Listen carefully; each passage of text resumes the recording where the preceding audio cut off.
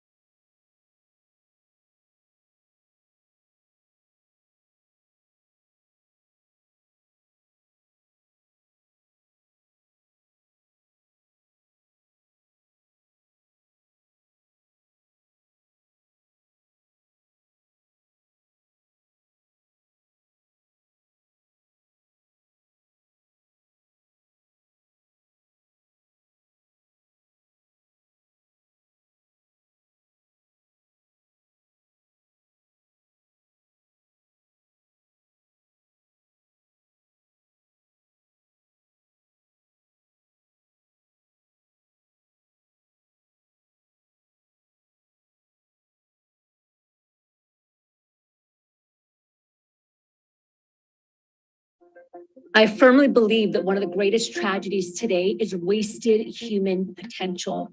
You know, we asked over 2,000 professionals around the world what their number one challenge was. 83% said self-confidence. Now think about the change we can make in our communities, in our workplace, in our leadership, in the world, when we can learn to love ourselves and feel enough. My name is Nedalina Nasruddin. I'm the CEO and the founder of Rise Up For You, two-time TEDx speaker and #1 best-selling author. And I've had the great honor of working with people and organizations around the world for over a decade, training, coaching, and speaking on soft skills, or what I like to call the human skills, the skills that are absolutely critical and necessary, not only in the workplace, but also in our communities and within in our personal life.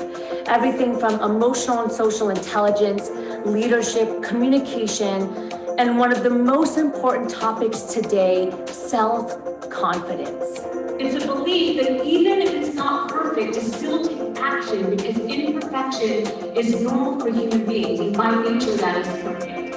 It's understanding that even when you fail, that doesn't identify or define you, because failure is research to success.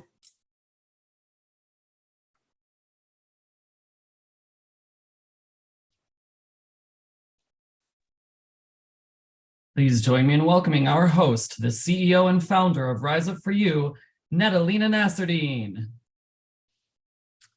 Hello, everybody. Good morning, good evening, good day. We have so many different time zones here. It's absolutely amazing.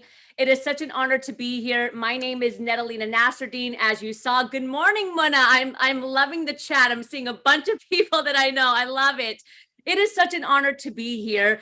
It is our third annual Women's Global Leadership Summit. And I have to tell you, it's going to be an amazing day. Happy International Women's Day to start off, but we have an awesome day full of great keynote speakers, fireside chats. We're going to do a little bit of coaching, some Q&A, great content. It's going to be very, very empowering and at the same time educational, because our purpose here for you today is to make sure that as a woman in the workplace, it doesn't even matter personally or professionally, that you feel like you have the tools, the opportunity to elevate and be your best self, to be seen, to be heard, and to be relevant. And that's what I always say.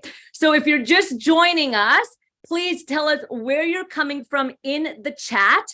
We have people from all over the world here, and I love seeing it. We have Toronto, Bangladesh, the US, we have Saudi Arabia, we have Spain, Ohio, I love it. Turkey, awesome. UK, Lithuania. Oh my gosh, this is so cool. I mean, how cool is this? That we have hundreds of people on and thousands that have registered from around the world to come and to connect and to learn. So what does that tell all of us? That we're not alone in the challenges that we're facing in the workplace. We're not alone in the struggles that we face personally and professionally, that this is a global connection, and everything that we're going to talk about today is going to resonate with all of us. And that's what I love. So here's what I would love to do. Before we jump in, before we get started, let me set the stage for you. As I mentioned, we have amazing speakers today. And I will tell you that I spend a lot of time every year handpicking and selecting these speakers. I personally reach out to them because I want this event to be special for you. And I want you to hear from amazing women that are actually doing it. Women that are in corporations, that are climbing the career ladder, that are going through the challenges, that are climbing, that are doing it, and that are finding success, to bring them here so that they can share with you the challenges, the beauty, the strategies that they've created to help them move forward. So I'm very excited for you to connect and meet with them. I'm excited for you to meet our awesome team. So we have team members that are here to support you. We have our team member, Sam, that's here in the chat, and they're going to be supporting you. You're going to meet Lauren a little bit later. So it's going to be fantastic. And again, we are going to do some interaction a little bit later, some Q&A, some coaching. So if you do have questions, write them down, because we're going to bring you live on stage so that you can ask. So let's jump in a little bit. I would love to hear from you all. Okay, we know where you're coming from. Please keep putting in the chat where you're coming from. But I'd like to hear, what is a top challenge that you're currently going through as a woman? Type it in the chat, because here's what we're going to do with that information. We're going to pivot along the way today. Okay, we're not going to be stuck in a box. So based off of what you put in this chat, we're going to be able to coach through it. We're going to ask questions to our panelists around it. Yep, I'm balance, salary, lack of visibility, management, they don't trust your abilities. Okay. Yep, gender bias, inability to decide, being heard, confidence, flexibility, imposter syndrome, shifting career paths, gender bias, recognition, lack of equity. Well, I got to tell you, we have the most amazing speakers for you today, because they're going to touch upon all of this. Being taken seriously, getting investment. We have, and that's great. We also have a few individuals that are going to be joining us today that run their own business, right? And they have had seed funding, investments, and they can speak to that. Authenticity, authentic, being feminine in the workplace. Yep, confidence, imposter syndrome. I'm seeing the challenges of motherhood along with, being a professional. We're going to talk about that a little bit later. Aging in tech, yet being heard, ageism, intimidation by men using their power. Yes, thank you guys first off, thank you for being so transparent. This is exactly how we work here at Rise Up For You, is authenticity. This is a safe place. So we are really, really grateful that you're being honest and really sharing with us challenges, because it's not only going to help us, but then it's going to help you, because we're going to be able to, again, modify and pivot accordingly to make sure that we can support you. I get interviews, but not sure why they're not moving forward. Got it. Career change, seeing lots of imposter syndrome, lots of confidence, getting recognition, right? Burnout. Okay. So yeah, we're with you and we completely understand. And that's why we do this event. So you heard a little bit about Rise Up For You. Let me share a little bit more before we bring on our first panelist, who I can't wait for you to meet because she's amazing. But as you know, I'm the founder of Rise Up For You, and we work with organizations and individuals around the world to enhance company culture, enhance leadership, and really optimize potential through what I think are the most important skills in the world. And that is the human skills, the soft skills. Everything that's being written in this chat is all equated to soft skills. The ability to have social and emotional intelligence, the ability to have leadership, to have confidence, imposter syndrome, to break that, the ability to communicate effectively, the ability to have posture and presence, nonverbal communication, critical thinking. All of these things are soft skills. And I'm sure we can all agree that the top challenges today, not just in the workplace, okay, but also in our homes, in our community, and in the world, all come down to human aspects that unfortunately we just don't spend enough time with. And a big part of our initiatives as Rise Up For You is, of course, diversity, equity, and inclusion. And obviously, you know, myself being a woman, understanding some of the challenges that women go through around the world. And it is an initiative for us to help support women elevate in their leadership, to bridge the gap, right? To bridge the gap. So we know that from research that when women enter the workplace, that it's usually about 49, 51%. But as they climb the career ladder, that shifts and men continue to climb, and we only see about 17% of women that are actually climbing up. So drastically, once they move up through leadership, that percentage changes, even though they're coming in at the same rate on an entry level as men, right? So we're here to help support that, and we're here to help provide those strategies and those tools. And again, we have amazing speakers today that are going to share that with you. And the cool thing about the speakers today, which I love, is they come with data, right? They come with data, they come with information, they come with research. And honestly, in today's world, that's what we need. We need to understand, like, what's really happening? What does the data show, so that we can make the change and we can make the impact? So without further ado, I want to jump into our first speaker. And she has been a partner with us for the last few years. And I have to tell you, it really is very, very special to have her a part of our community, because more and more and more, we are seeing the challenges in the workplace. And our first speaker and panelist that I'm going to have a great conversation with is actually in the trenches, collecting the data with women and young girls around the world to understand how we can better bridge the gap. So our first panelist, Edwina Dunn. She's one of the most successful leaders in the data industry. How many of you have heard of Edwina Dunn? Let's just start there. Just put in the chat. Give me a thumbs up, okay? Delivering transformational content around the world. Give us a thumbs up if you have heard of Edwina Dunn. She's the former chair at StarCount, where she helped forge a new era of consumer insight and technology. She is the founder and chair, okay, of the Female Leads. How many of you guys have heard of the Female? There we go. Now I'm seeing the thumbs up. An educational foundation celebrating the achievements and diversity of women who shape our world, and using data to understand the challenges women face, working with businesses and governments, and creating new models and policies in the workplace so that we can be the leaders that we're meant to be. And driven, okay, get this, over 6 million followers that are following the Female Lead due to the work and the vision of Edwina Dunn. So without further ado, let's bring on our first panelist. and let's have this amazing conversation around women in the workplace. All right, Edwina, are you with us? Let's bring you on as a panelist. Yes, you're there. I love it. Okay, can we hear you, Edwina? I'm here, Nadia. Can you hear me? We can hear you. How are you? I'm very well. I'm so delighted to be with you. Congratulations on this amazing event and doing it all on International Women's Day.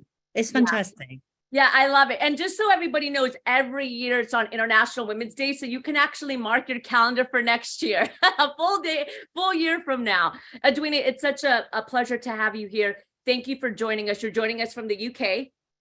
All right. I am. I'm in London right now. London, yes, fantastic. And, we have lots to talk about. So first, start by telling us, what is the female lead and how has it grown since launching? Because it's grown a lot. Yes, well, we are, in fact, you started to mention it, Nadia. We're in fact now 8 million followers. So we are a community of 8 million, which is extraordinary. And what we do, we're all about celebrating women and the voices of women and what women do, what they achieve, but also the voices of concern, the voices of inspiration and concern. And so we're really about bringing those stories together. And I love your analogy of me being in the trenches with the data. I think that's a very good analogy. But for me, it is about bringing evidence to the table and actually helping people to quantify the value of women and to really make sure we communicate that, the societal norm is biased towards men and against women. So that is a fact. It's not a prejudice. It's not something that can be debated. It is absolutely fact. Yeah. So, we're very much a movement. We have 2 books and one to come next year. So we have a new publisher, HarperCollins, and I'm very excited to announce that the book will be called When She's in the Room. Fantastic. That's a great name. Thank you. So, well, quickly tell us where we can find the first book, because if you haven't bought the book yet, make sure you go and you buy it and look at that. Love it. Oh, this is the current book. This is the second book. Yep. And it's a big, it's a hefty tome. Yep. And it has the most amazing stories and women. And you can get it on our website. This is the amazing Sandy Powell. Yes. This is the suit she designed. You can see it's been signed. These are all the Oscar winners who signed it. And she auctioned it to the female lead. And we now have it in the V&A Museum in London, if anybody visits. So it's there to inspire other generations of women. That's beautiful, and congratulations. And you're absolutely right. I mean, they released some research just a few months back on LinkedIn, exactly, about how even recruiters on LinkedIn, female and male, okay, even though there was an even amount of male and female candidates, recruiters went towards male profiles more than women profiles, even the women recruiters. Right. So just having that bias again towards men and obviously different perceptions towards women. So, I mean, we know that unfortunately things aren't just going to change tomorrow, that there's incremental change that happens within institutions around diversity, equity, and inclusion, access and belonging, with around women in leadership. And we can't wait 20 to 30 years for that change to occur. So in your professional opinion and doing this great work, what are some of the skills women can start to implement now to take ownership and to take lead of their life while we continue to work through this larger institutional and systemic change that we need to see? Yeah, so it's a great question. It's the $10 million question, really. I think, what I've tried to learn from are the basics of psychology, which Nada, you are very proficient in, and your team. The basics are all about self-awareness. And I think this lies at the heart of strengthening all these aspects that I've seen appear in the chat, things like self-confidence, things like worrying about imposter syndrome. It all begins with you knowing who you are. I believe that, you really need to evaluate what are your own super strengths. We all tend to undervalue our super strengths because they come naturally. So sometimes we're not aware of them, but you can understand strengths from other women. So one of the first steps is to look around you and decide almost which parts of leaders, women, colleagues that you admire. And to almost create that composite picture of what is it that I love? What is it I'm trying to engender in myself? So the first step is really about being inspired. What is the thing that you want to model yourself on? And there are lots of, that's what the book is about, role models, the films. You can look and see all these incredible women and what they do. The second step is really to know yourself. So this self-awareness, incredibly important. How do you do that? How do you become objective about who you are and what you do? We have a survey on our website, which we know, Nada, you use and you recommend. And this survey takes about 7 minutes. And you can really begin to understand what are the emotional drivers that make you you. Are you all about making an impact in the world? Or are you all about having the best friendship group of colleagues in and outside of work? Or, are you simply the breadwinner who has to do it to survive and pay the bills? So you can take the survey. It's under Take the Survey on the website. I'm sure you'll share it. Yeah, we'll have Sam, if you can grab that link and drop it in the chat, and it would be amazing for everyone to take that survey for sure. It's really fast. And sometimes you think this is nonsense, but it's actually capturing the subconscious. So it's a neuroscience technique, but it's very, very fast. So don't be put off by that. And then when you've found out about you and what your super strengths are, you can also start to look at others around you, encourage them to take it, talk to them about the differences. And really, a lot of success and confidence in life comes from understanding that you are you and you're not the same as anybody else. You don't have their super strengths, but they don't have yours. And once you get comfortable in that zone, you can start to think about who you can be with or work with that complements you and makes you even stronger than you alone. And it's a wonderful feeling when you begin to understand that putting two people together who are kind of opposites can make the most formidable positive force. Yeah.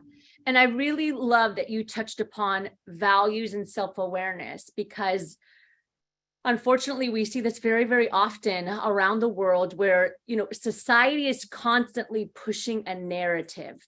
And sometimes we follow and we chase that narrative, but it's not really what we want. It's not in alignment with our values. It's not who we are. It's not what success means to us, but we don't realize it until we get there. And then we say, that's not what I wanted, or that doesn't feel good.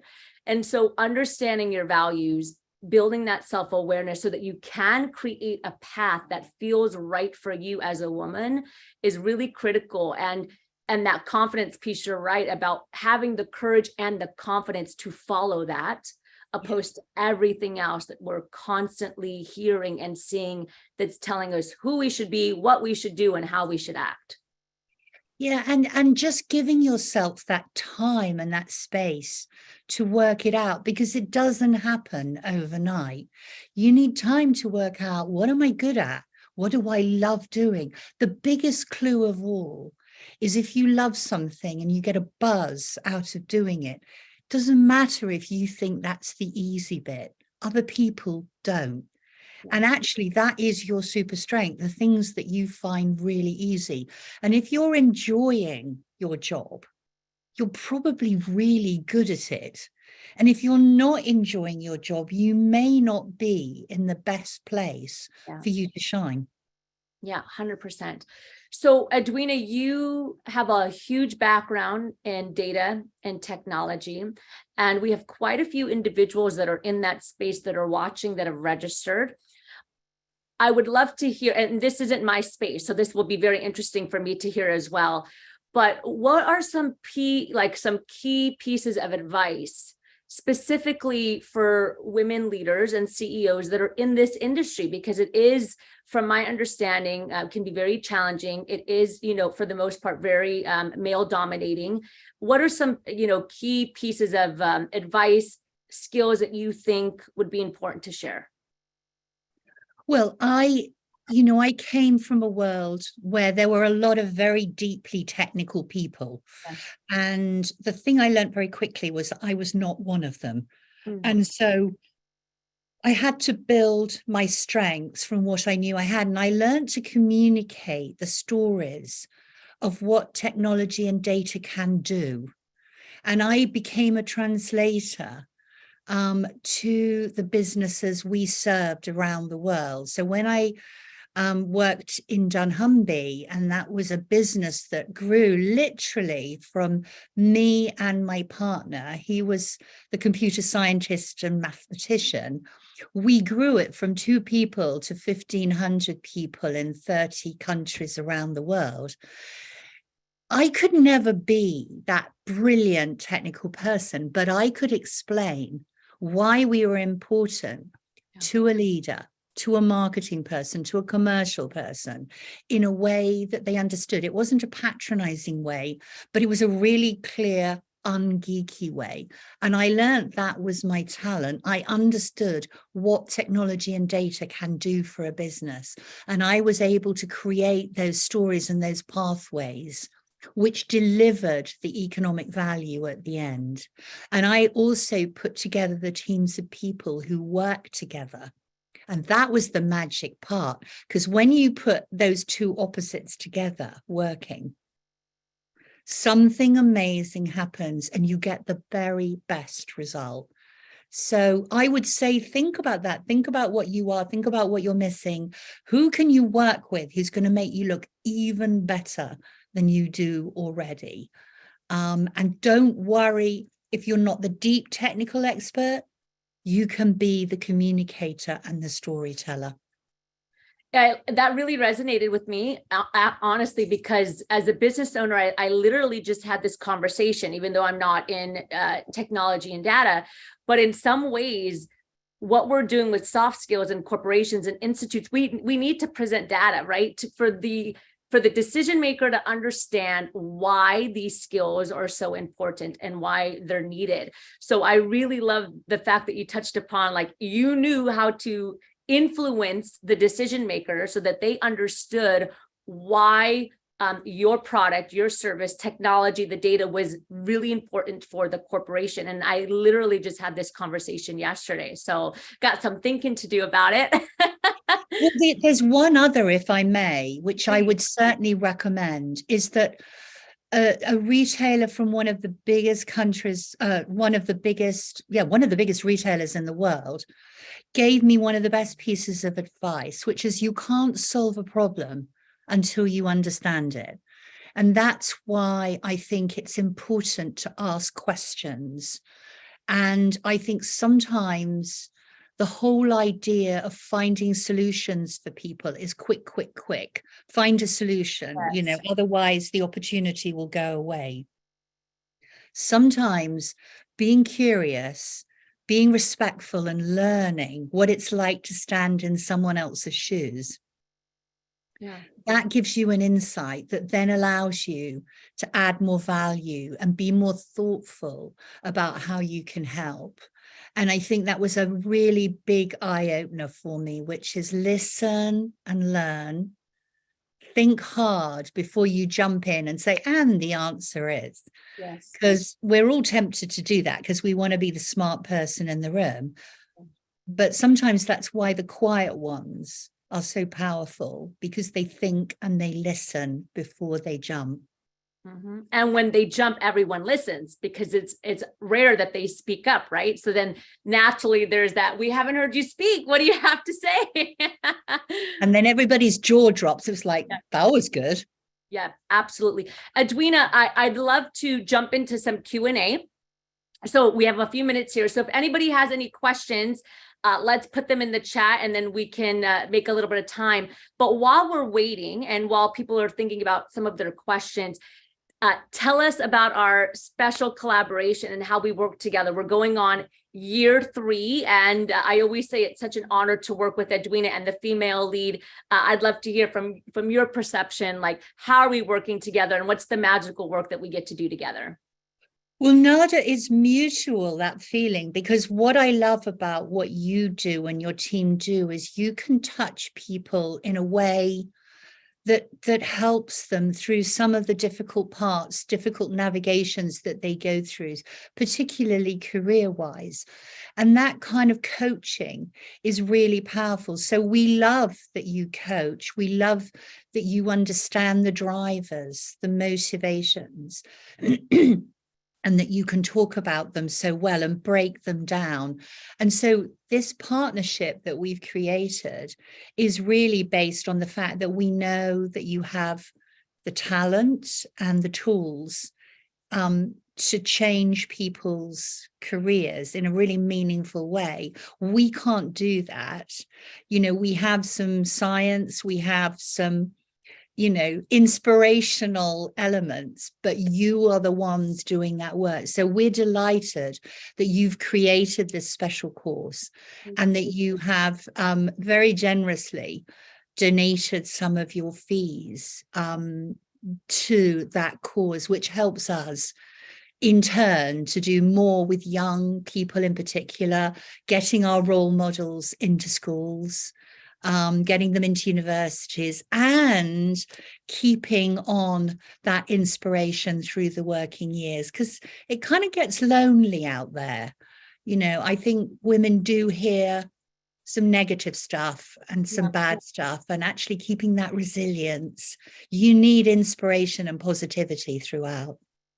Yes. And one thing that I really love about our collaboration is that you really are hitting all generations, starting with the youth all the way to women that are in the workplace. And we have to start with youth as well. I think it's so important that we're hitting every element and that we're reprogramming the narrative that we're hearing at a young age. So by the time these women get into the workplace and they're applying for jobs, they have that understanding and those basic skills to help elevate them and push them forward. And absolutely right. It's really an honor to do this partnership. And we'll talk a little bit more later in the conference throughout the day about what we're offering, but it's a women's leadership course. It's 3 months. It's live, it's interactive, it's engaging, it's certified. And of course, half of the proceeds goes to the female lead to continue the work of collecting the data, being in the trenches, supporting young girls, putting out, the books and the content that are going to help elevate us, because that's what we need. And one thing that I can say about Edwina and myself, and Edwina, correct me if I'm wrong, but we like to do more than talk. So opposed to just saying, these are challenges, we really want to jump in the trenches and provide those solutions to bridge the gap with those challenges, right? And I always say, we can talk for days and for weeks about these challenges, but if no one is giving us data or tools or strategies to make the shift, then unfortunately we're just going to keep having this conversation for the next 100 years, and we just can't let that happen. And we're not, the thing is, we've lived through these, right? We sit here today having some of the scars, things have been said, things have been done, challenges have been raised, we've lived through it. So it's not just theoretical, it's based on, I've lived it. Yeah, absolutely. Edwina, we have one question. We have time for one question that I want to ask you that came in the chat that I think is important, because I've actually been hearing it a lot from women, is this idea of ageism especially with some concern in the tech space because of the iGen that's coming up. That's incredibly, they're very sophisticated with technology. But one of our questions is, having a little bit of fear. They're going into their mid 40s, right? And I've also heard this from women that are going into their 50s around ageism in the industry and how to overcome that, or any advice or thoughts that you have around that for women. Well, I'm a huge advocate for, with age, you get more wisdom, you get more experience, you can call on more anecdote, more case studies. You've been through things that have been derailed and you know how to get them back on track. I would say the way to secure a place in the future of, well, your career and the business that you work for is to show that you keep learning, that you're on it, that you understand what's going on. But in addition, you can bring all those past experiences. I think you have to show that you are a lifelong learner and that you are not just sitting back worrying. You're in it, you're solving it, you're learning about it. The difficulty with technology is at the cutting edge, that what used to be called the bleeding edge, which I now realize is probably not the nicest term in the world, is that it goes wrong and sometimes there are mistakes made. And actually, it's how we learn from those. And if we can call on something that we did before, we become super, super valuable. And I would just say to anybody worried about getting older, especially in a technology business, it's just a program. It could be called AI, it can be called an algorithm, but someone taught it. And that someone probably understands that business and that industry. So if you understand the business and the industry, you're really strong and you're in a great position, because you probably also find where it's not very effective and not very good. So it's a journey. It's always a journey that you're on. And I love the fact that I can refer to things that people have never heard of before and say, we did it, we went through that, and this is how we conquered it. It's great. And it's interesting because I was reading through the chat as well as you were talking, and Janet, I believe it was Janet, mentioned that's diversity. And sometimes we forget that neurodiversity, right, and your age, generations, that is a part of diversity, right? Because we have these different experiences that we can bring to the table. And I don't know if everyone can see some of these chats that I'm seeing, but we had a couple that said, I'm the opposite. I'm younger and I'm entering my career. And I'm like, what do I do? And how can I be seen? Right. So I definitely agree with what you're saying. Just keep learning, keep putting yourself out there. It doesn't matter what age you're in, and keep putting your best foot forward, because whatever generation, the age, it's going to bring a different type of experience that we all need. And I would say, if you don't understand something, say it, but say, I want to learn it and I will remember it. Don't ever be afraid when you don't understand something, especially if you're young, because young people absorb like sponges. I mean, they are terrific learners, but never pretend you understand something when you don't. The best people are the ones who ask the best questions. 100%. Oh, I love that. Edwina, our time is up. And I hate to say that, but our time is up.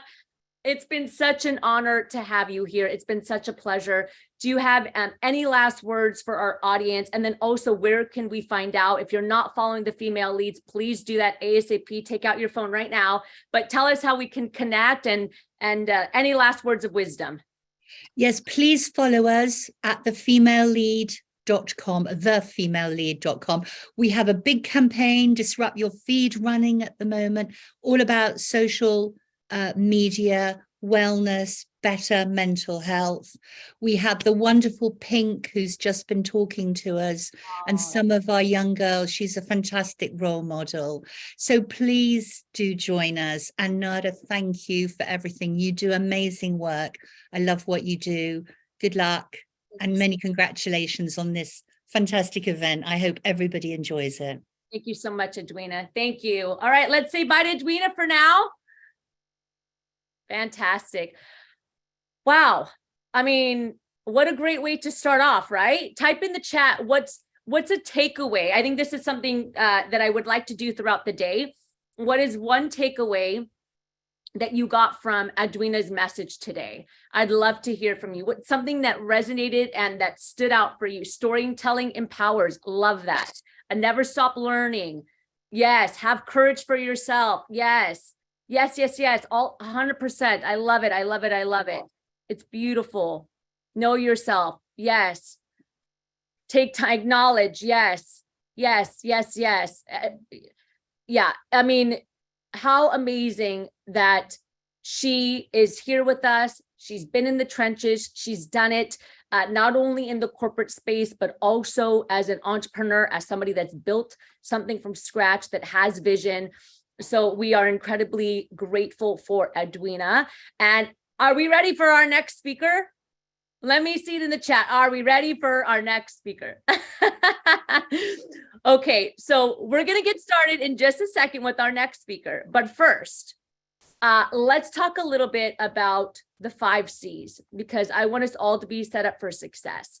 So here at Rise Up For You, I talk a lot about the 5 C's to being your best self and to really, really moving forward. And, you know, and that's something that I really want to make sure is very clear today, that all of this content that you're getting, all of this information that you're getting, we need to be able to use it and take it away after today.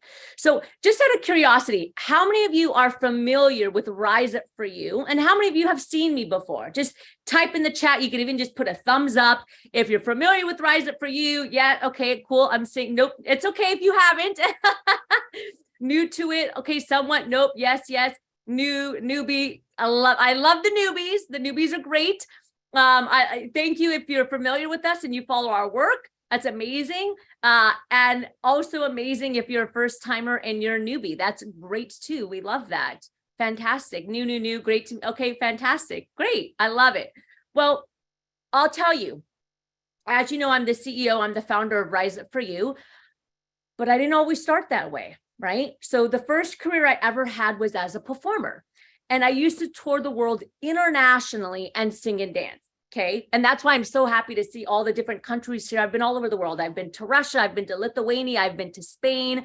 I've been to Dubai and Lebanon and Japan. And I have so many more countries to go to, but it was really something special.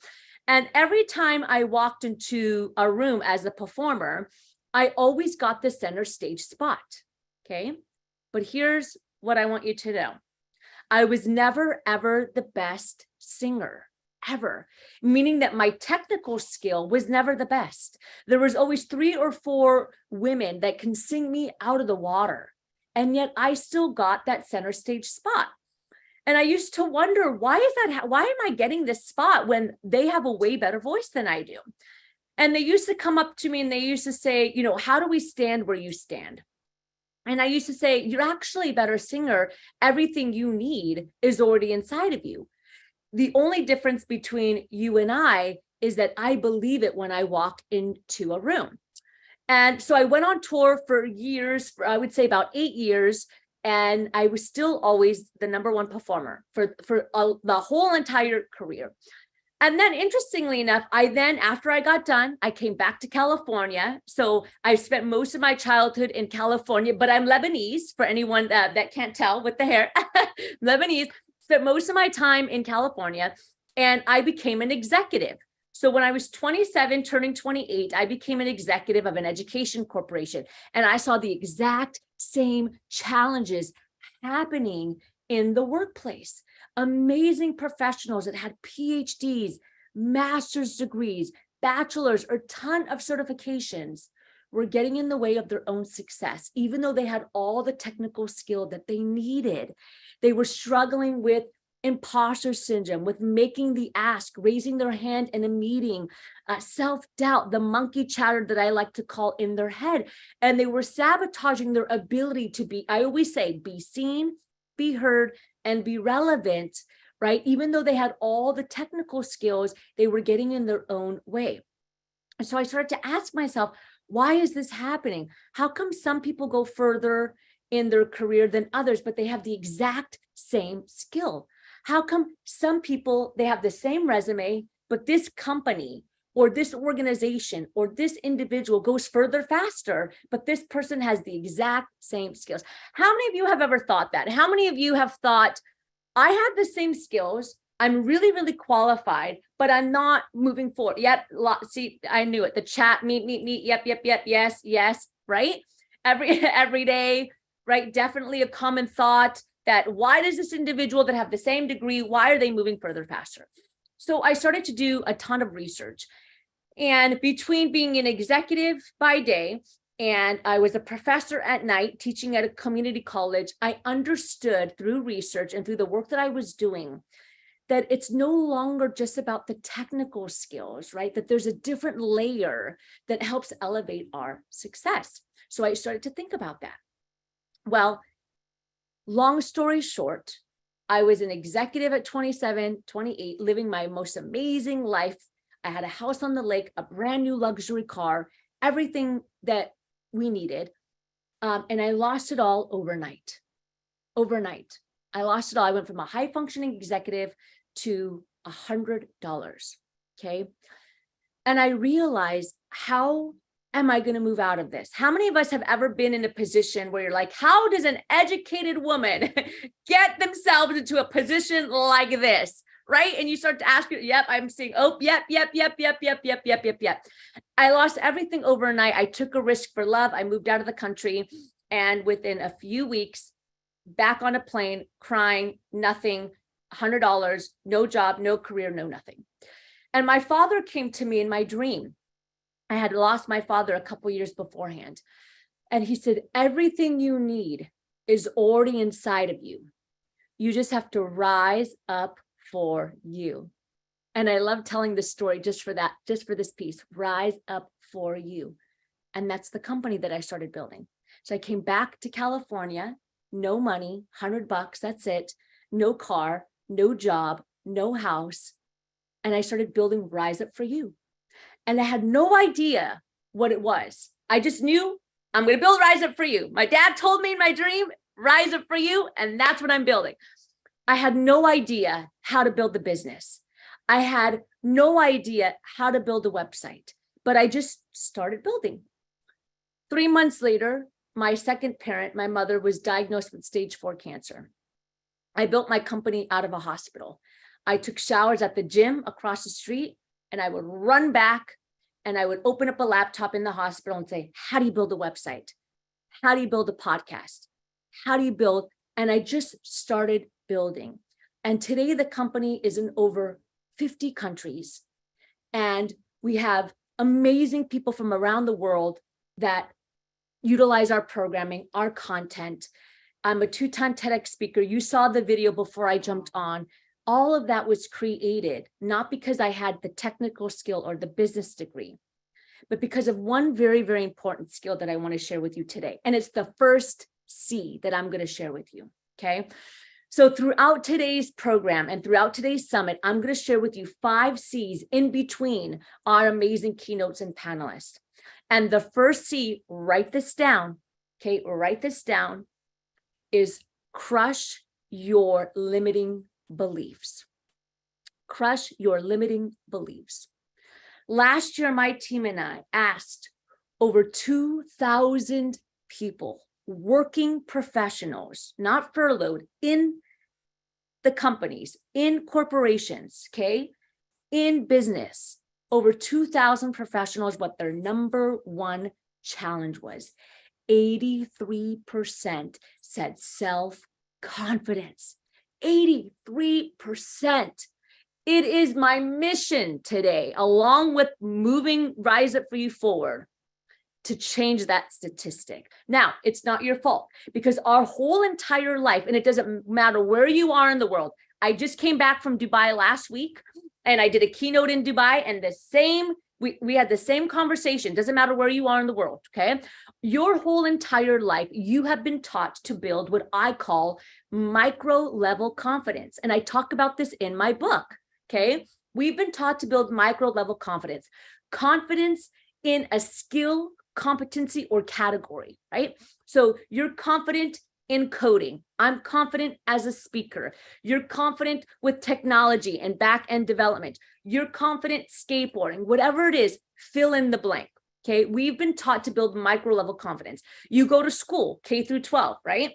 You go to school and you build confidence in a subject. I'm confident in math, science, history, you name it. Okay. Then you go on to university and college, and then you gain more confidence in a degree in this subject. Has anyone ever taught us to have self-confidence, self-love, emotional and social intelligence, how to communicate effectively, how to get back up when we fall and we get turned down? Have we ever been taught that? The problem with micro level confidence is that it is not sustainable because it exists outside of you. And anything that exists outside of you inevitably will and can change. This is what we saw during the pandemic. We had women from around the world and men that were entrepreneurs, executives, you name it, that came to us and said, I lost my job, I lost my title, I'm not making as much money, I lost my business, you fill in the blank. And they said, and I've lost my self-worth and identity. Who am I? Who am I? Because their entire life, our entire life, we have been taught to build self-worth and our identity based off of these things, your job, your title, the money you make, the car you drive, fill in the blank. That's the micro level confidence. And we have been taught that. And no degree, no nothing can fill in the blank for what I talk about in my book called macro level confidence. A feeling that you are enough simply because you exist. A feeling that, listen to this, perfectionism prevents you from your potential. Okay? Perfectionism prevents you from your potential. Macro level confidence is, if I fail, it's okay because it's research to success. Think about scientists. Scientists spend their whole entire life failing. Maybe, if they're lucky, they find one thing, okay, that they find a hypothesis, an algorithm, a solution, maybe one in their entire lifetime, okay? But they spend most of their career as scientists failing. Yes, and they get paid to fail, Lauren. They get paid to fail, right? Macro level confidence is having self-compassion and realizing that you are human, and by nature, humans are imperfect, and that is perfect in itself. And not stopping yourself from moving forward, even when you make a mistake. Macro level confidence is what we want. So this first C that I am teaching you today, as you continue to listen to these amazing speakers, is having the confidence and crushing the beliefs to have the confidence. So I love empowerment, and I always say this, and now I'm going to give you a strategy, because when you leave today, when you are in your business or when you're in your job next week, I need you to know this strategy so that when that thought comes into your head, you can crush it. Okay, you can crush it. So here's what I want you to do. The first thing I want you to do is we're going to rate our confidence. Okay. Now we're going to rate our confidence, and we're going to do this with self-compassion. And the only reason why I want you to rate your confidence right now is so that you know where you are today. And then I'm going to give you a strategy so that in 1 month, that confidence score that we're going to go through here in a second can climb and increase. Okay. So here's what I want you to do. And my team is going to help us out. They're going to type it in the chat. I want you to rate yourself 1 through 10. Okay. 1 is danger zone. 10 is amazing. I got it. Okay. 1 through 10. So, well, I'm going to give you 6 pillars to confidence. Okay. So write this down, 6 pillars. And I want you to write your score down as you're doing this. Okay. The first pillar is self-talk. Okay. Self-talk is the stuff that's in your mind. Okay. Are you your best friend, or are you constantly putting yourself down? Okay. Keep track of your score. Do you have a lot of negative thoughts about yourself? Okay. Or are you your number one cheerleader? Rate yourself 1 through 10 and write it down, because we're going to add it up at the end. Okay. That's your first pillar. Okay. Self-talk 1 through 10. Write your score down. Remember it, because we're going to add it up at the end. Okay. So I need you to remember your scores as we go along. That's the first pillar. Okay. The second pillar is intuition. You know, that feeling that you get in your stomach that tells you, I shouldn't do that. Maybe I shouldn't make that decision, or that doesn't feel good to me, right? Do you ignore that feeling, or do you listen to that feeling, right? Or do you ignore it and then say, oh, I should have listened to my intuition? 1 through 10, okay? 10 being amazing, 1 being non-existent, okay? 1 through 10. Remember your score. That was the second pillar, okay? So first pillar was self-talk, 1 through 10. Second pillar was intuition, 1 through 10. Third pillar, taking risk. Taking risk. I always say it takes just as much energy to play small than it does to play big, okay? So are you taking risk, or are you staying in your comfortable space? And I don't just mean taking risk in your career. I mean taking risk in life. Do you communicate? When you feel something in a relationship, do you express yourself? When somebody hurts your feelings, do you have uncomfortable conversations? I classify that as taking risk because it's uncomfortable, right? 1 through 10, okay? 1 through 10 on taking risk. Remember, keep track of your score, okay? Pillar number 4. And this is a tough one for women, self-promotion. Self-promotion. Do you have the ability to stand up in a room of 1,000 people and say, my name is Netalina Nasruddin. I'm the CEO and founder of Rise Up For You. I'm a 2-time TEDx speaker, #1 best-selling author, and here's what I can bring to your company, and here's what I can bring to you as a professional. Fill in the blank. Okay. Do you have the ability to walk into your boss's office and say, I love working here, and I want you to know that I've added a lot of value. In the last 2 years, these are the results that I've been able to bring. These are the accomplishments I brought to the company, so that you can increase in profits and revenue, so that you can climb up the career ladder. Self-promotion. Okay. So 1 through 10, where are you with that? Okay. Pillar number 5, the hardest pillar for women, and we want to break that, is setting boundaries. Having the capacity and the ability to say, thank you for thinking of me, but I need to say no right now. Thank you for thinking of me, but I am at full capacity. Setting healthy boundaries. The company is called Rise Up For You, because I understand, and I want you to understand, that the only way you can rise up for others, the only way you can be the best professional, the only way you can be the best parent, the only way you can be the best sibling, the best leader, fill in the blank, is if you rise up for you first. And if we don't set healthy boundaries, then you're constantly going to be functioning on a level of 0, and you're going to be drained, and you're going to be exhausted, and you're not going to have any time for you to be the best you can be. You'll have nothing to give, right? Now, I'm speaking from experience. I run my own company. You can ask my team, okay? Except for special occasions like today, okay? For special occasions like today, my team doesn't talk to me before 9 o'clock, and I stop work at 4, 9 to 4, work. Everything outside of that is for me. It's for working out. It's for meditating. It's for yoga. It's for spending time with my family, right? Because I understand that I need to recoup so that I can show up on camera and be the best version of myself for you, because it's not fair for me not to be the best me. Otherwise, you're going to get a watered down version, right? And I don't want that, right? You're showing up today. You're giving me your time. Right? So if you're showing up and you're giving me your time, that means that I need to honor and value that. And the best way I'm going to be able to honor and value that is by being the best me, because now I have the capacity to give to you. Okay. Remember that. Remember that. So 1 through 10 on setting boundaries. And the last pillar is growth mindset. Okay. And Edwina addressed this a little bit earlier, growth mindset.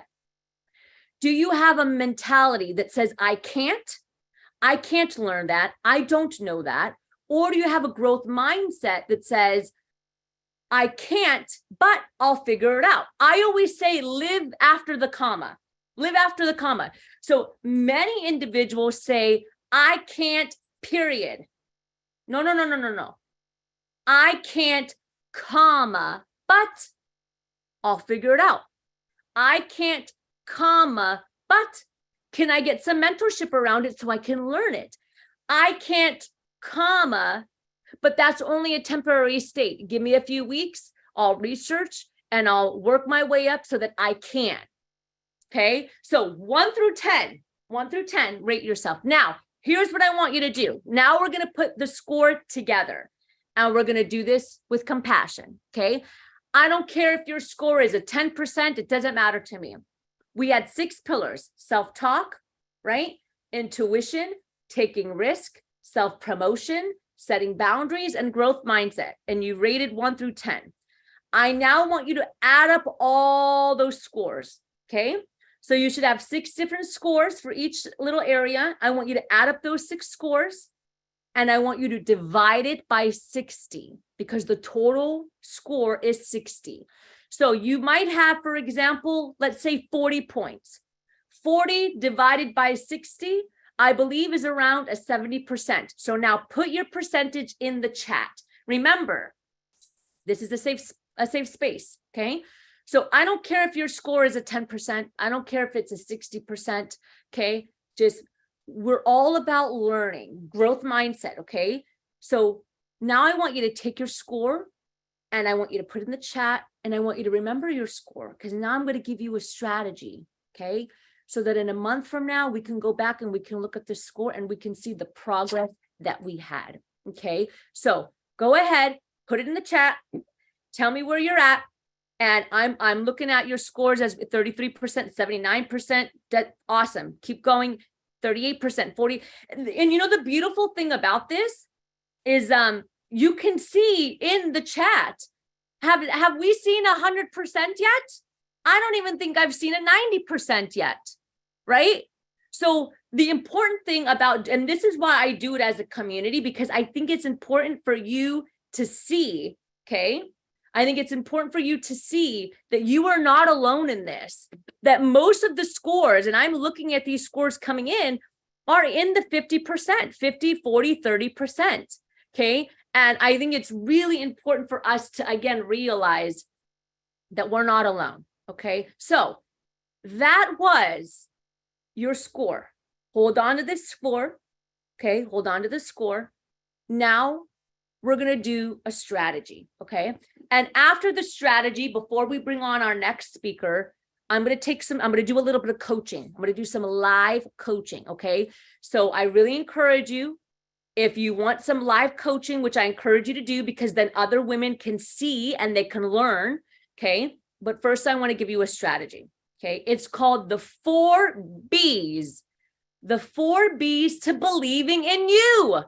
The 4 B's to believing in you, okay? So B number 1, and my team is going to put this in the chat so that you can see it. B number 1 is belief. What is the belief that you have? And is it getting in the way of your success? So what's the limiting belief that you have that's getting in the way of your success? Now, we all have limiting beliefs, all of us, including me, okay?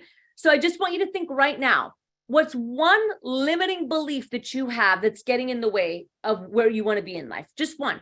It could be, nobody listens to me as a leader because I'm younger than everyone. That could be a belief, right? It could be the men in my company don't listen to me because they think I'm not qualified. Whatever. I want you to write it down. Okay. You could put it in the chat. Okay. There is always someone better. Thank you so much for being transparent. I really love the transparency. Honestly, I really love how open everyone is today, because that's how we grow, is have real conversations, no fluff conversations, right? Real conversations. How do we feel? What's going on the inside? How do we make a change, right? I'm not good enough, okay?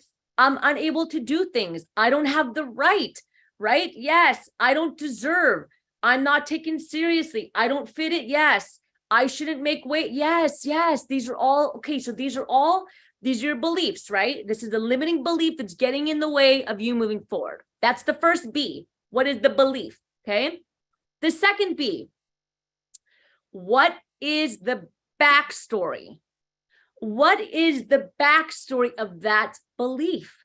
Because the reality is this: every single belief you have is an accumulation of your childhood, society, your past experiences, relationships that you've had, past leaders. How many of us have children or were a child at one point?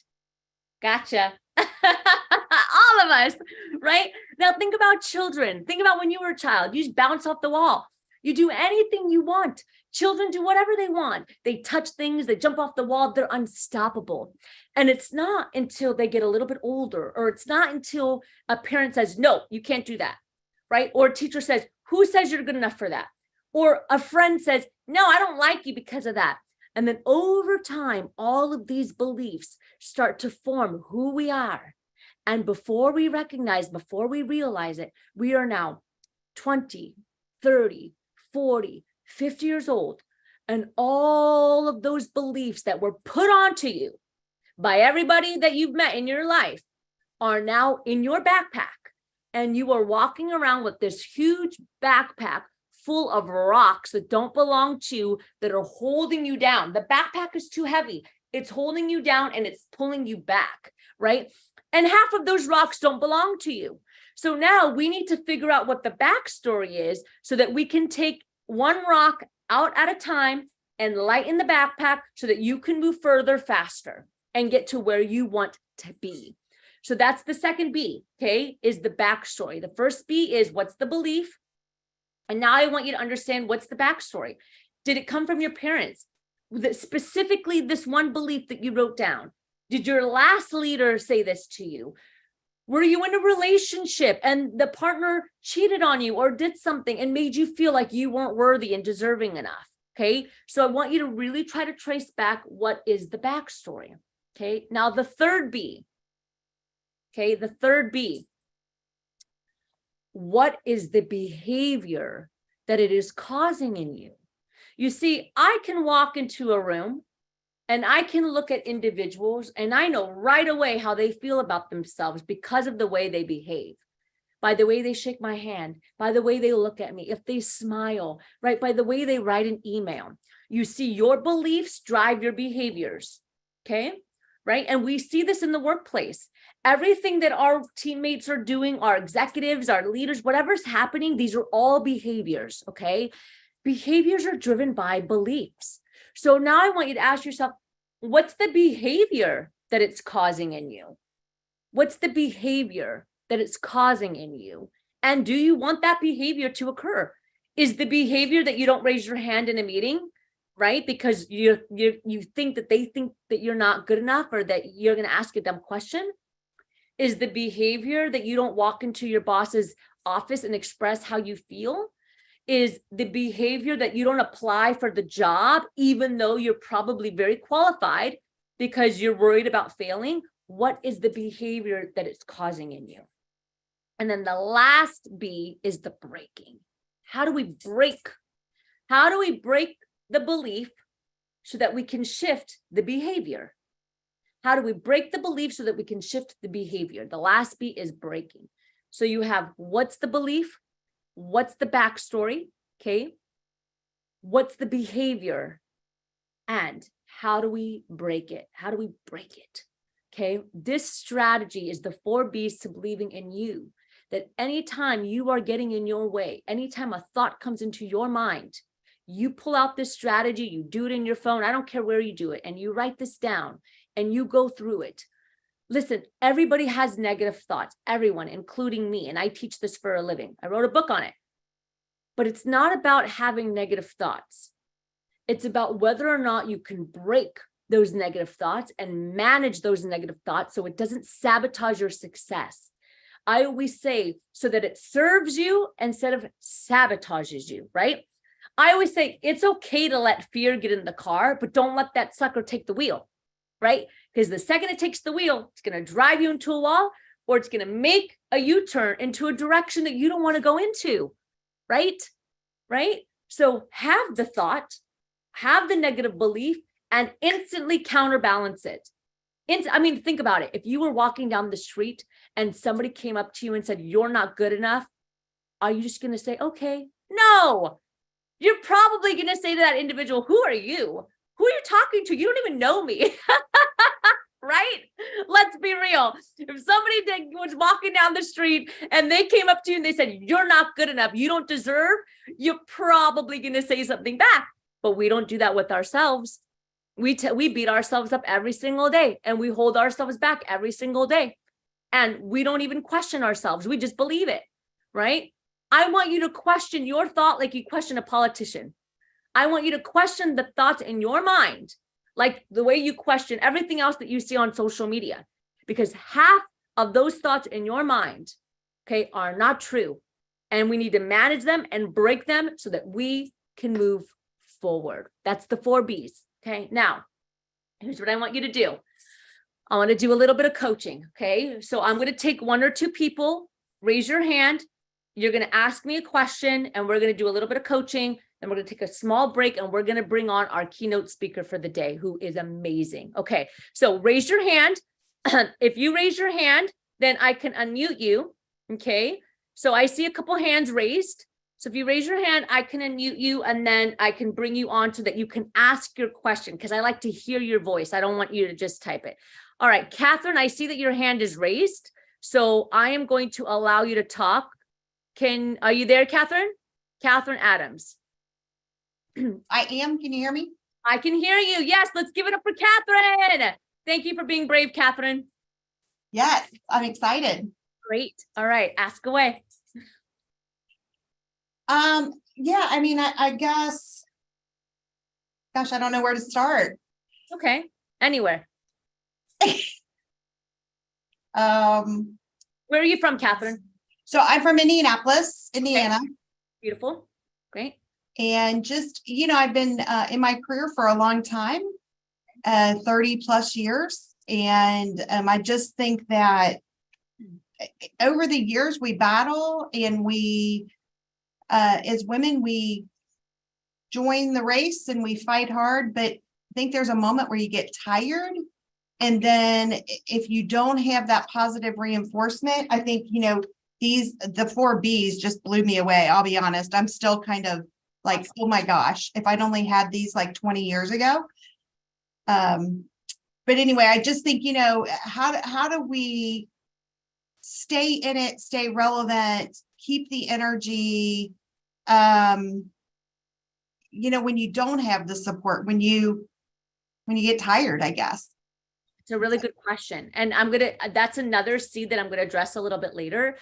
But what I do, and Catherine, thank you so much for your question. And I really appreciate you being the first to raise your hand and to be courageous enough to ask.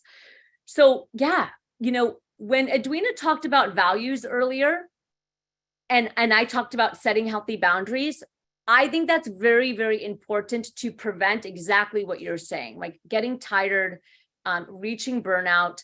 Women deal with a lot, right? We are providers in the home. We take care of the kids. Research shows that if there's a family member that's sick, we're usually the one that tends to them, and every other things that we're dealing with in life. And if we don't have values set in place, okay, and again, I'm going to do this exercise a little bit later, which says to me, this is exactly what I want in my life right now, then what happens is that we let everything in, good and bad, everything, right? When you create a set of values and when you get clear on what you want in life, no becomes very easy to say, right? And I had to realize this when I started building my business, is I had to sit down and do this exercise, which again, I'm going to teach a little bit later. So when things came my way that didn't fit that, it was very easy for me to say no, because I had to protect my energy, because I knew that I would get burnt out. I would get tired. It would be very difficult for me. And so we talk about energy crushers, right? And energy, things that consume your energy. Right. People consume your energy. Okay. Food consumes your energy, social media, these things all consume your energy. And if we're not conscious about this in our journey to success and in our journey to being our best self, then all of those things are going to chip away from us. So I'm going to talk about this a little bit later, and we're going to do a strategy on it. But one strategy is understanding what your values are and your non-negotiables. Your non-negotiables are, I am not going to jeopardize these things in any way, shape, or form. And if something comes along that does, it's a no. It's a no, and I'm not going to do it. Okay. It could be in your career, whatever it is. Some of us have really clear non-negotiables, but we stay in a job and in a career that's breaking that non-negotiable anyway, just because we need the money. But no, you got to make a change. You got to find another job, build a business, do whatever you do. You got to make a shift so that that doesn't continue to infringe on you. Because the more we let things into us that don't make us feel good, the more we diminish our self-confidence because we no longer trust ourselves. Okay. And the other thing that I'm going to talk about a little bit later is counsel.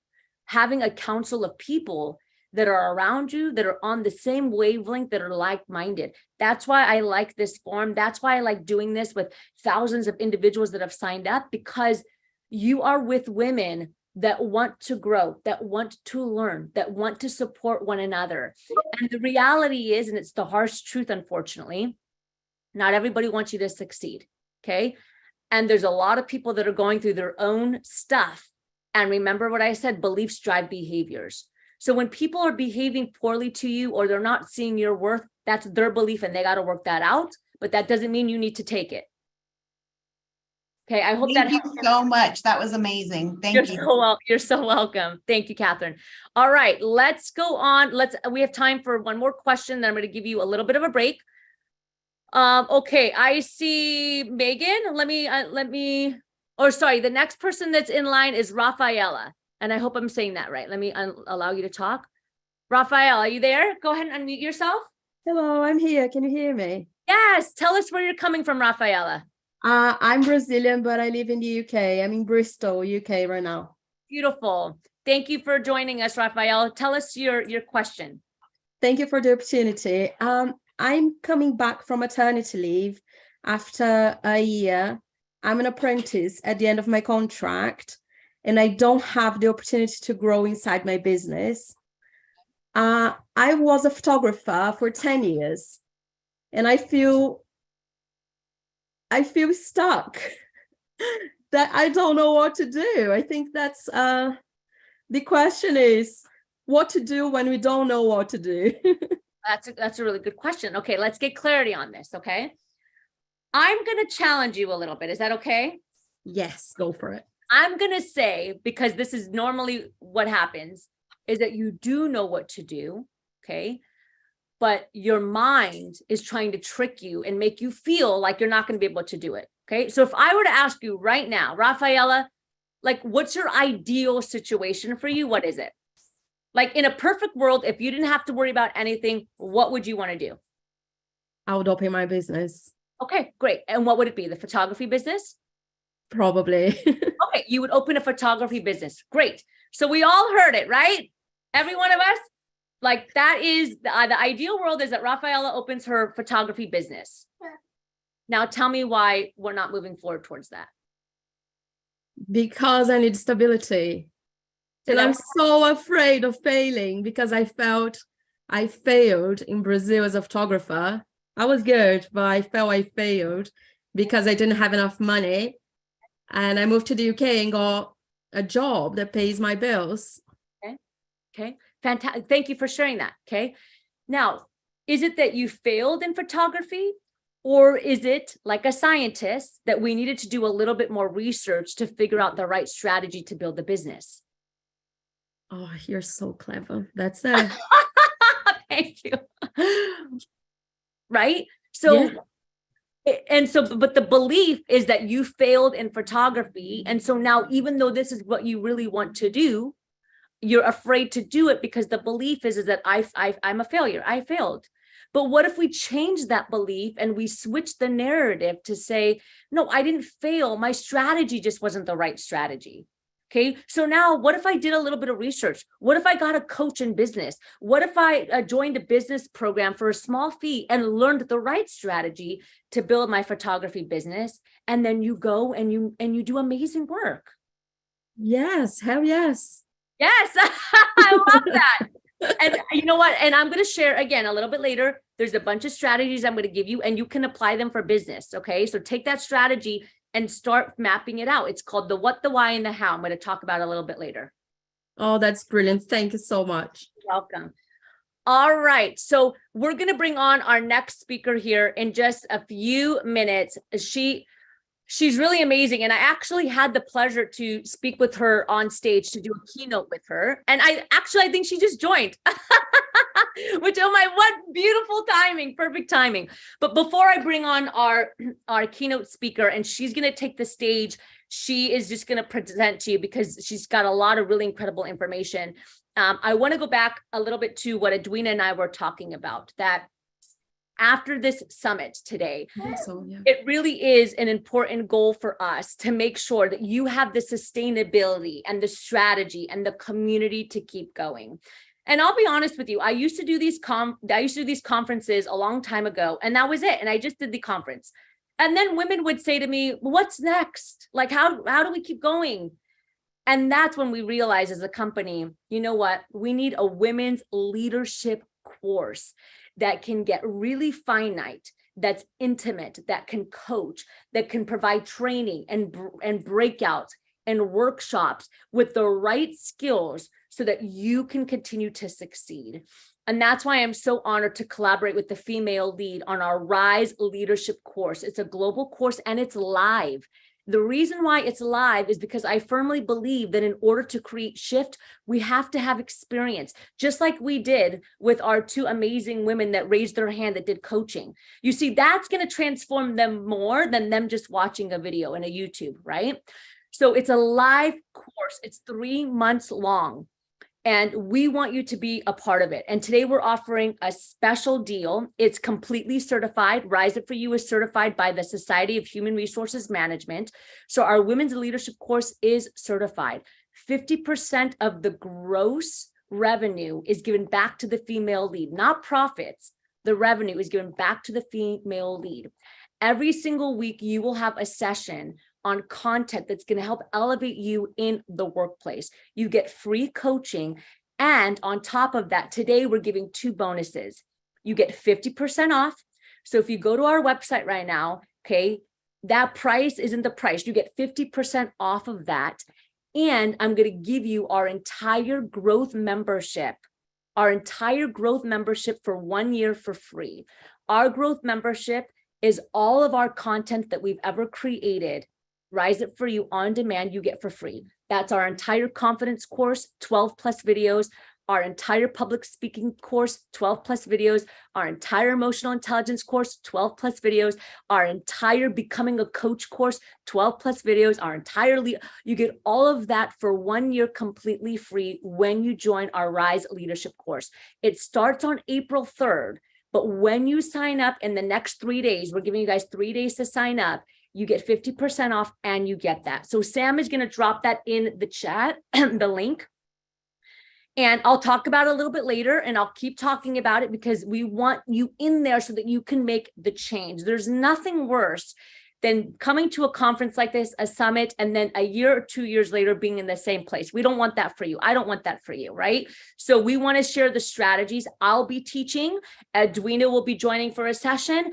And then we have amazing team members at Rise Up For You that are also going to be training you. So the cool thing is that you're going to get training from different individuals so that you can get different perspectives and diversity. You guys are amazing. Okay. So the cost, great question. So it's originally $999 US dollars, okay, $999. So just under $1,000. We're giving it to you today for $499. So we're giving you 50% off. And remember that half of that $499 goes back to the female lead so that they can continue the research. And on top of that, you get 1 year free of our membership portal, which is a value of $18,000, because not only do you get all of our content, but we go live every single month with content live. So you also get additional live sessions plus coaching. So It's a game changer. It's incredibly valuable, and we want you a part of it. And I'll share a little bit more. Each session is 60 minutes long. You'll have a combination of live sessions with my team and I and coaching, and then you'll have some live sessions that go straight to your inbox that you can watch on demand. So if you can't make it, it's okay. You can watch them right away. You can watch the replay. All right, I'll come back to that. Sam, you're going to put the link in the chat, but now I want to introduce you to our next speaker, who, like I said, we were on stage together a couple months ago in Washington, D.C. We spoke at the Arab American Foundation Conference, and I had to have her. I've been following her work for a long time, and I knew she was going to be perfect. So I would love to bring on multi-award-winning entrepreneur, okay, global impact leader, public speaker, board member. Any of you that are interested in becoming a board member, okay? Rania Hotet is a multi-award-winning serial entrepreneur, global impact leader, author, advisor, and international speaker with recognitions from the White House, United Nations, United Kingdom House of Parliament, the Global CEO Excellence Award, Step Ahead Award, the Global Business Insights Award, and other prestigious honors. With the depth of her expertise and exceptional success record, Rania is a sought-after executive leadership consultant who guides an innovation transformation, human development, and business growth for companies around the world. Rania has been featured in notable publications, including Forbes, Huffington Post, Inc., Entrepreneur.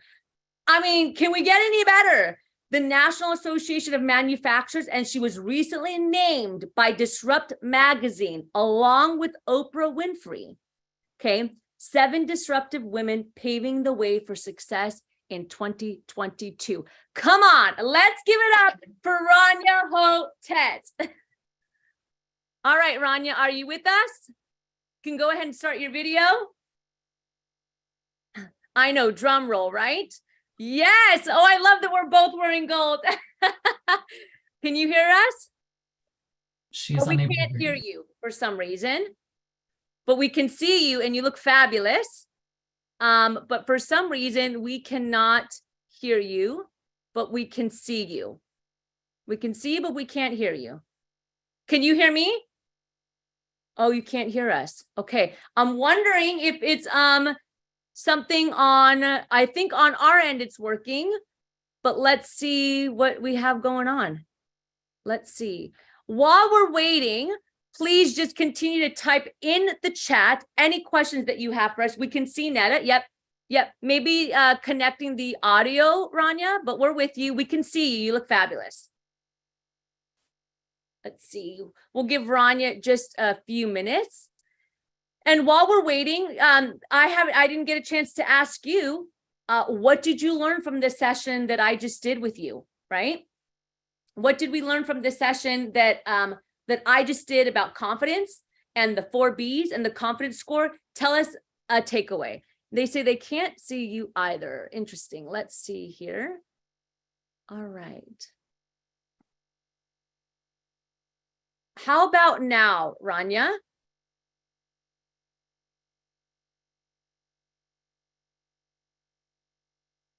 We can see you. I just gave you co-hosting permissions, Rania, and hopefully we can get to see you. And thank you for typing the chat, getting clear on what you want. It's yep, fantastic. Okay, it says that you're connecting to audio, Rania.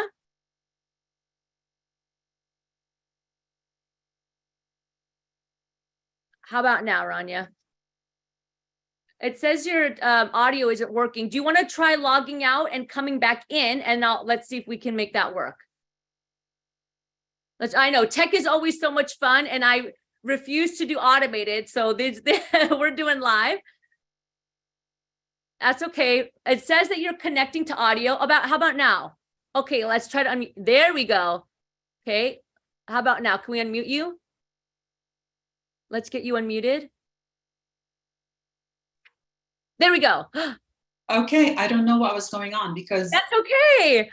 And I couldn't hear anything. That's okay. Can we all hear and see Rania now? Yes, beautiful. You know what? With anticipation for your keynote. I love it. Rania, we're so honored to have you here. It really is a pleasure. As I mentioned, I've been following your work for a long time, and I'm very happy to have you here today. I'm going to pass it over to you because I know you have some amazing information. I read your bio, which I think you heard. So we are excited to have you, and I'm going to pass it to you now. Thank you so much. Happy International Women's Day to everyone who's joining us on this seminar. So I'm very happy to be with you today, and I really hope everyone enjoys this talk. So let me begin. First, I want to start by saying that establishing equality and fairness is a fundamental human right. Yet it has been one of humanity's greatest challenges, especially for us women. Did you ever get the sense that history books and the media are filled with iconic accomplishments by men, for men, as if the archives of all human existence are solely lived, experienced, and discovered by fraternity, and as if women were virtually non-existent except in stories where they're rendered as seductresses and unintelligent, inferior beings? But did women really do nothing from the dawn of civilization? Of course not. Throughout history, there have been many powerful women who led nations or guided armies into war, renowned not only as fearsome fighters and fearless warriors, but also as brilliant strategists and inspiring leaders, starting with Vietnam's Trung sisters, who led the first national uprising against their Chinese conquerors in 40 AD, to the Celtic queen Boudicca, who led a revolution and defeated the occupation of the Roman Empire between 60 and 61 AD, to the pirate queen of Ireland, Grace O'Malley, to Penthesilea, queen of the Amazons, who blazed through the Greeks like lightning and led her nation during the Trojan War to protect her people, to Qing Shi, the pirate lord who led 70,000 pirates, to Zenobia, the Syrian warrior queen of Palmyra in 269 AD, to ancient Egypt, Cleopatra and Nefertiti, the queen of the Nile in 1353 BC, who acquired unprecedented powers during their time. Powerful women in history didn't only lead nations and armies. There are many influential women of stellar accomplishments who made stunning creations, led groundbreaking discoveries, and pioneered game-changing inventions across STEM and humanities fields. And there are many more women leaders who have made a name for themselves in domains traditionally held by men, and whose stories carried forward over the centuries and continue to be told today. The problem is that women forgot how powerful they can be. As history evolved, all our role models were replaced by male figures under patriarchal domination. And our societies adopted sexist ideologies and negative attitudes that restricted women, reduced their value, disconnected them from their inherent leadership powers, and stripped them away from their legal, intellectual, and basic human rights. All the women whose contributions shaped civilizations and changed lives serve as inspiration for modern day societies and for all men and women alike. And they should be far more recognized and celebrated than they are. Yet, they have been overshadowed by the constant misogynistic distortions of history. In many cases, men became iconized based on stealing the ideas of brilliant women. They didn't only steal them, they published them in journals. They won prizes for them. They earned millions from them and became noteworthy men of their time in retrospect. Meanwhile, the women whose insight and intelligence and ingenuity they appropriated were more often than not footnoted, both in reality and through the lens of history. Such as the case with Trotula of Salerno, one of the earliest victims of historiographical misogyny. She was an Italian doctor in the 11th century and the world's first gynecologist. Her writings remained instrumental building blocks in our knowledge about human health and women's health specifically. And yet, what happened? Historians and medical professionals were skeptical because how could a woman produce works of such accuracy or importance? And this convenient doubt ultimately allowed many male physicians over the years to cut and paste their own names over her work. This messed up assumption about women's ability is so ingrained until today.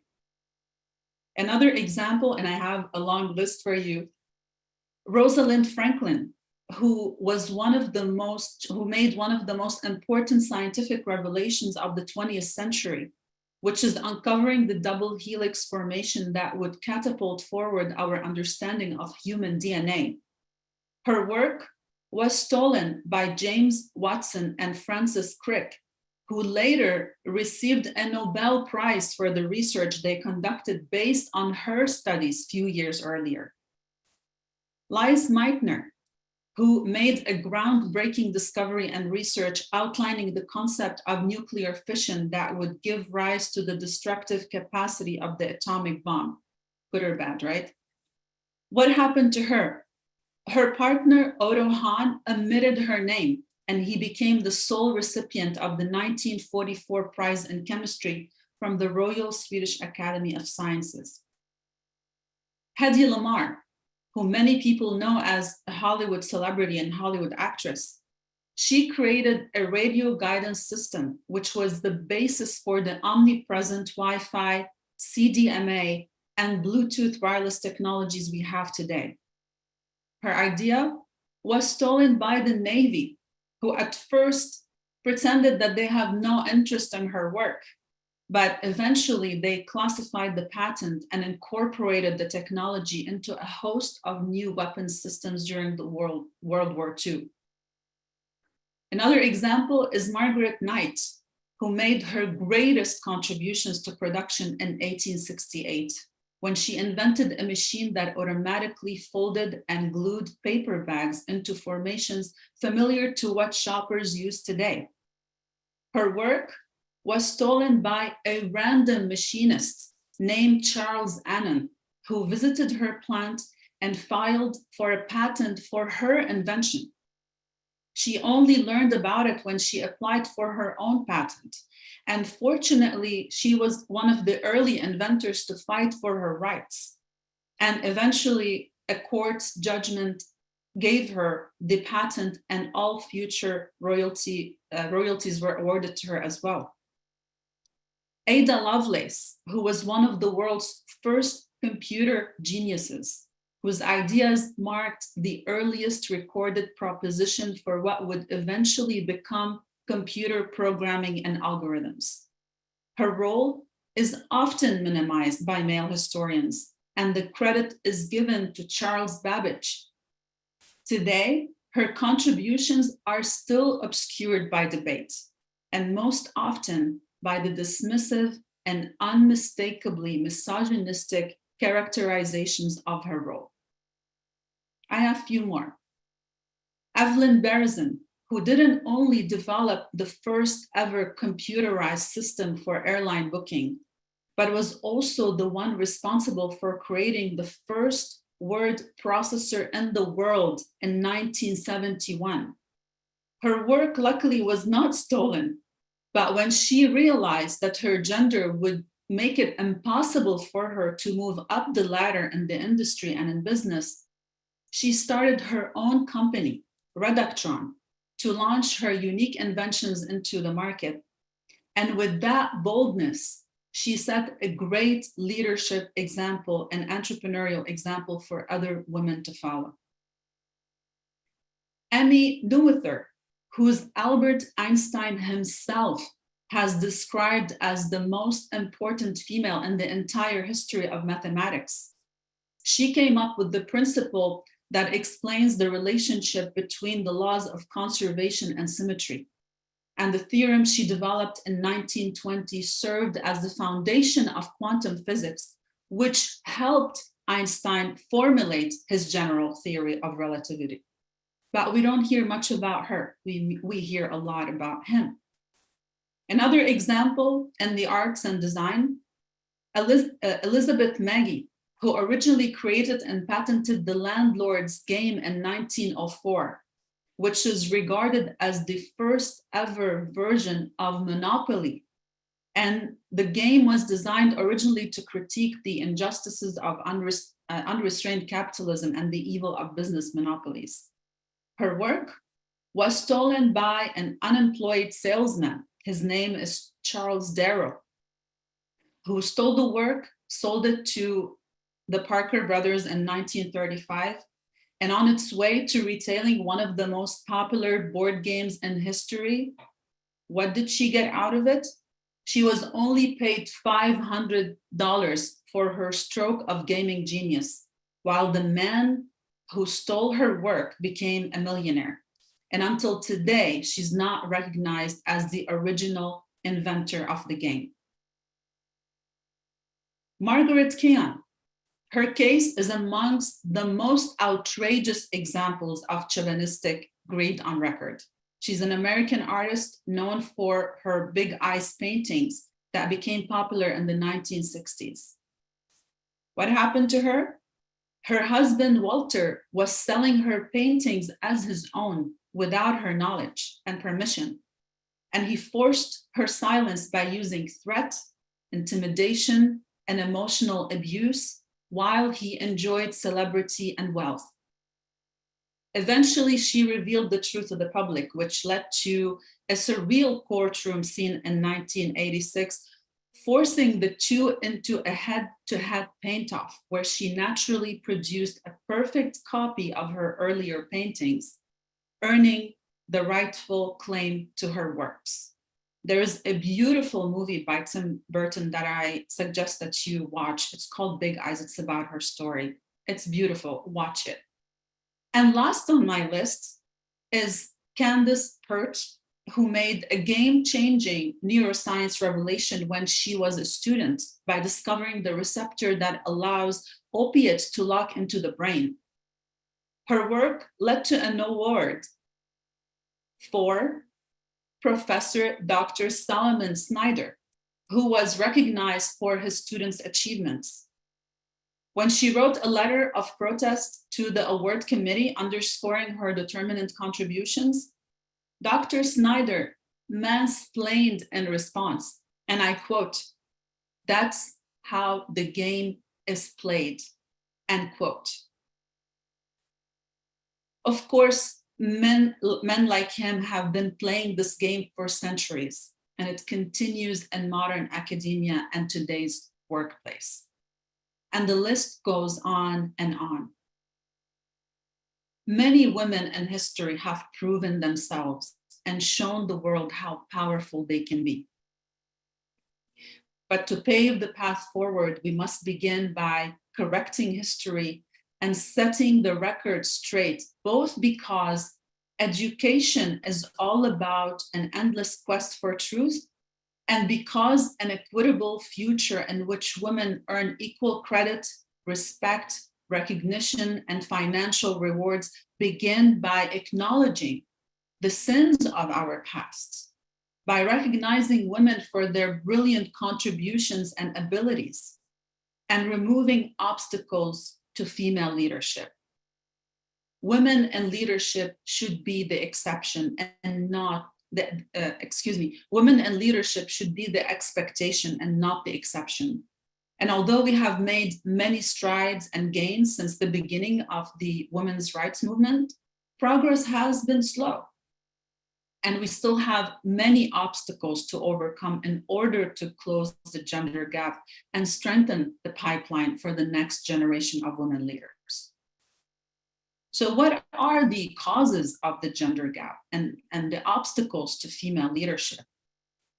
Of course, there are many causes and obstacles that hinder women from advancing in their careers and moving into leadership roles, whether that is within the culture they grew up in or the companies they work for, or when starting their own ventures and leading their own companies and organization, and whether they are experiencing blockages and self-sabotaging behaviors that's hindering their growth as well. But I'll focus on 3 key points in today's talk. 1, poor negotiation skills and lack of self-confidence. From my experience in advising and coaching entrepreneurs, even employees in my own company and in other companies and young students, there are 2 major internal barriers that I commonly see in women, aside, of course, from the external obstacles that I'm about to discuss shortly. A, most women are often unprepared to answer fundamental existential questions such as why they do what they do. What are their priorities? What do they want to achieve? What are their career goals? How much money they want to make? How much they want to accomplish in their life and in their careers? As a result of that, they fail to effectively communicate what they want and to negotiate in order to get it. B, women often have lower expectations from themselves and from others because they lack the confidence in their abilities to reach higher levels of success. And they also doubt to receive the support that they need from their surrounding environment in order to achieve that success. So it is common that they systematically achieve less, not because they are women, but because they have lower expectations that drive their behaviors to settle for less or hold themselves back. There's also a differential treatment of men and women when they attempt to negotiate. Employers tend to penalize women candidates more than male candidates for initiating negotiations, especially when the evaluators are males. Hence, women are less likely to negotiate their salaries or positions than men, and in many cases, they fear that advocating for a higher pay or for a higher position might present them with socially awkward situations or difficult conversations that they are not trained to handle.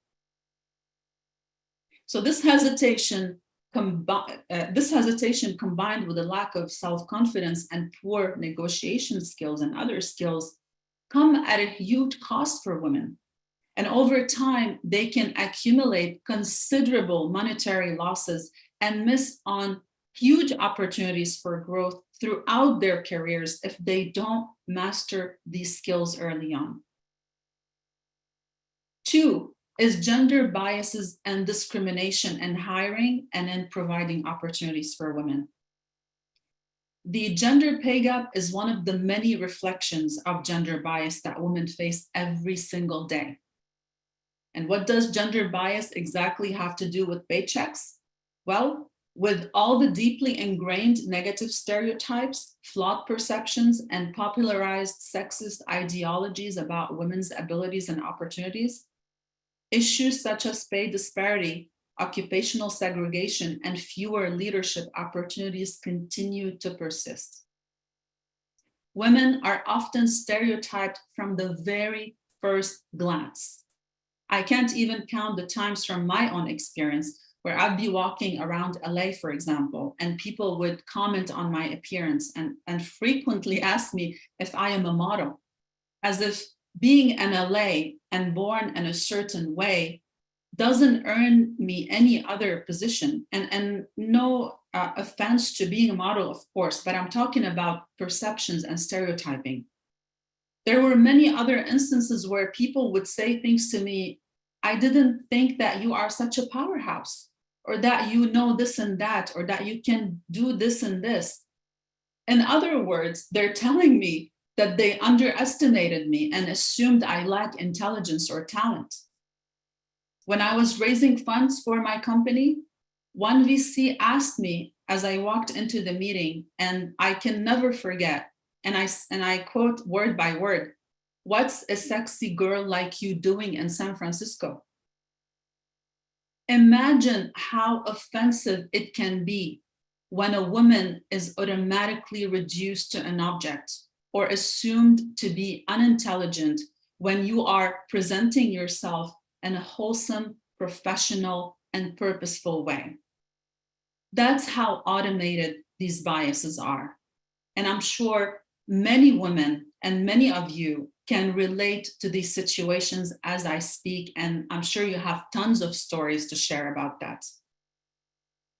So a gender bias, whether conscious or unconscious, normally results in not rating women as highly capable, underestimating their intelligence, undervaluing the work that they do, and consequently not paying them their due and not supporting them to move into leadership positions. In employment, women are still paid on average less than men, despite holding the same job title, similar work experience, and same educational levels. When a woman ends her formal education and begins employment, the gap might be small, but it tends to increase with age. Hence, differences among older workers are considerably larger than gaps among younger ones. According to a recent survey conducted by the Pew Research Center in October 2022, women ages 25 to 34 earned an average of 92 cents for every dollar earned by a man in the same age group, which is an 8-cent gap. By comparison, the gender pay gap among older workers above that age that year was 18 cents. That's a 10-cent gap, an additional gap from the younger group. In addition, wages and opportunities are affected by race and ethnicity, as well as gender. While women earn less than men despite academic achievements, white women earn more than Asian, Black, and Hispanic women at all educational levels. There is also an implicit bias against working mothers. And again, many of you can relate. Studies show that new moms are often perceived to have lower competence and commitment, and they face higher expectations and a lower chance of hiring and promotion. When in reality, women's decisions to leave the workforce or avoid aiming for higher positions have more to do with institutional and corporate barriers than with childcare and household duties, which results in 14% of the wage gap. Therefore, it's important to settle one simple truth. Pay discrepancy is a direct result of extensive gender bias and discrimination against women in the workplace, combined with a general undervaluation of women's work, and employers are responsible for systemizing such disparities by creating hostile environment within their organizations and institutions that sabotage women's advancement into leadership positions. Statistics also show disparities when it comes to supporting and investing in women-led businesses. Male entrepreneurs are 86% more likely to be VC funded than their female counterparts. In the last 2 years, women only received 1% of all VC dollars in the US. So there's so much work to be done in this area. The third key point is gender differences in industry, occupations, and aspirations. One of the biggest causes accounting for half of the wage gap is the underrepresentation of women in leadership roles and high-paying professions in business and politics, education, and STEM fields. According to the US Census Bureau's most recent analysis on the pay gap, women continue to be overrepresented in lower paying occupations relative to their share of the workforce. For women of color, leadership opportunities are even more elusive, with fewer than 4% of executive officers and managers. Also with STEM careers, since STEM careers are in high demand in the context of the Fourth Industrial Revolution, the current disparity is a real obstacle. And while parents and schools play a critical role, there's also a perception issue to be remedied by the industry itself. And I can speak from my position as a woman leader and a CEO who carved my lane in technology and manufacturing.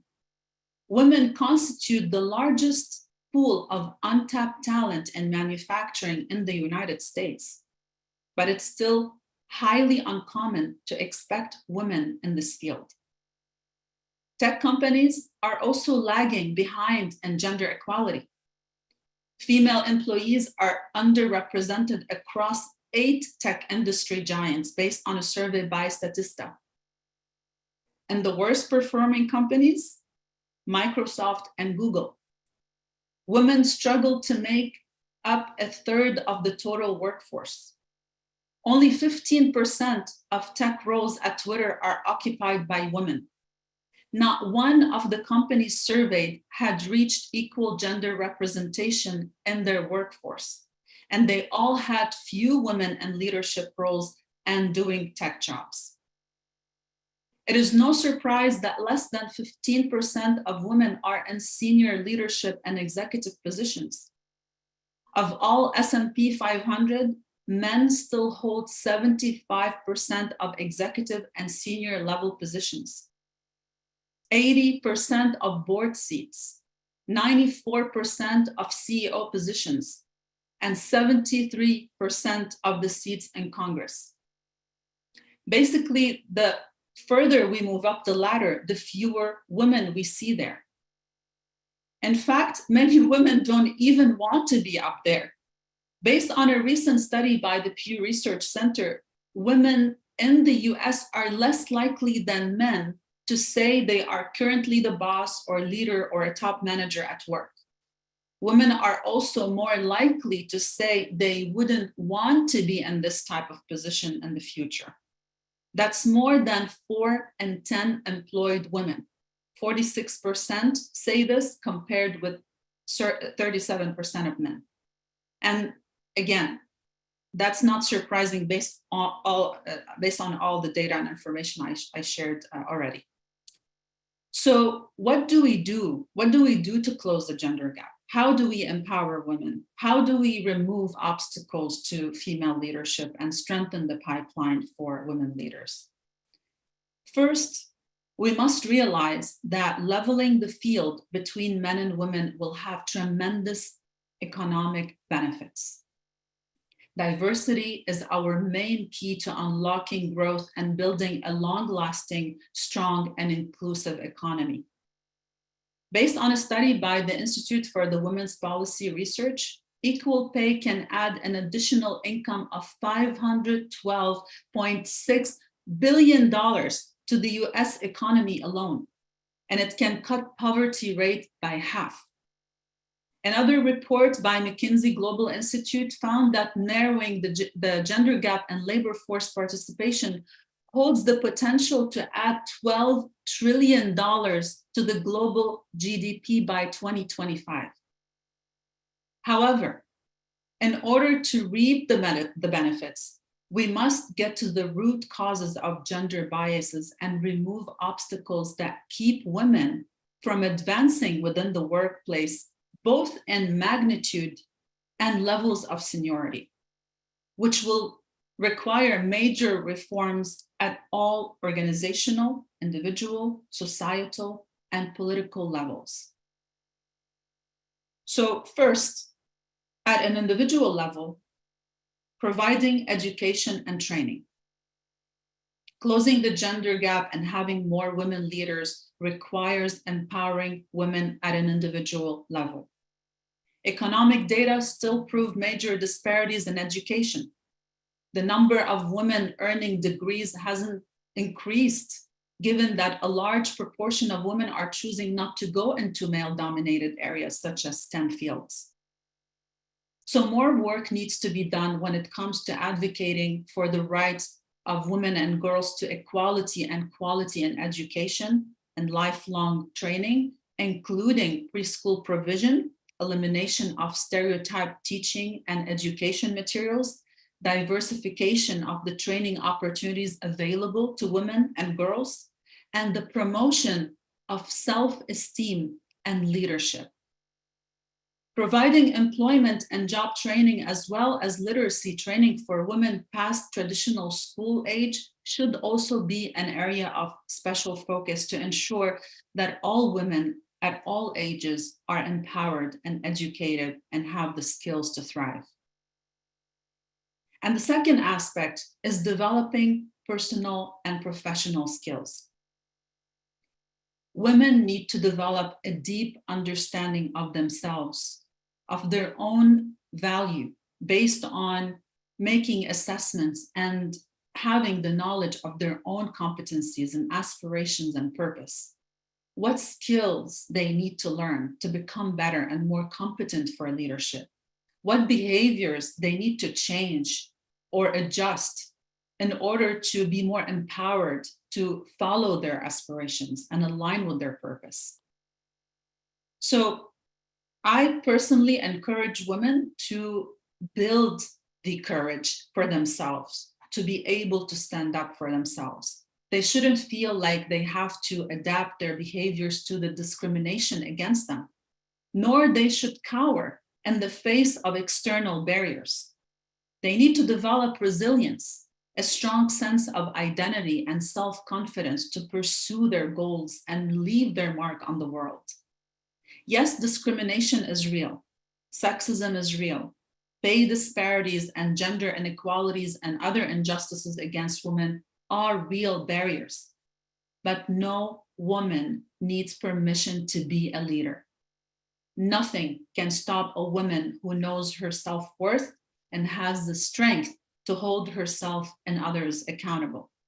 And nothing can stop a woman who has the willpower to carve her own path and the determination to succeed. So we have to take responsibility for ourselves.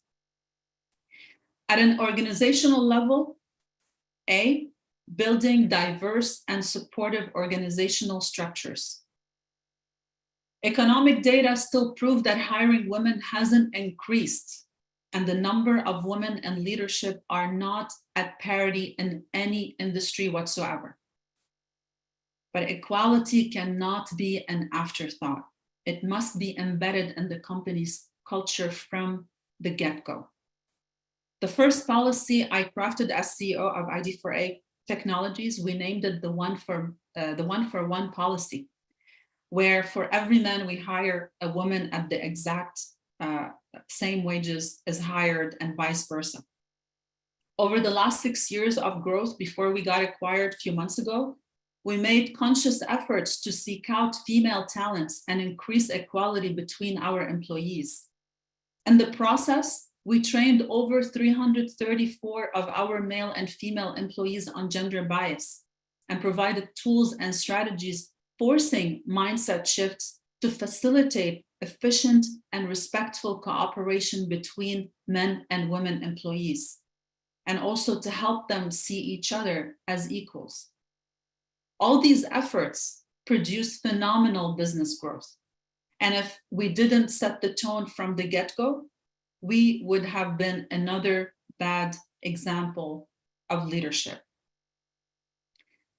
CEOs and business leaders must set the tone and proactively cultivate diversity, monitor gender discrimination, conduct salary audits, address gender pay differences, and commit to fair hiring and promotion practices.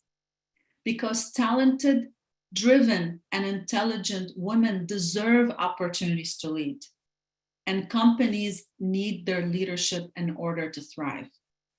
Therefore, companies must take responsibility of creating an entire organization structure and culture to support women's career and development and to ensure that they have the best chances to advance into top-level positions and leadership roles. B, eliminating all forms of discrimination against women. And let me clear something. Discrimination and inequality are two distinct problems. They are not one and the same.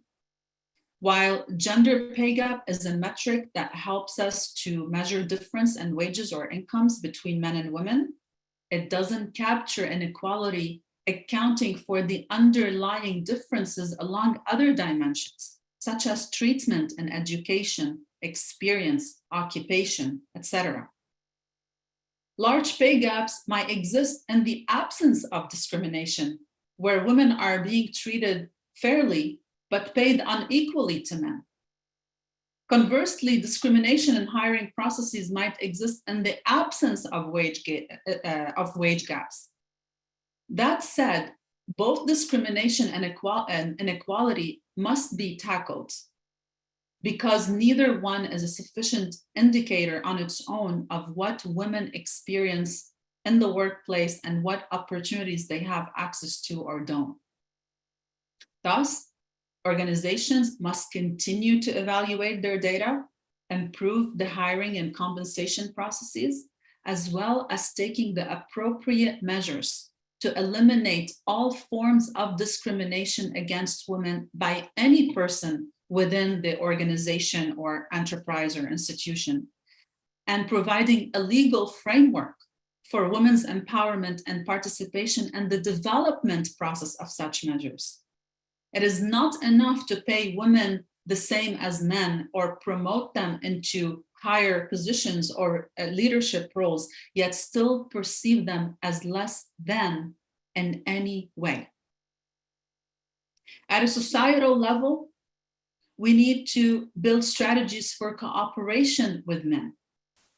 All the diversity challenges of male-dominated industries and sexist corporate, institutional, and organizational cultures reveal the profound need for more enlightened men allies who can have an impact on pushing the case for gender equity and can set a new example for other men to follow, while building a new level of trust by investing in women and actively engaging to change the culture that is hindering the advancement of women from the classroom to the boardroom. At a political level, advocating for fair policies, the inclusion of a range of civil society actors, diverse groupings of representatives from different disciplines, the public and the private sectors, all will serve to consolidate a critical mass of support for gender-sensitive programming and will ensure that the voices and the visions of women at the grassroots levels are brought into policy-making processes. Improving the scope of Equal Pay Act and updating the Paycheck Fairness Act can enhance federal enforcement efforts by offering stronger incentives for employers to obey the law, and prohibiting retaliation against workers who are negotiating salaries or asking about wage practices or promotions. Advocating for fair policies such as equal pay, equal parental leave policies, equal opportunities for advancements, and other measures are also crucial to legitimize gender issues and reduce biases. Additionally, when men's voices join women in advocating for these policies on the corporate, state, national, and international level, we double our collective power and speed up the process towards closing the gender gap and increasing women's representation and leadership roles. Women leadership is so important for ensuring that more women are in positions where they can have the authority to decide and negotiate on issues that affect us. But until we seriously commit to gender equality and consciously address gender biases, it will be extremely challenging to overcome all the obstacles to female leadership. And it will be impossible to integrate women fairly and efficiently within the global economy. All that said, there is never enough initiative to solve these issues, which means we are all responsible. And for those of us who already created a path to success, we must utilize our experiences and positions of influence to advocate for women, to support them, to empower them and to inspire them to lead forward. Today, women are an emerging force for leadership, but we need to encourage their participation and invest in the development of a critical mass of rising women leaders, because this means prosperity that can have a potentially exponential reach to all of us around the globe. Thank you so much. Wow, that was awesome. Thank you. Yeah, I'm seeing it in the comments. Wow, wow, wow. Rania, thank you so much for that. That was, I would say, very, very robust and very 360. I love how you broke down in the beginning, the history and some of the challenges that we have faced that I have not heard about, right? And many of us haven't. So it's very important for us to understand it, but also you gave strategy. And you gave strategy on an institutional level, all the way down to the individual level, which I think is very important. And we started the conference that way, that, you know, it's going to take, unfortunately, a little bit more time to create systemic and institutional change. But if we can individually contribute every single day to the success of an elevating women, and just like you mentioned, women that are already in leadership positions, continuing to bring up other women instead of pushing them down or feeling, you know, scarcity around it, I think we can make some significant change faster than we think. So I really loved your keynote and your talk. We have a couple questions, but it's okay. I just want to ask you one from our audience that I read, and this is from Renetta, who asked, how do you react as like in the moment, real time?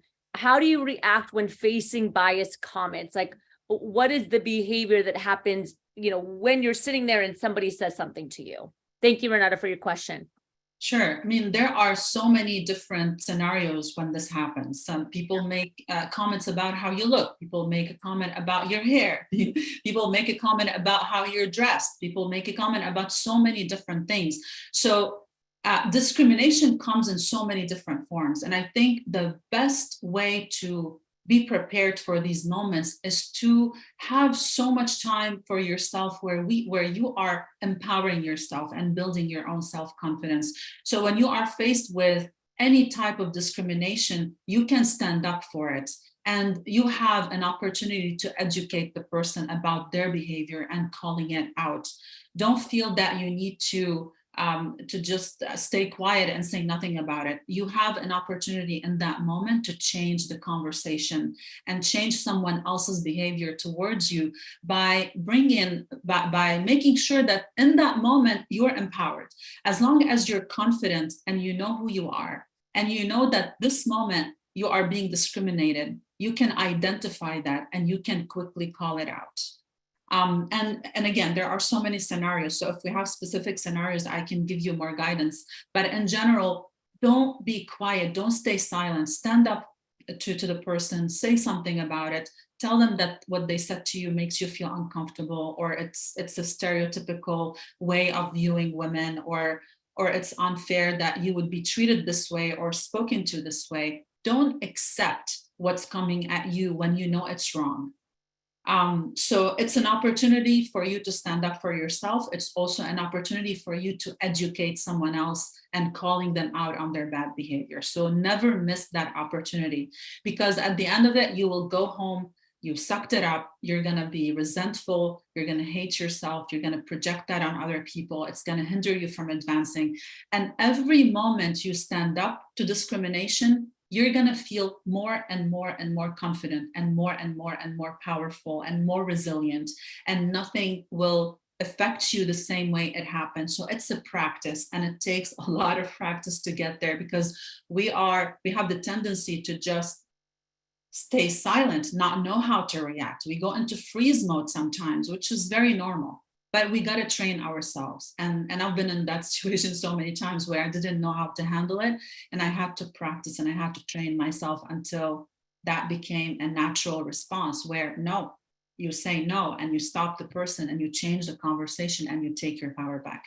100%. And I love the teachable moments, the opportunity to teach and educate, because it's remembering that not only am I sticking up for myself, but I am sticking up for any other individual that can potentially have the same behavior from this leader or from this person, right? Because the more we create teachable moments, the more that individual is going to recognize that maybe I shouldn't be saying these things or responding or reacting in this way. It's bigger than just us, right? I love that. Rania, it has been such an honor to have you here. How can we connect with you? Your LinkedIn, Instagram, where can we follow you? Just by the chat alone, I know that the women here would love to continue to follow your story and your journey. Sure. You can connect me anywhere on LinkedIn, Facebook, Instagram. I'm on Twitter, but I'm not as active as other platforms. You can also connect with me on my website if you have any specific request as well. You can find me on YouTube. My channel is not very, robust yet, but you can also follow me there. There will be a lot of videos coming up on that channel. So social media is always the best way. My website is there if you want to contact me. And again, YouTube if you want to follow more content in the future. Awesome. Thank you so much, Rania. Everyone, let's give Rania some praise in the chat, some hands up. Thank you. It's been a pleasure to have you. Thank you so much. Thank you so much. Have a great day, everyone, and happy International Women's Day. Go Rocket. Bye-bye. Yes, thank you so much. Thank you. Thank you. All right, my friends, we've only been going for about an hour and a half, but it has been fantastic and we're still going to keep going, but don't worry. I'm going to give you a little bit of a break before we bring on our next speaker. But before we jump into a short break, I really love with what Rania said, and she reiterated about creating change on an individual level, getting training, getting programming, continuing to push ourselves in the right skills. So I want to take the opportunity to share with you a little bit more robustly. I've been getting a lot of questions on the website. The website has been getting a lot of questions and in the chat about, what is the Women's Leadership course exactly? When are we doing it? What time is it? So I'm going to share my screen. Please allow me 1 or 2 minutes to share with you before we jump into our break so that you can get a clear understanding. It's our Women's Leadership course of 2023. We only do it once a year with the female lead. So you'll have to wait a full year if you don't jump in this time. Of course, a global community, first off, that you can be a part of. Now, when you join our Women's Leadership course, it's not webinar style. It's actually Zoom with screens so that you can see one another. You can go into breakouts. We do coaching. It's very, very interactive. You get 2 live sessions a month, okay? Every single month, you get 2 live sessions where I'm on camera, my team is on camera, and we're coaching you, we're going through strategies, we're teaching you content and curriculum. And then in between us seeing you, you get modules sent straight to your inbox so that you can continue to learn. You get additional resources, and it starts April 3rd at 9 a.m. PST time, okay? The first and the third Monday of the month at 9 a.m. is when we go live, and they will always be recorded so that you can watch if you can't show up. And on top of that, when you sign up today, you get access for 1 year free, okay? 1 year free to our growth membership. So you get access to our entire confidence course, our entire public speaking course, all of our emotional intelligence, all of our leadership, becoming your best, how to be a coach, over 100 videos and workbooks on demand that you get full access to for a year. Plus, you get monthly live training sessions that aren't a part of the Rise Leadership course, okay? So you get additional sessions that are live with our team on success, personal branding, mindset and motivation, career skills and strategies, okay? On top of that, you get a coaching session, one-to-one by yourself, so that you can bring your top challenge and be in a safe space to talk to our coach about it, okay?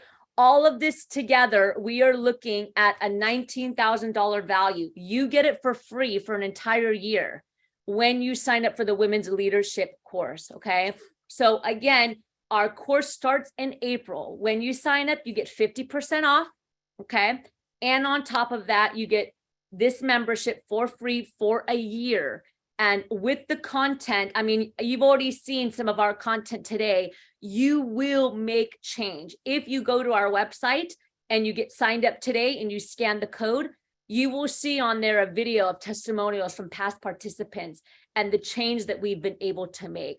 So we highly encourage you, get that 50% off and get access to that Rise membership growth portal by signing up today, joining the Women's Leadership course, and really building a community of individual contribution where you can make change. So please continue to ask questions. I know we're putting the link in the chat.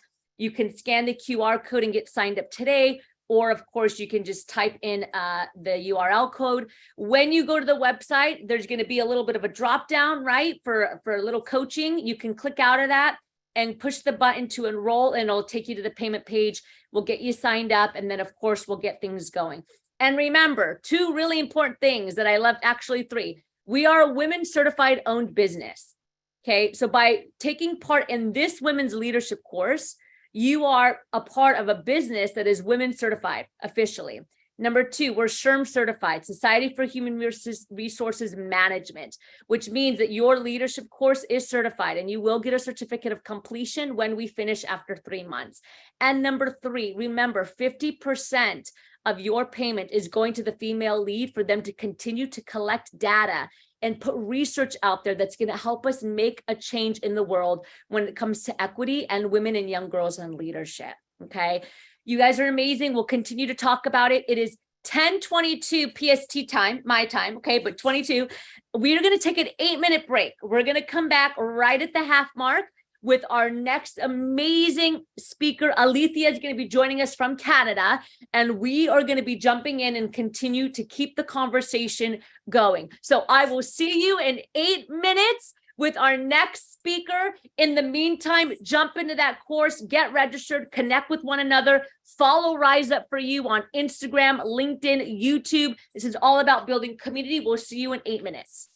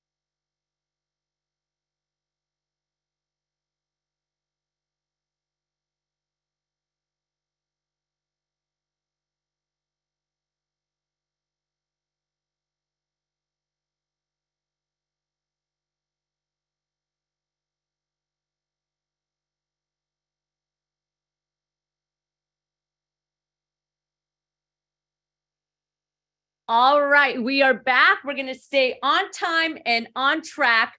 We're going to keep going because I know you're eager to continue to hear from our amazing speakers.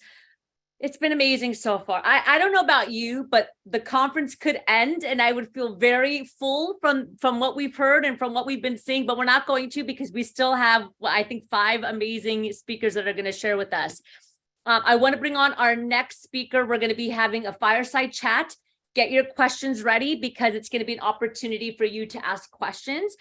Our next speaker is coming all the way from Canada to talk with you today, Alethea O'Hara Stevenson. Alethea is a highly sought after speaker, author, TV host, and community advocate who is passionate about leadership, diversity, equity, and inclusion initiatives, and advancing the needs of her community.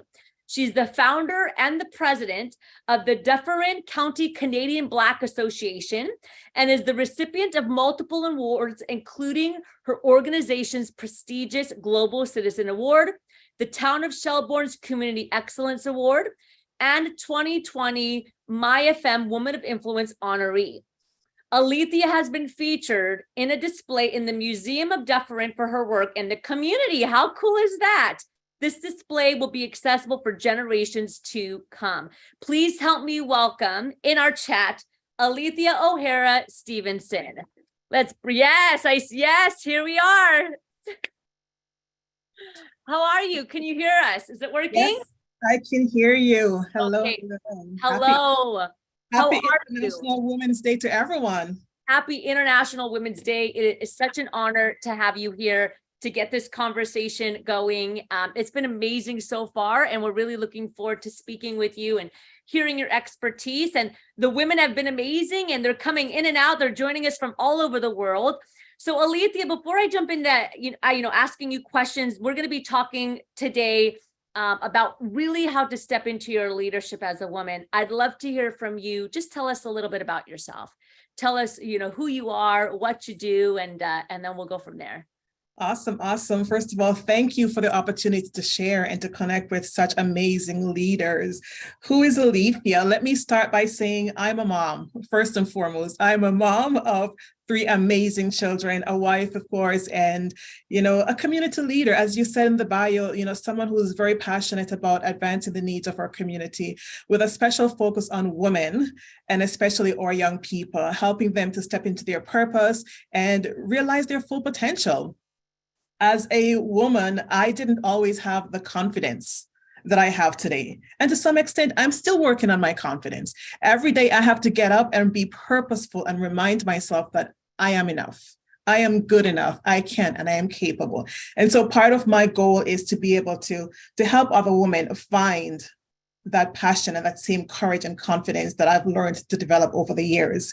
I do have a full-time job. I work as a senior relationship manager for one of Canada's largest financial institutions. And as you mentioned again in my bio, I am a founder and president of a nonprofit organization, TV host, and so much more. So in a nutshell, that's Alethea. I love it. And today, I want to talk with you. We've had amazing speakers so far. We've had Edwina Dunn from the Female Lead, Rania Hutet, and we've all, been hearing this common denominator, right? Women in leadership, confidence, really stepping into your power, creating individual change and contribution, right? While we wait for, and not even wait, but as we see the change happen institutionally and systemically, right? So I want to talk more about, being a woman in leadership, right? What makes a good woman, female leader? What makes a great leader? So I guess my question for you to start off with is, are there really any differences between what makes a good female leader versus a male leader in your perception and perspective? Great question. Absolutely. Let me first start by saying that women, we're already leading in so many aspects of our lives, right? We're leaders as caregivers, as moms, sisters, you name it. We're already leaders. We don't need an official title to be a leader. You're already doing it. So is there a difference? I think absolutely women make the best leaders because we have that innate ability to be empathetic, to care, to reach out and be inclusive and making sure that we're getting everyone on the same page, getting their perspectives. And what is critical about leadership is everyone wants to feel valued. Yeah. Everyone wants to feel like their contributions count, they're seen and they're heard. And women have the innate ability to be able to do that, bring out the best in people. So when you ask about, are there differences between men and women leadership? Absolutely, because I think women have that natural ability to do that. Some men have the ability, of course, I'm not going to discredit from that fact, but generally speaking, women have that ability to bring everyone to the table, more democratic. We're meant to be dictatorship style, point the finger, and oftentimes just it's about self. Right? Women tend to be a little bit more inclusive. And I think that's one of the powerful things that makes us effective as leaders. One of the very reasons why organizations often tend to bring on female leaders when they're in a crisis. Right? And time and time again, we've seen that play out. So absolutely, there are significant differences. And because we need that energy, right? We need women leadership to counterbalance, right, our male allies in the workplace. It's the energy, the feminism, the differences that we can bring to the table are so critical and important. Why do you think, in your opinion, because I was mentioning this earlier before we got on, men and women will enter the workforce at the same percentage, right? It's about 49% women, 51% men. Okay, so for the most part, when we enter the workforce, it's equal in regards to the numbers, right? And where we're at. But as we climb and as we get into middle management and the executive positions, we see that percentage shift drastically, so much to the point where it goes from 49 to 51% to 17%, right? 17% women, 83% men. Why do you think it's so challenging for women to break the glass ceiling and to actually get into these leadership positions? Oh my gosh, so many challenges. Let's start with the obvious. There are still structural societal norms that prevent women from breaking through that glass ceiling. So we're still relegated to the role of caregivers, right? And so we have to take time off to have children. Men don't have that same opportunity, right? We have the time where we have to now take time at home to nurture and provide for our young ones, right? It's often the women who are taking on that responsibility, not the men. So that tends to set us back in our career trajectory. There's also the expectation from a cultural perspective. Let's start with that. From a cultural perspective, oftentimes women tend to take the back seat. I know for me, as an example, I'm often looked at as being humble, right? And not wanting to advocate for myself. But it's not because I am lacking in my skills and my experience. It's just we're taught from such a young age to be humble, right? That is a challenge that we need to overcome as female leaders. Being confident and passionate about who you are is often looked at as being arrogant. And especially if you're speaking up, and from a Black female perspective, if you tend to speak up, you're often relegated to the angry Black woman, right? And that is problematic. So it's now finding that balance to being able to be confident, raise your voice, while not appearing to be the angry Black woman. The other challenge that females face is when you step into leadership positions or you are aspiring towards leadership positions and you have your thinking face. And I'm going to use that very inappropriate word, right? Because you have your thinking face, you're often relegated to what's considered the resting BITCH face, right? Whereas men, you can have your thinking face on and you're confident. But for a woman, it's the resting BITCH face. So that's the other challenge that we have to navigate in society, okay? When we look at how women are perceived, once you get to that leadership level, or even aspiring to that leadership level, we have to worry about our appearance. Regardless of how qualified you are, regardless of how talented you are, what is first and foremost is your hair. And God forbid you are a Black woman with your natural Afro hair, right? You are looked at as unprofessional. And I challenge everyone on the call today to go out and look up, Google professional hair versus unprofessional hair and see the difference that comes up. So that's another barrier that women of color, in particular Black women, have to face in order to break through that glass ceiling. So again, your education undermined, your skills, experience undermined. Why? Because the focus is on your appearance. And again, time and time again, I'll give you another example. The Honorable former Prime Minister of Australia, Julia Gillard, and I think you can remember the story from our conference last year, right? As a Prime Minister, she was challenged, not because of her experience and the way she led her country, but she was challenged because of her womanness, challenged because of the fact that she chose not to have children in office, right? So these are some of the barriers that exist for women that prevent us from breaking through the glass ceiling. And for those that do break through the glass ceiling, their experience, their skills are undermined. So there's so much more work to be done. Yes, I want to, a question came to mind when you were speaking that I want to, it's a touchy topic, but I think it's very important to bring up, especially in this forum.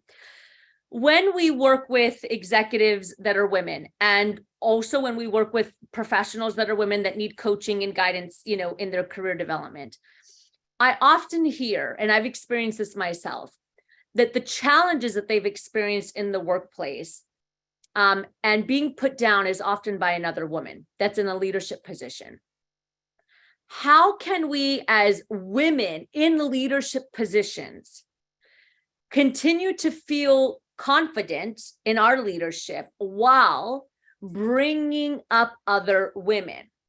We have seen over time that a lot of women, and this is just from our research and from our studies and working with women, that get to the leadership position because it's so hard, right? And because of the programming, we get to these leadership positions and then there's a scarcity mindset of like, okay, I'm the only one that can make it here, right? And any other woman, like there's not enough room for any other woman because it took me so long to get here. And because of all the programming that there's only like one seat at the table, that when women do finally get to these leadership positions, it's like no other woman can take this spot because there's not enough spots. And I've coached executive women on this who have literally told me, I don't want to coach them because I'm afraid they're going to take my spot. How do we break that and uplift one another? Oh my gosh. That's a big question. It is. And, you know, I always, say to those who I'm coaching or those in my network, there's room for everyone. What Nada brings to the table is very different from what Alethea brings to the table. Yes. You have a unique set of skills, experience, and that's why diversity is so critically important. You have something that's unique and powerful that is uniquely you. I have something that is unique and powerful that is uniquely me. So let's hold each other's hands and lift each other up because there is room for every single one of us at the table. It may not look like the VIP or the VP position or the president position. The position may look very different. There is room for each and every one of us. And when there is diversity at the table, we already know the stats. We already know how companies can thrive, how individuals can thrive. When I have you on my team, Nada, I know that I'm going to go that much further because I have additional experience. I have additional knowledge and skill sets that I'm able to learn from, grow with, and thrive as a result, right? Yes. So let's dispel that ideology of, there's only room for me. Let's lift each other up because together we can go so much further. Yes, and we perpetuate that narrative that there's only one woman at the table. If we keep allowing that narrative and that media to come into our mind, then we will continue to stay that way. We'll continue to stay with only one woman at the table. Definitely. If we don't open the space and allow room. And women can coexist, everybody. And I know we know this, but we can lead together. My vice president of Rise Up For You is a woman. And she is amazing. And she brings something to the table that I don't bring to the table, right? And I think it's really, I just wanted to bring up that conversation because we hear about it a lot and we see it a lot. And it's a bummer. It's a bummer. And I don't want to talk about, women becoming leaders and being the best leaders we can be without addressing that point. Because I think it's really important that, you know, everyone here, if you're in a leadership position or you're working towards a leadership position, don't forget to help out your other sisters because they need support too. Absolutely. Yeah. You know, a perfect example I can share with you, Nada, is, you know, with my nonprofit, I have some amazing female leaders on that board with me. And oftentimes opportunities will come my way. And I'm learning to take a step back, saying, no, you know, I have strong leaders on my team who can speak about this topic, who can go out and be the face of the organization, giving these women the opportunity to shine as well. That's how we develop each other. That's how we sponsor, you know, our sisters to make sure that they have an opportunity to thrive as well. It's not about self, it's about a community, and that's how we can grow and thrive together. 100%. Alethea, I know we're running over a little bit in time. Do we have time for one question to get a question in for you? Yes, absolutely. Yeah, absolutely. Okay, well, let's get a question in for Alethea before we bring on our next speaker, because this is just too good. This is amazing. So let's see what kind of anything that you have in the chat, go ahead and put it or raise your hand and we will get to you and we'll get a question out there. Let's see what we got going on. Any questions at all? Okay, here we go. What happens? What if it happens because they do it just for, okay, clarify that a little bit more. What if they put you down because just for fun? So have you experienced that, Alethea? Have you experienced people that, I guess, put you down just because they know they can, or maybe they see that you're struggling with confidence? Absolutely. And old Alethea would have internalized that. New Alethea, the Alethea that you see today, it's not me, it's you, right? So I'm not going to let the noise of the world dictate how I show up. Yep. I'm not going to let the naysayers dictate. Tweet that. Everybody tweet that.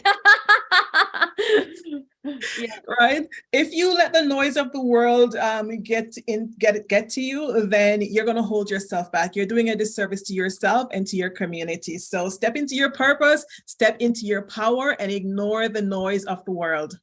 100%. Alethea, thank you. And on that note, we're going to let you go. It's been such an honor to have you, but tell us where we can find out about you. We'll put your LinkedIn profile in the chat. Anywhere else on social media, how can we connect with you?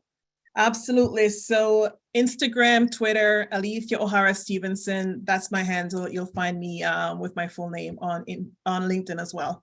Fantastic. Thank you so much, Alethea. Thank you so much, Nada, for having me. Take care, everyone. Stay blessed. Let's send off Alethea, everybody in the chat. Yes. Thank you. Thank you. Thank you.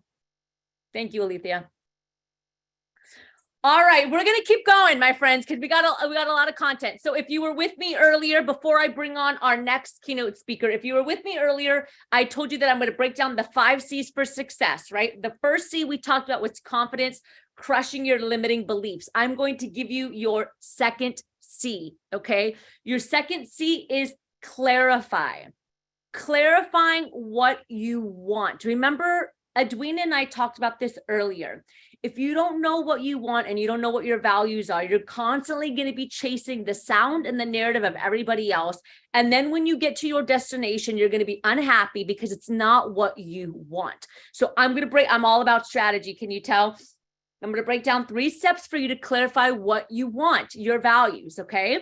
So remember, the first C was crush limiting beliefs. The second C, okay, the second C is clarify what you want. So we're going to do this little activity and you can write this down for later. The first thing I want you to ask yourself is, what do you want in your professional and your personal life? I don't want to just talk about professional, okay, because we know that the person is the professional and the professional is the person. So I just want you to write down, what do you want? What do you want in your personal life and what do you want in your professional life? And don't let your thoughts get in the way. Just write it down. Just like we did earlier when I did coaching and I said, what is it that you want? You know, if in an ideal world, what do you want? Write that down. Why do you want it? Simon Sinek talks about this all the time, finding the why behind what you want. Because if your why isn't strong enough, then your what isn't going to sustain, okay? So I'll give you an easy example. It's always the easiest example to say, I want to lose 10 pounds. Okay, but why? Why do you want to lose 10 pounds? What is that 10 pounds going to do for you? Is it going to give you more energy? Is it going to give you more flexibility? Is it going to create more longevity in your life so that you can play with your kids? What is the root behind what you want? And when you craft what you want, make sure it's specific. I like to use SMART goals. Make sure that whatever you write down is specific, it's measurable, okay, it's attainable, it's timely, right? It's relatable to the bigger picture of your life, and it's timely, okay? So you could say in the next 3 months, in the next 6 months, okay? So what is it that you want personally and professionally? Why do you want it? And how are you going to get there? How are you going to get there? Create a strategy, okay? If you say, I want to build my confidence, and I want to take my confidence score from 45% that I did today to 55% in the next 3 months. Why is that important for you? And then the how. How are you going to get there? Are you going to do self-help every day? Are you going to meditate? Are you going to hang out with positive people? Are you going to listen to podcasts on building confidence? Are you going to join our women's leadership course so that you can build confidence? What's the action step that you're going to take so that your what can come to fruition? Okay, so that's the second C for you today. The first was crushing limiting beliefs to build confidence. And the second is clarifying what you want so that you know what path you're going to take. All right. Okay, jumping into our next keynote speaker. Let's make sure we have her up in the room with us. Let's make sure that we have Rachel Medina, who is going to be joining us now. There, I see her. Okay, beautiful. So let me tell you a little bit about Rachel Medina, okay? And I had the great honor of speaking with Rachel on stage a couple months ago. We were at a women's conference together in person in California, and we saw each other speak on stage, and we said, we got to meet and we got to collaborate. So let me tell you about Rachel. She is an entrepreneur, podcast host, a mom, and a believer that all things are possible with strong coffee. Yes to strong coffee, strong Wi-Fi, and strong faith. She built a 20+ year career in media and advertising. She took a leap of faith at the age of 40. For all of you that were putting in the chat, being over 40, right? Okay, Rachel's going to talk to you to start her business from home as a single mom after divorce. Rachel has dedicated all of her focus towards helping women realize their own potential. Her podcast, which I had the pleasure of being on, the Rachel Unpacked podcast, guides women on their entrepreneurial journey. Rachel has now introduced a new platform for women looking for tools, resources, and support as they build their business. She calls it the She-EO because being a CEO is great, but She-EOs do it better. I love it. The floor is yours, my friend. Take it away. Oh my gosh. Thank you so much, Nada. Always a pleasure to collaborate with you and connect with you and this amazing Rise Up For You audience. So those of you ladies who are watching, I just want to thank you for this time that you have and that we have together. I want to pose a question. I want to start this discussion with a question for you to kind of get these wheels turning. It was a question that I heard a gentleman by the name of Bradley ask his audience recently, and it goes like this. If I had $10 million to hand to you right now, okay, I'm not asking you to do anything. You don't have to work for it. I am just going to hand you the 10 million. Who here will accept the 10 million? Do you have the mindset to just say, I received $10 million? Who wants $10 million? Oh my gosh, look at all these people. Oh my gosh, right? Isn't that awesome? Your wheels are probably turning, thinking about all the amazing things you would do with the money. Now, I have a second question for you. What if I told you that by receiving that 10 million, today will be your last day alive? Would you still have received the 10 million? Yeah. So we agree there's no amount of money that is worth our precious time here in this lifetime. And if that is the case, which we're agreeing, right? We're agreeing that that is the case. There's no amount of money that's worth our time. Why do we continue to exchange our precious time for money that we're receiving from a dead-end job, a career that we don't love, or anything that we're getting paid to do that we're not passionate about? Ask yourselves, why? Day in, day out, week after week, month after month, year after year, we are making an exchange. And we are giving up the very thing that we can't buy more of. It is a precious resource and commodity that has no price. So when you're thinking about what you're doing today with your life in exchange for money, you need to really first and foremost ask yourself, is it worth it? Is this what I truly want for my life? Is this really the purpose that I am supposed to be living? I know it's heavy, but that is what I did for 20 years, you guys, over 20 years. I fell into that trap at being able to do something really well and thinking that I actually enjoyed it. I got paid handsomely to have a career in media, advertising, marketing, sales, management, leadership. I've done all the things within media. And everybody would always say, you know what? You're so lucky that you found something that you love to do. Why would people tell me this? Well, because I had a really positive disposition. I was a person who made the best out of things.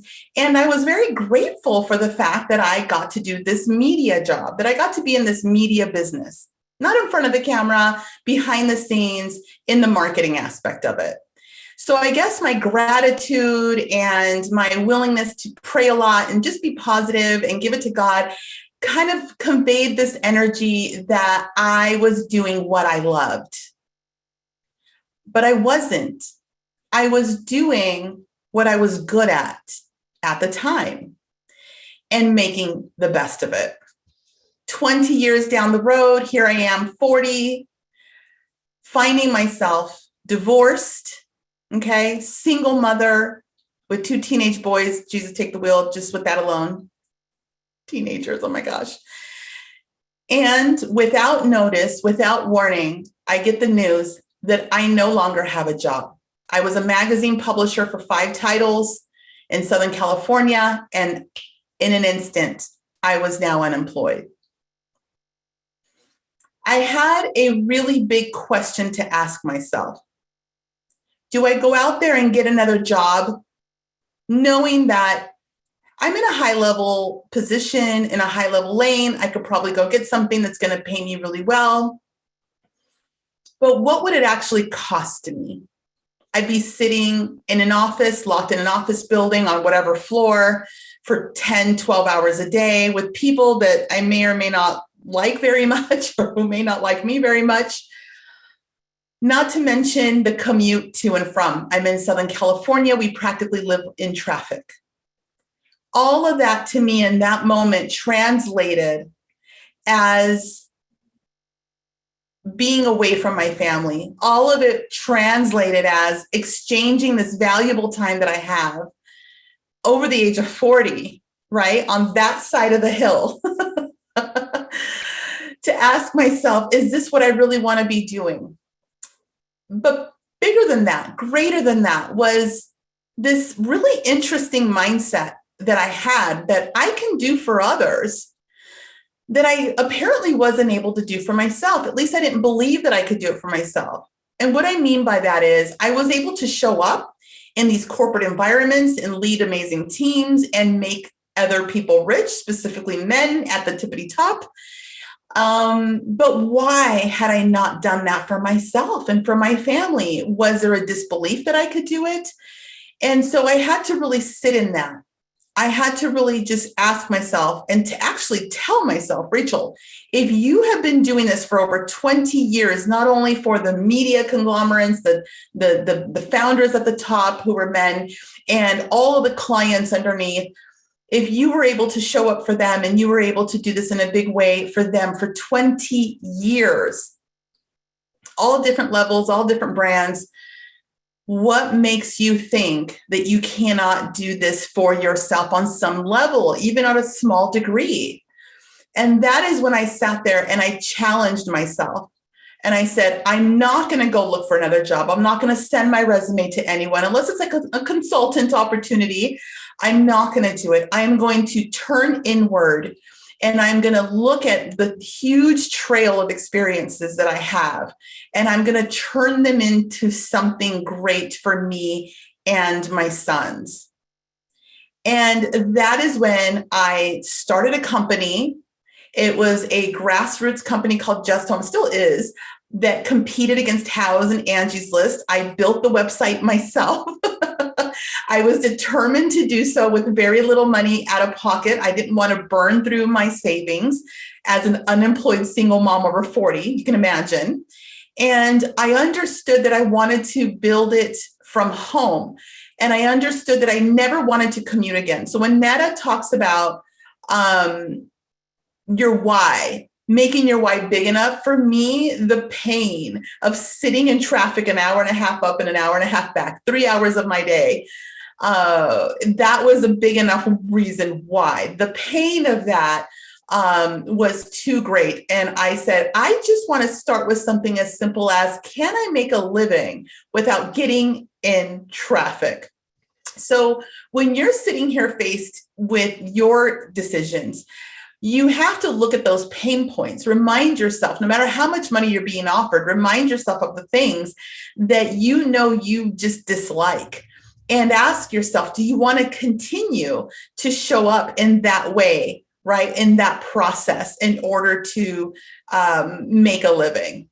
And so at the end of the day, here I am building this little grassroots, website that has home improvement services on it. It has a digital magazine. We built a following on Pinterest and all these different places that I talk about in the CEO platform. And boom. 1 year later, you guys, and with the help of a small but mighty amazing team that we're all working from home, by the way, we broke through that 7-figure mark. 7 figures. I was used to seeing 150,000, 200,000 a year. Let's face it, after taxes, it's not even that. But that's what I was used to seeing throughout my career. And suddenly we were seeing this every month. And what happens when that happens, you suddenly realize, who do you have to turn to? Who do you have to talk to? Who do you go to ask questions? Well, I'm a Mexican American woman. My father immigrated from Mexico. My mother was a businesswoman in banking and things like that. I had friends that had really great careers, but this, who do you go to for this? And even though I was privileged enough to be able to be in the rooms with very high-powered men in business who trusted me to come into these meetings and these mixers and gatherings and dinners and things like that, I didn't want them to know what I didn't know. So I didn't always ask the better questions. I kind of just would talk and contribute, but I didn't ask what I needed to ask in order to learn and grow from these connections. And so I'm telling you all this to tell you also that when you see something like that, you reach this amount of money, that adage that money doesn't buy happiness, it's absolutely true. Before building a business that generated a 7-figure income, and not income for me, by the way, 7 figures in revenue, because it's very different what you earn as an owner than what your business generates. So I'm still a 6-figure earner. However, there was this idea that I had before I reached that point, this idea that if I just had $1 million, $2 million, I'll be able to do this, that, or the other. And the reality of my situation at that time was not that. What ended up happening was I exchanged the grind and the hustle of working for someone else to the grind and the hustle of working for me. Let me explain. I was working 10 to 12 hours a day, 6 to 7 days a week in order to build the business that way. I didn't feel free. And one day my sons and my mom, and they sat me down and they said, you know, we're very proud of you. This is amazing. However, what is it all worth? Like, is it worth it? And I said, well, what do you mean? And they said, well, you're not living. And worst of all, like, we have less of you. We see less of you. We hear less from you. So even though I was working from home and my sons were there, they did not have me. The business had me. The job had me. The team had me. The responsibilities had me. The clients had me. And so I realized that not only was I getting burnt out, because that was real, but I, like I said earlier, I wasn't free. And I had simply left one grind and dead end scenario for another. I left one area that I was good at, but didn't love, for another. Same area that I was good at, same situation. I didn't love it. I didn't even love it at a 7-figure revenue base. Okay. So I listened to my family. I listened to my sons, my mom, and my mom says, we got to travel, start to travel. You got to see the world. You got to break out of this. You got to get out of the house. You got to see mountains and rivers and oceans and other people and eat food from all over the place. Right. And I was like, hey, let's do it. So we booked the travel. We went everywhere: Miami, New Orleans, Paris, Rome, you name it. We went to Belgium, Germany. We went to so many places and made so many memories. And we did it over the course of like 2 years. And it was just so much fun. And it gave me something to look forward to. But I confess, each and every one of those historic churches that we entered, it caused me to fall to my knees in tears, feeling so guilty because I felt like I was praying to God like a spoiled child. You know, if you see those teenagers who, like, the parents bought them a G-Wagon and the kid's like, but I wanted a blue G-Wagon. I didn't want a white G-Wagon. That's how I felt. I felt so ungrateful. I said, God, you know, I know that you blessed me with all of this and this amazing team and these clients and this opportunity, but I'm unhappy. It's not what I love. I'm good at making this money and doing for others, but it's not what I love. And so I prayed for God to bring forth the opportunities to help me identify what is it that I need to do that will not only serve him and serve others, but serve my greater purpose. And then tragedy strikes. As a mother, I received a phone call that no mother ever wants to receive, ever. I received a call that my son, my older son, 25 years old, was involved in an accident. He was rescuing a little dog that got in the road, and he went to go rescue the little dog, and one car didn't see him, and he died on impact. In that moment, my world, my heart, everything was split into two. It was annihilated. All of the things that I have ever built and ever accomplished and ever had and ever seen and ever felt were just obliterated, like obliviated, whatever that word is. And when his funeral came, the mortuary will have you submit photos because they do like a life video. And I submitted, of course, all of these, you know, pictures of him as a baby, all the stages of his life: baby him, toddler him, little boy him, teenage him, adult him. And I could barely watch the video, right? But during that time, people were coming up to me and, of course, lending their condolences and everything. And on top of it, by the way, this happened on Valentine's Day. And people were coming up and they were saying something that I barely remember everything, but I remember this. People coming up to me and saying, I just want you to know that he did more in those 25 years of his life because of you than most people who are 80 years old have never even seen or done or heard or accomplished or anything. And for that, you should be proud. And people kept telling me that and just randomly, oh my gosh, and watching his life video. And the reason I share that, because listen, I had a publicist who says you should not share that story. It's a downer. And I know that it is, but it's so important because if all you get out of it is to understand the time you have now is what matters. The time you have now is what's going to impact others. What you do with your time, by the way, is going to set the standard for what your children do and your grandchildren do, and maybe even their children. My son, because of that conversation that they had with me, my two sons and my mom, to say, stop the madness. Who cares about the money?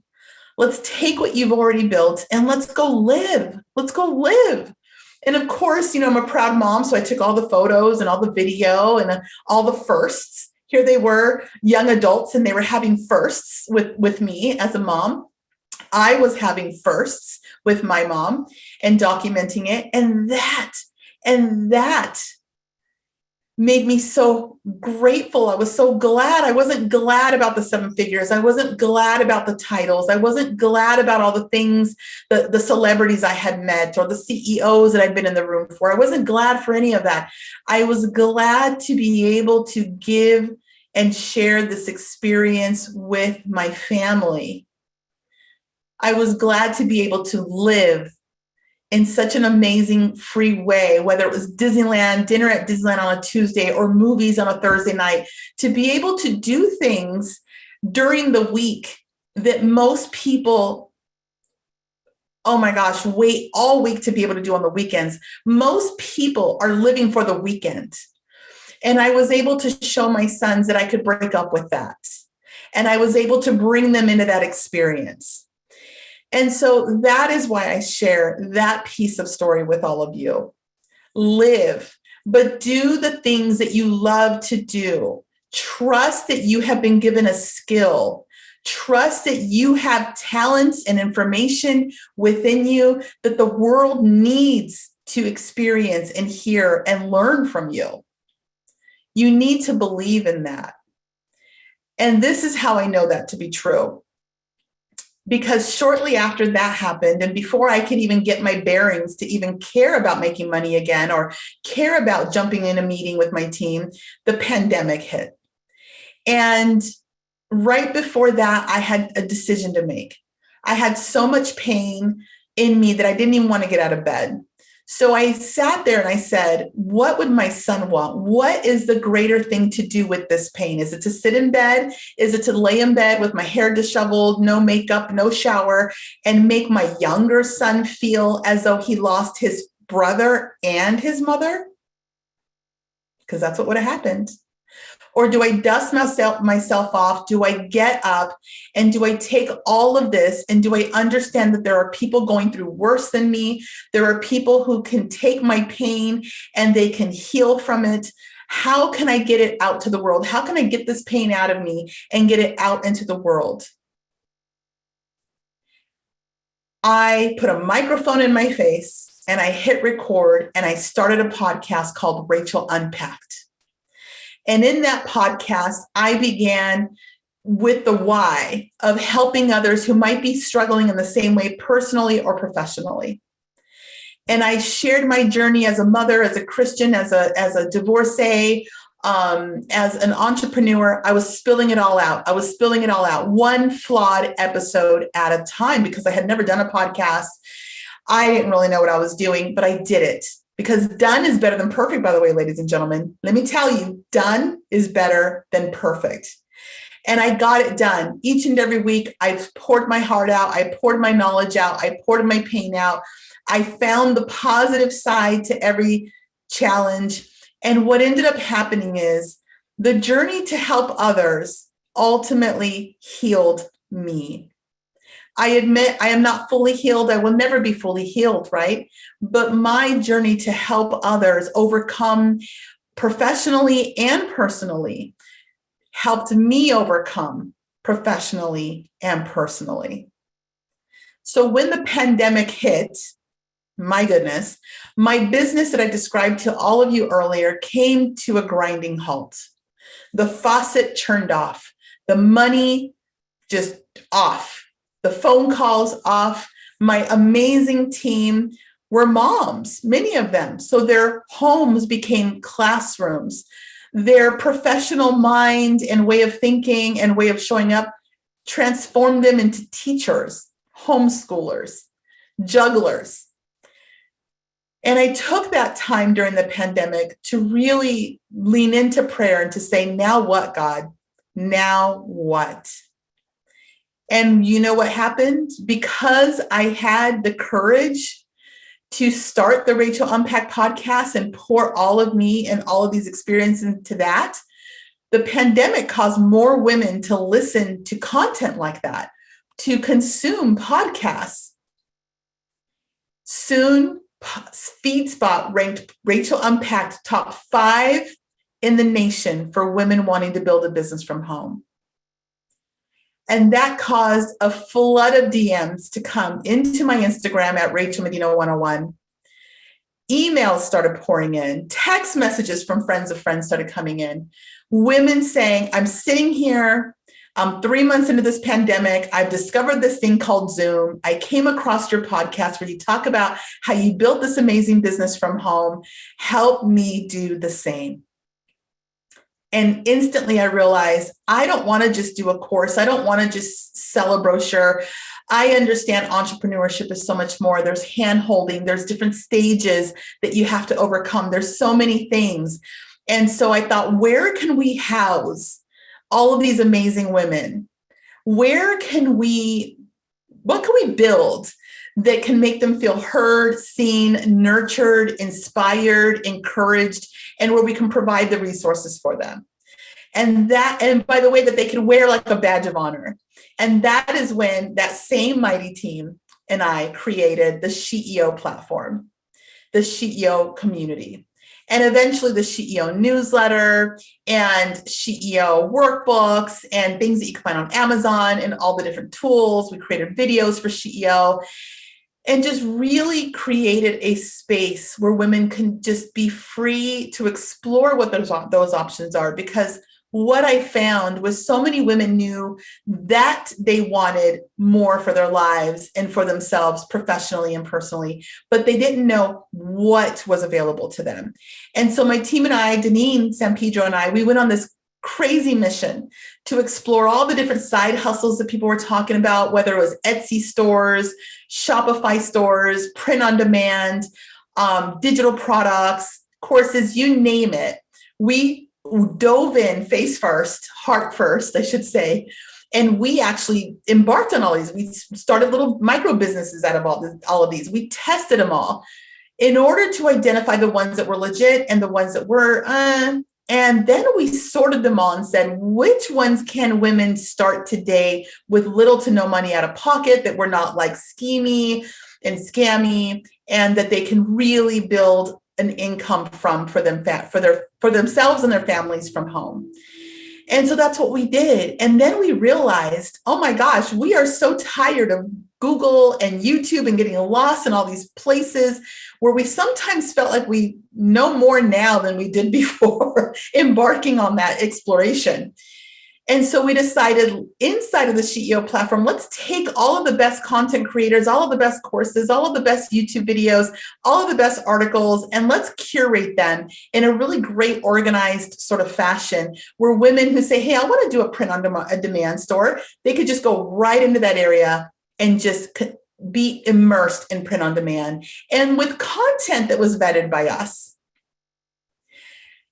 That is the power of SheEO. It is a movement. It is an action. It started last year. We are so excited and honored to even bring these things to women. It's not about the money for us. We understand money comes. And I'm gonna share this thing with you. when you dare to dream big, and don't make your big dreams about money. Let go of that. When you dare to dream big and dig deep into your talents, into your faith, into your knowing that you have what it takes. You have, like I said, the knowledge, the talent, the skills, the experience to package them into something that people will buy, that people will resonate with, that people will align with. And lean into your faith and give it to God, and have great Wi-Fi and strong coffee, as Netta explained earlier. All things are possible. It's not about the money. You could be making $10,000 a month right now at your job and be completely shackled to what you're doing. But when you dare to start a business or a side hustle or some passive income revenue streams for yourself, the freedom that it unlocks, whether it's $2,000 a month or $5,000 a month or $50,000 a month. Ladies, I have met women like Amy Porterfield who have made $79 million doing this very thing. But our minds can't even wrap our heads around that. Eventually, the commas and the zeros are irrelevant. It is, what is the freedom? What is the balance? What is the life, the quality of life that you're going to have by choosing you and going all in on you? Because just like when you're on that airplane and they tell you, parents, put that oxygen mask on yourself first, make sure that you are good.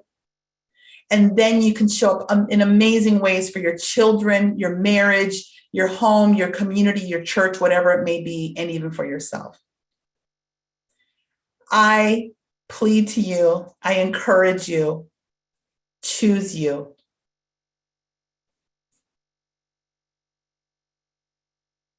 Any questions? You are amazing. Thank you. Thank you so much for sharing, and the transparency, right? The vulnerability. And I think, it's interesting because sometimes, and I talked about this a little bit earlier, the person is the professional and the professional is the person.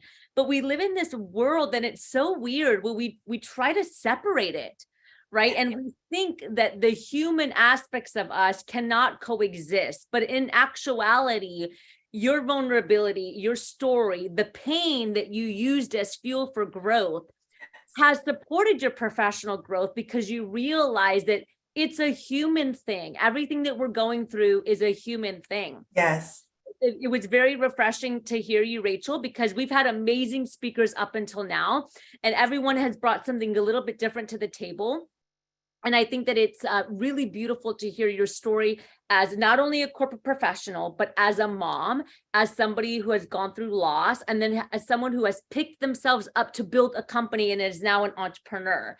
And so this is a perfect example to all of us that are watching here on YouTube, wherever you are, that you can use your pain as fuel for growth, and you can use it to pursue your potential and to be the best that you can be.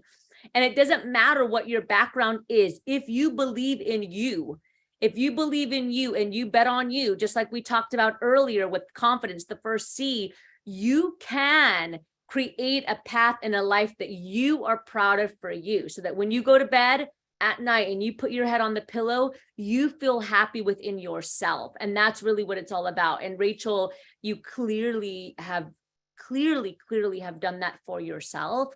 I'd love to just ask you before we move on, I just want to ask you, if any woman that's listening right now that's going through struggle, which there are, okay, yeah, what's the one thing you would say right now to just help support and empower? Just one quick golden nugget. A storm, when you find yourself in a storm, you're not meant to stay there. You're not just meant to go through it either. You're meant to grow through it. And the reason I say that is because when you're in a heavy storm, as women, it's easy to grab that glass of wine. It's easy to take things to mask the pain. It's easy to adopt toxic habits that make us avoid the difficulties. But if you do that, you're going to go through it, but the storm's going to follow you every step of the way, and you're not going to grow. And so pain, right, is inevitable, but suffering is optional. Choose to grow through the storm. I love that. And I always say, don't let your pain go to waste. we all go through a lot of challenge. Like I always say, life doesn't discriminate. I don't care who you are, how much money you have. Life does not discriminate. You have heartbreak, you have loss, you have death, financial ups and downs. But don't let that go to waste. Use it to make you better. And clearly you have done that. Rachel, it's been such an honor to have you. Where can we find you? Of course, everybody, please go follow and subscribe to the podcast. I was just on the latest episode that launched on Monday, so you'll get to hear our conversation. But Rachel, tell us where we can find you and how we can connect. So you can find me on Instagram, across all social media at Rachel Medina 101. I have it up on my screen. And also I wanted to add, not only can you join the newsletter for SheEO, you'll see all that in the link in my bio. You can subscribe to the Rachel Unpack podcast, which is for women wanting to build businesses from home. And I do a lot of encouraging to moms. And then lastly, that I didn't mention, is the You Deserve Fresh Lettuce podcast is a fun relationship podcast I co-host with my friend Delia that we started after our divorces.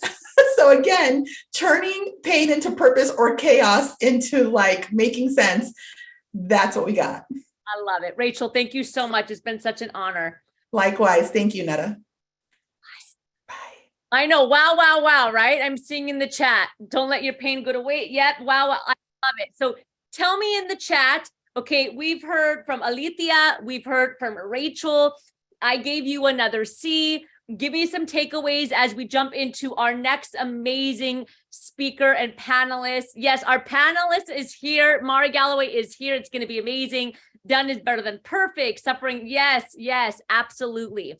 Okay, so I promised you I would keep giving you C's, right? So before we bring in our next panelist and my team member, Lauren Sweeney, I'm going to give you another C. Okay, so the first C was what? Can anybody tell me in the chat? First one. First one, tell me in the chat, was crush. Yes, Serenity. Crush limiting beliefs so that you can build confidence. 100%. And our second C was what? Clarify. Yes, Melissa, thank you. Clarify what you want so that when you're taking action, you're going in the direction that feels good for you. Okay. Your third C today is create. Create a system for you so that it keeps you accountable to create change. So I'm going to be very honest with you. Write this down. Do not be a content consumer. Okay. Be a content activator. Activate the information that you're hearing today. Activate the information that you hear on a podcast. Activate the information that you hear at a conference or a training or whatever it is. All too many times I hear people say, I'm too busy. Well, let me tell you something. Busy blocks you from your blessings. Busy is a mindset. And so we need to create a system that allows us to make time for our growth. So what do I mean by a system? What happens when you're at work and somebody asks you for a meeting? What's the first thing you do?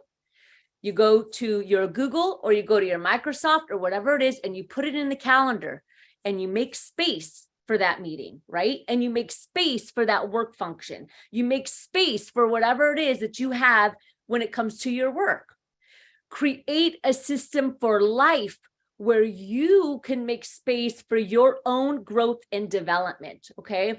So what that looks like is asking yourself, where can I get in time for me so that I can read, so that I can work out, so that I can spend time with my family, so that I can grow myself, so that I can be the best version of me. So I'm going to share a little secret with you, which is actually not a secret. There's 7 days in a week. There's 24 hours a day. There's a total of 168 hours a week. I'm going to break this down for you. 168 hours a week, okay? Let's say you sleep 8 hours a night, okay? 8 times 7 days a week is 56 hours. So 168 minus 56 hours of sleep in a week, which is 8 full hours a week, brings you down to 112 hours a week that we still have left. Okay. Now, let's say you work a 60-hour work week, which most of us aren't doing anymore. But let's just say you are working 60 hours a week, okay? 112 minus 60 hours is what, my friends? 112 minus 60 hours is what? Okay, that still leaves you with 52 hours in a week for yourself. 60 hours of work, 56 hours of sleep, and you still have 52 hours left in a week for you to do you. So we need to create a system, just like we create a system in the calendar, for you to create a life that you are proud of that has nothing to do with your profession, just so that you can grow yourself, so you can activate your content, and so that you can be a whole human being, because that's what we need in order to make change in the world. So first C was confidence, right? Crushing your limiting beliefs to build confidence. The second C is clarifying what you want. And the third C is creating a system for life. And with that being said, my friends, we are going to bring on our next speaker. And I'm actually going to introduce to you another team member who is phenomenal. Her name is Lauren Sweeney. Some of you might have seen her before. She is the vice president of Rise Up For You. She is my right-hand jam. That's what I call her, my right-hand jam. She is so amazing. She's a mom. She is an entrepreneur. She works with Rise Up For You, as I mentioned, as the vice president. And together we are out there making change. We have an awesome team. And I'm introducing Lauren Sweeney, who's going to bring on to you our next speaker. Lauren! Okay, I have to tell everybody, like, fun fact, you get a little sneak peek behind the scenes. Lauren just came back from another conference in person where we got asked to do a youth keynote, right? So we had a keynote, our youth keynote speaker just spoke for 350 kids on leadership, and Lauren was there and like supporting the team and just ran back home so she can jump on and be a part of this conference. We're making it work. I love it. Happy International Women's Day. All the things, all the events are today. Thank you so much, Netta. What an amazing energy. I got on early and joined the chat, and wow, thank you for being here, for showing up today, for carving out the time. As Netta said, I'm Lauren Sweeney. I reside in Southern California in the United States, and I am our vice president here at Rise Up For You. And I have the honor and privilege to introduce our next speaker to you today. I keep the chat going, the energy going, keep your notifications off on your phone so that you have time to rise up for you, right? For you to be present. Hello, I love this energy in the chat. Well, let me introduce to you Mari Galloway, my friends. She is a cyber ninja. No, really. She's absolutely amazing. She's an award-winning cyber and nonprofit executive, a LinkedIn learning instructor, a speaker, an author, a mentor, and she's the CEO and the founding board member of the Women's Society of Cyber Jiu-Jitsu. So she's really in this male-dominated industry, which I know we're going to talk about. And it's one of the fastest growing nonprofits in the United States and actually globally in the cybersecurity communities, dedicated to bringing more women and girls to cyber. I love that. Her nonprofit provides its members with the resources and support required to enter and advance as cybersecurity professionals. Is that amazing?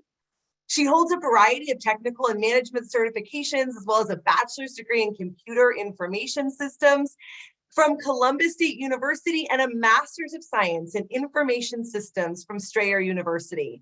She regularly contributes content to security blogs and training companies across the United States, as well as an adjunct professor for UMGC. She also lends her time to various organizations as an award-winning judge and mentor and author. Mari, we're so excited to have you. Good morning. Hello and welcome. I'm really excited to be here. I popped in on that last session and I was just like, oh, wow. Okay, this is really good. I need to rewatch this later. Absolutely. Well, you are in this amazing space, and how did you get into cybersecurity? And I know we're going to talk about being fearless and speaking your mind. Do you find it difficult being female in this industry? Talk to us about that. Yes. So I've been in cybersecurity and technology since probably the end of 2009 when I got my first government job. And I was the only female. I was the only Black female on my team, and I was new. And so I was just like, oh my gosh. And at that point, I didn't speak up enough. I didn't speak my mind. I was super scared. I was nervous. I was like, I really like this job. I really need this job. So let me just keep quiet. And I bounced around through a bunch of different government agencies on the East Coast, then moved out here to Las Vegas. And so I worked for a casino for a while. And I think when I moved from the government space to the private sector, I think I started to find my voice a little bit more. Um, I started to embrace who I was a little bit more, and I was able to be more authentic when I left that government realm. Um, I still get nervous. I still feel like, shoot, should I say this? Should I not say this? Like, if I say it, am I going to be the stereotypical, oh, she's angry? Um, but my current job, so I run a nonprofit, as mentioned, but I also have a day job as a sales engineer. And so this role that I'm in now has forced me to really, really step into just being me, being fearless, just saying what I need to say, because I deal with customers all day. You know, I'm trying to sell products to people all the time, and still not very many women on the sales side of cybersecurity at this point, but it's improving. And as we continue to bring more women in, it definitely helps with being fearless and being able to speak your mind, because that shows other women, hey, I can do the same thing. Absolutely. Has there been a time when maybe you spoke up and your intuition said, I don't know if I should say this, and then you did it and you were disappointed, or it kind of, you thought, see, it reinforced that thought that maybe I shouldn't have said it? Yes. So there was a time when I worked for Homeland Security at US CERT in the DC area. And, you know, I had this idea. I was like, how do we get our partners to do what we need them to do? And I told my manager, and I was like, hey, I think we need to rethink this whole process. And I was nervous as heck because my manager didn't really like me. Not sure why, but he didn't like me very much. And so when I gave him the idea, he was like, no, I said don't say anything. I got this taken care of. And I was just like, why did I say something? But I felt that I needed to, right? Um, that's going to happen constantly. Like, you're going to think something needs to be said, and then somebody's going to shoot you down. Don't let that stop you from saying what you need to say. There's always somebody that thinks they have a better idea or a better way of doing things. And I do this with my friends too, not just at work, but I still say, hey, this is a better way to do this. Maybe look at this way. Whether or not you deal with it or take it or whatever is on you. But at least I was able to share that information and get you the knowledge that you needed to make a decision on whatever it is you're making a decision on. Yeah, I love that. At the end of the day, even if it didn't turn out how you thought, you knew, you know what? I did my best. I showed up today. Exactly. How would you say you build courage? That's a hard question. I meditate. So I try to meditate daily. Um, I practice what I'm gonna say with other people. Some people think that's kind of a weird thing to do, but like, if I know that I'm going in front of someone that's important, that, you know, I have to relay a message to, I'll find an ally or a friend to say, hey, can we bounce some ideas off of each other so that I can prepare and be ready for that conversation? Um, that helps. And then as I've gotten older, I'm only 25, quote unquote. Me too, me too. Right. As I've gotten older, I usually use that negative energy to help fuel my courage and my drive and my confidence a lot of times, because a lot of folks believe, they're like, oh, she's got red hair or she has nails or tattoos, she probably can't be smart, she probably doesn't have any clue of what she's doing. And so I use that energy to help fuel that courage as well. That Yeah. it sounds like a lot of emotional intelligence, mindfulness, and building it as a skill. And I also hear it in when you said your first answer was meditation. I love that. I've tried to practice that as well. That daily practice, I almost feel like it's like you build that courage a little bit every day. Right. Yeah. And it's definitely a mindset thing. You have to change your mindset from thinking I'm not capable or not good enough to do this to I'm a badass woman in a position where I can make change, and what I have to say is really important. And you have to walk in that. like I said, in the beginning of my career, I didn't. And as I found the nonprofit and started working with the nonprofit and started getting out there and started speaking more and started doing more things in the community, I started to feel more confident, more comfortable, right? Because I know what I'm talking about. People realize that and they're like, oh, maybe I should listen, right? But you have to just put yourself out there and say what you need to say and, find ways to say it that aren't as, if you're a direct person, okay, find ways to soften the blow sometimes. If you're not a direct person, find ways to remove the fluff and have that direct kind of conversation. Because then you can make more impact. Yes, What it's do about you- the impact at the end of the day. Absolutely. Then no matter how it comes out, if you've made that impact, then you're aligned with your values. Right. What do you think right now, currently, in both your day job and then the nonprofit is motivating you? Money. No. Well, that's one of the motivators. Gives us more Cybersecurity is options, lucrative. right? Yeah. Cybersecurity is really lucrative. And one day I'll run the nonprofit full time and focus that there. But my motivation comes from being able to help people, especially especially on the nonprofit side. Um, we help thousands of women a year just build their own confidence. They feel empowered. We help them with leadership roles and public speaking and giving them opportunities that they may not have gotten other places or may not have felt that they could do things like that. And so what keeps me going, what motivates me daily is being able to help and touch one life. And if I can touch more, then cool.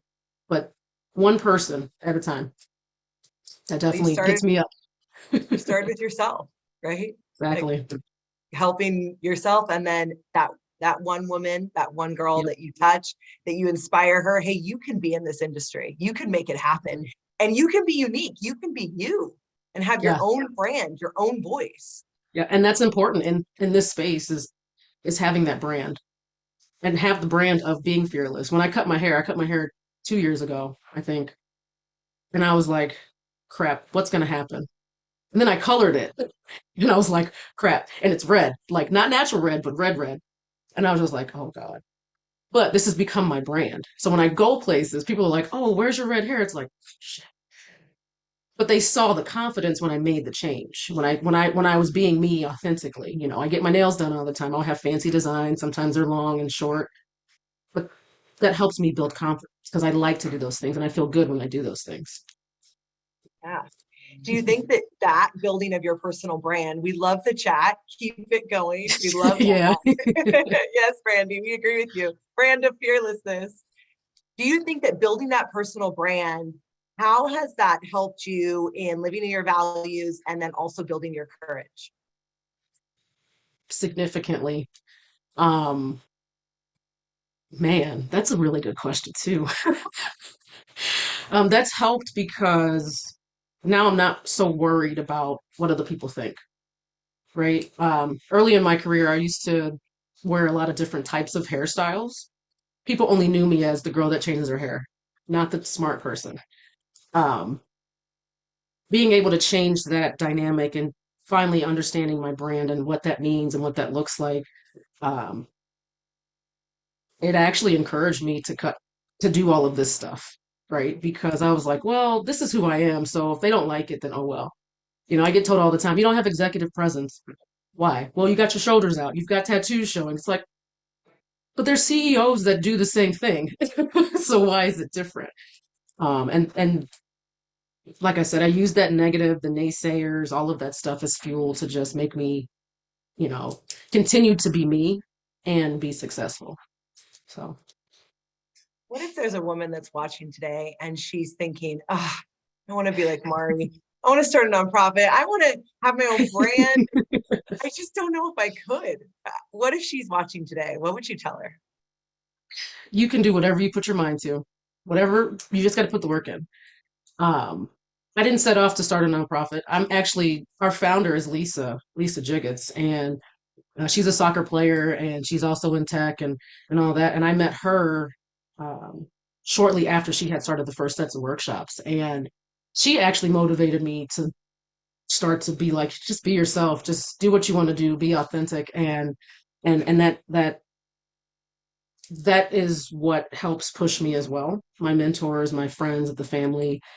But I tell her, just do it, right? There's going to be folks that are going to say you can't. There's going to be folks that say you're not this or that or whatever it is. But who cares, right? Who cares what they say? Unless they're saying something that's factual, doesn't matter. If you want to start a nonprofit, come talk to me first. I'll give you all the ins and outs.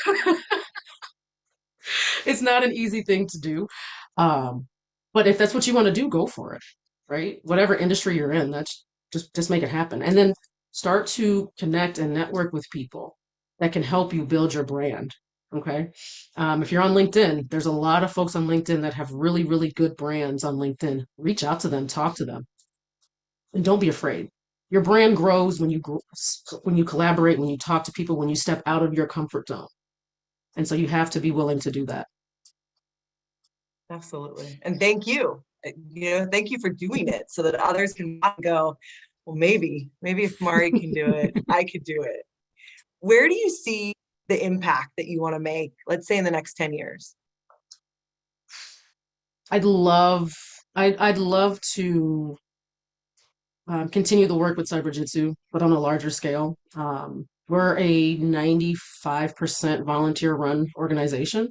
I think my assistant probably gets paid more than I do for it. So I'd love to expand Cyberjitsu into a major conglomerate type of organization that can bring in resources from different industries, different groups of people to help the members, not just with cybersecurity, but with, self-care, with medical, with the branding part of it, with all of these different things to give you that holistic look into your life. The lady before, Rachel, she was talking about doing things that help uplift you and, help you with not drinking so much and making sure you eat and you exercise and all of those things. I want to be able to bring those kind of resources into the organization because cybersecurity will burn you out because I've been burnt out a few times.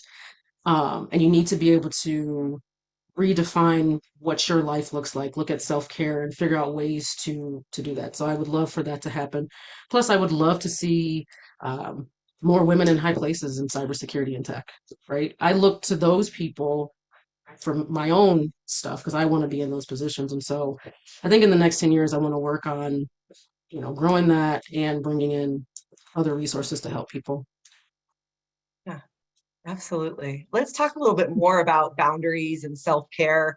So you have a day job, you run a nonprofit, then you also do LinkedIn Learning and probably 10 other things we don't know about. Yeah. How do you do it all? How do you do it all? I don't. And I've stopped trying to. So I have this little notepad thing here. I've gone through about 7 or 8 different types of make it happen lists. I take breaks when I need to. If I'm feeling overwhelmed or overworked, then I'm not working anymore for the rest of the day. I'll take the time to go do something that I want to do, like read or, hang out with friends or learn a new tool, a new craft or whatever it is. But I can't do it all, and I understand that, right? I burn myself out trying to do every single thing. And so I time block. That helps. And if it's not important, if it's not on the super important part of my list, it waits until the next day. That's pretty much how that works. And I drink wine, so yeah, I'm a wine connoisseur, so that helps as well. I love it. Absolutely. And the Lego stuff, that's another way for me to relax, get my mind back straight, and then jump back into whatever I need to jump into. I love that. Deregulation of the nervous system, wine, Legos, maybe an occasional dance party. There you go. Right, exactly. I love it. Oh, well, several people in the chat are commenting. They're just excited to hear from you and talk with you. And what about that confidence piece? We talked about personal branding. We talked about how do you build courage. We talked about, being a woman in this space and when do you speak up? How do you feel about confidence? Are there times you walk in a room and you feel like an imposter still, even with the amount of success you have? Yes, all the time. but I think that's just me and my nature anyway. Growing up, I didn't always, whenever I would do something, I'd be like, dang, am I gonna get in trouble? Is this gonna work out in my favor? So I still walk in nervous, but I feel like if you're not nervous when you're going into something, then you didn't prepare enough.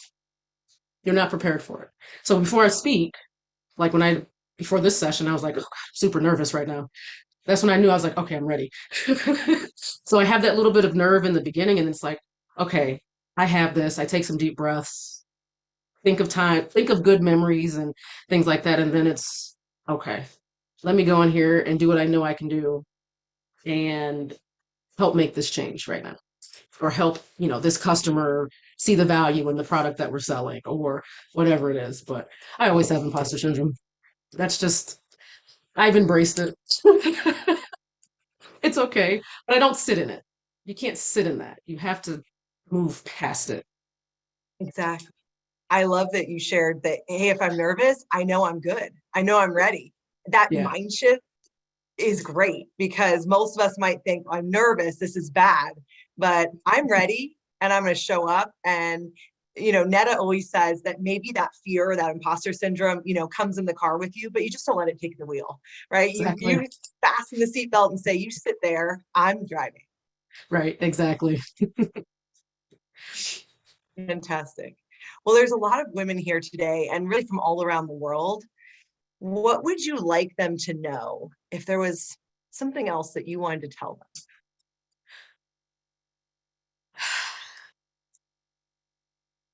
Don't be afraid, right? You're getting the nuggets of information you need right now today from all of these awesome ladies that are speaking. Um, Take this knowledge, use it in whatever industry you're in, whatever type of job that you do. Do not let somebody tell you you can't do what you want to do. Because you will have that. And no matter where you're at, you'll have your family, you'll have your spouse, your kids may say something like that. Um, but don't let that stop you from being the greatest version of you. Yeah. Because at the end of the day, it's you or no one. Because if you're not the greatest version of you, you can't be for anybody else. And regardless of what you're going through, issues, life, work, whatever, you have to be the greatest version of you to help those around you. Yeah. Absolutely. That's right. You have to rise up for you. Rise up for you. Exactly. I love that. Well, what is something that maybe we don't know about you because that we would like to find out? Well, I like Legos, so as you can see, um, I like puzzles. I like challenges, and especially like puzzles and challenges that are really, really big. I have a 9,000 square or 9,000 piece puzzle in a box over here that I'm going to finish at some point in my life. Um, the biggest Lego set I have is the Eiffel Tower. It's 10,000 pieces. Um, but all of that, I also love to travel. So I'm traveling soon. I like to be on planes. I don't know what it is about a plane. I just feel like I get on there, I go right to sleep, and then I'm done. So those are two things you guys probably didn't know. Where are you traveling? I am going to Grand Cayman in 2 weeks. Yes, to speak at a conference there. Yeah. What do you find in all of your work, working with people around the world, whether it's virtual or in person? What do you find surprising about people? Very little surprises me these days, especially coming off of COVID.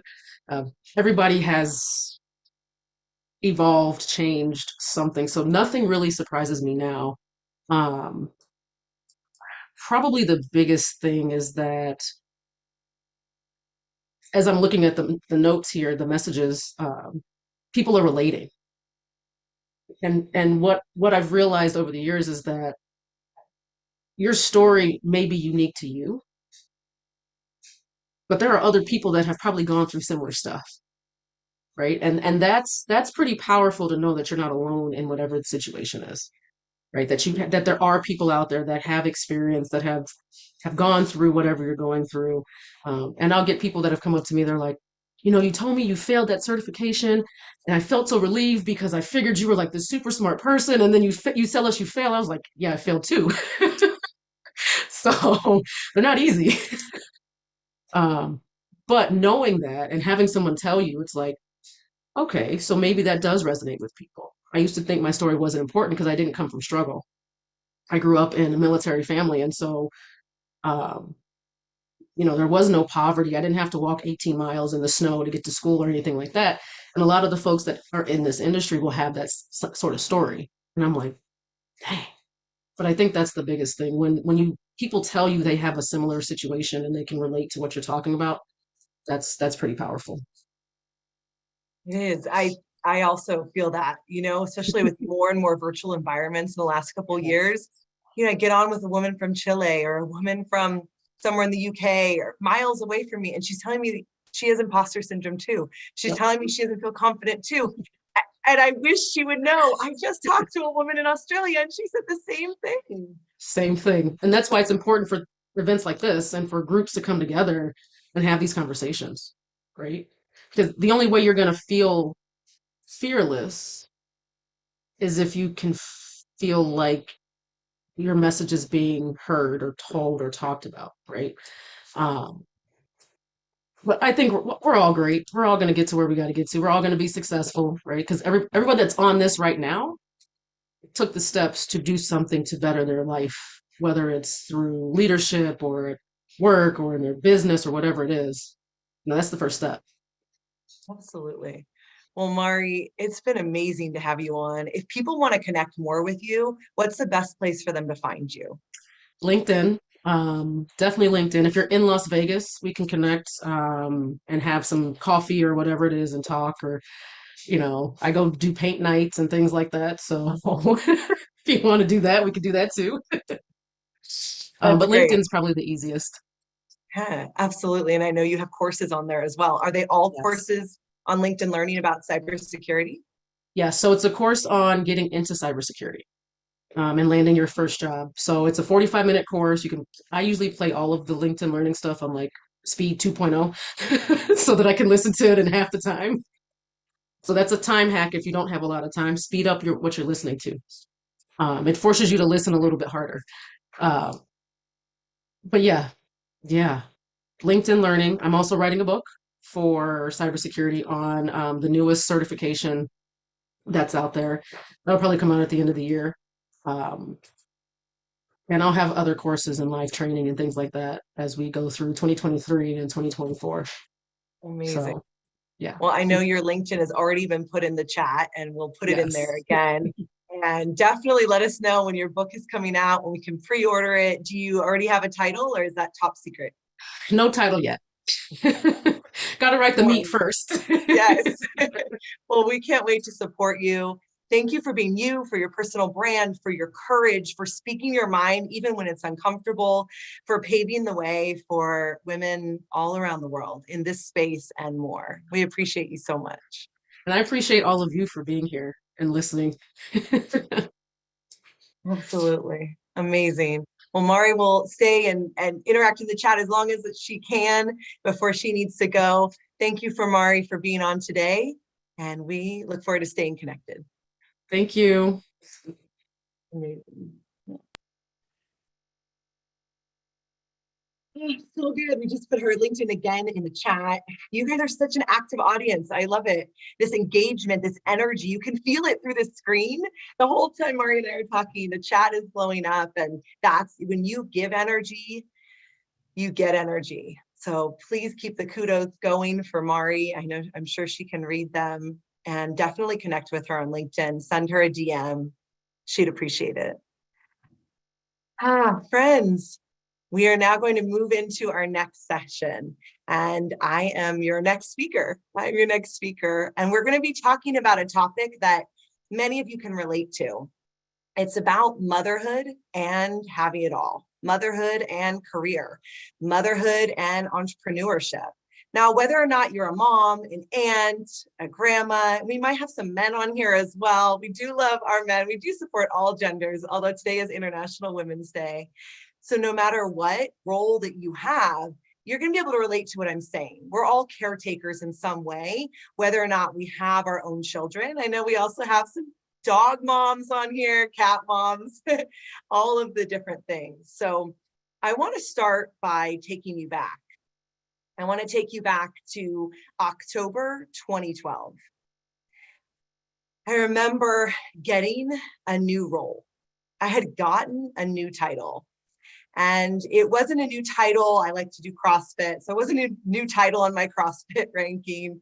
It wasn't a new title at work. It wasn't a pay raise. It wasn't any type of number on a scale. It was the new title of becoming a mom. October 2012. And I remember I had given birth to our little girl, Bridget. And I remember being in the hospital, and she was laying all swaddled up next to us in the bassinet.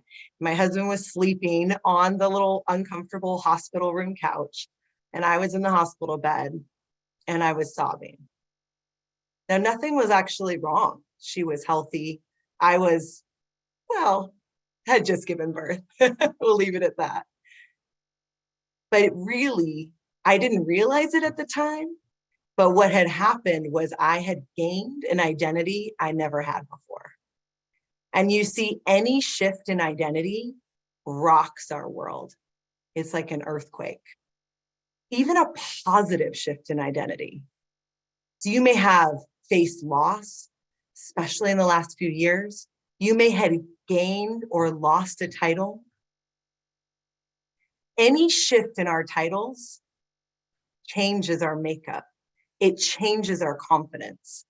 And at the time, I wish I maybe knew that so I could give myself a little hug and let myself know it's going to work out. I'm going to give you 3 main takeaways that I've gotten inside of being a mom for the last 10 and a half years, and also building a successful business, becoming the vice president here at Rise Up For You, and all of the different things. So whatever it looks like to you that you're trying to juggle, and I love how Mari said, and when I asked her, how do you do it all? She said, I don't. And that is what I would say is definitely one of my first biggest takeaways. In order to have it all, whatever that looks like to you, there's no way we can actually do it all. And that is not really the goal anyway.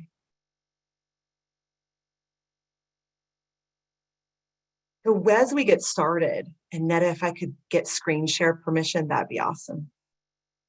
As we venture in our journey here, and I give you my 3 takeaways, I want us all to take a deep breath together, because that's definitely, I would say, one of the biggest things that I've learned is that we can figure it all out. Everything is possible and figure outable. Everything is figure outable. To have it all, you don't have to do it all. So the first thing inside of that I want to talk about is I would like to talk about invisible work. And Netta or Sam, our wizards in the back. Awesome. Thank you so much. I want to talk about this idea of motherhood and invisible work. So there's me in the hospital. I now have 2 little kiddos, but at the time I just had 1. And there's a picture of me when I was pregnant and I was wearing one of my work outfits. Inside of building our brands and building motherhood and just building ourselves in general, it's interesting because we have this idea in our society and across the globe, as I talked to you with Mari, we literally interact with people all over and they have the same messages. When we become a new caretaker, a new parent, there is so much invisible work that happens. And you may be able to relate to this. And for a while, I didn't understand what that even looked like. But you know what that is. It's all the diapers you're changing. It's all the breastfeeding you're doing. It's all of the things that you're doing. That work is invisible. And I didn't understand at the time. See, I'm somebody who likes to get a lot done. I like to be a doer. I really pride myself on being able to fold the laundry, search my Instagram, watch TV. Anybody else? Doing 10 different things at once. At the time when I had my first child, Bridget, I definitely didn't feel enough. No matter how many mom tasks I did, no matter how much I achieved at work, I never felt good enough. And that's something I know Netta's talking to you with the 5 C's throughout this conference. I didn't realize that who I was my superpowers. That who I was my macro confidences. Inside of all of the work that we do, some of it you can't measure. And yet, no matter how much work I did as a mom and how much work I achieved in my business, it was never enough. And it wasn't really until I started working with Netta at Rise Up For You that I realized that she helped me see, I am basing my worth and who I am based on my micro confidences, my titles and my skills. But who I am is really those superpowers that have nothing to do with what I do. And those superpowers, we have had them since we were a little kid. We have had them since we were born. And that makes all the difference in remembering them. So I want you to put in the chat for a minute, what are your superpowers? What are the things that give you joy? What are the things that light you up? That's what I want you to talk about for a minute. So let's type that in the chat. What are the things that really bring you excitement? And what are things, remember, they can't have to do with a skill or a title, because my friends, skills and titles, they can come and go. So for example, I'm not good at cooking. I'm not good at jump rope. You would think, why do you care? But if you're in the CrossFit world, they really like their double unders, and I'm just terrible at that. Yeah, that doesn't matter though, right? I'm also, as I shared, not great at cooking. Who cares? Because that is a micro confidence. That is a title or a skill. And that's not who you are. So D says, oh, I'm eternal optimist. I love mentoring people. Yes. When you have macro confidences, which we all have them, it's just we don't focus on them enough. Your superpower is empowering women, Mary. Yes. You're compassionate. See, the resilience and the compassion and connecting with people, those don't go away even when your title changes. I love this in the chat. To do it all, to have it all, we don't have to do it all. So next, I want you to actually put in the chat, what does having it all look like to you? We have this idea that I can't really be a mom and also work and also be successful. We can, but we have to get clear on what is it that we're looking for? What is it that actually matters to us? Now, here's my kiddos. They're now 8 and 10 years old.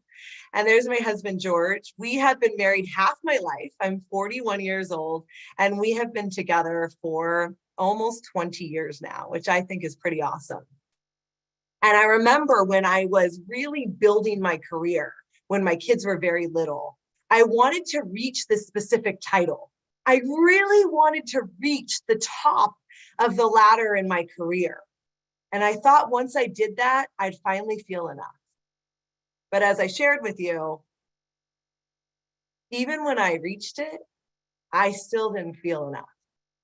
And I kind of thought the rug had been pulled out from underneath me. I thought, what the world?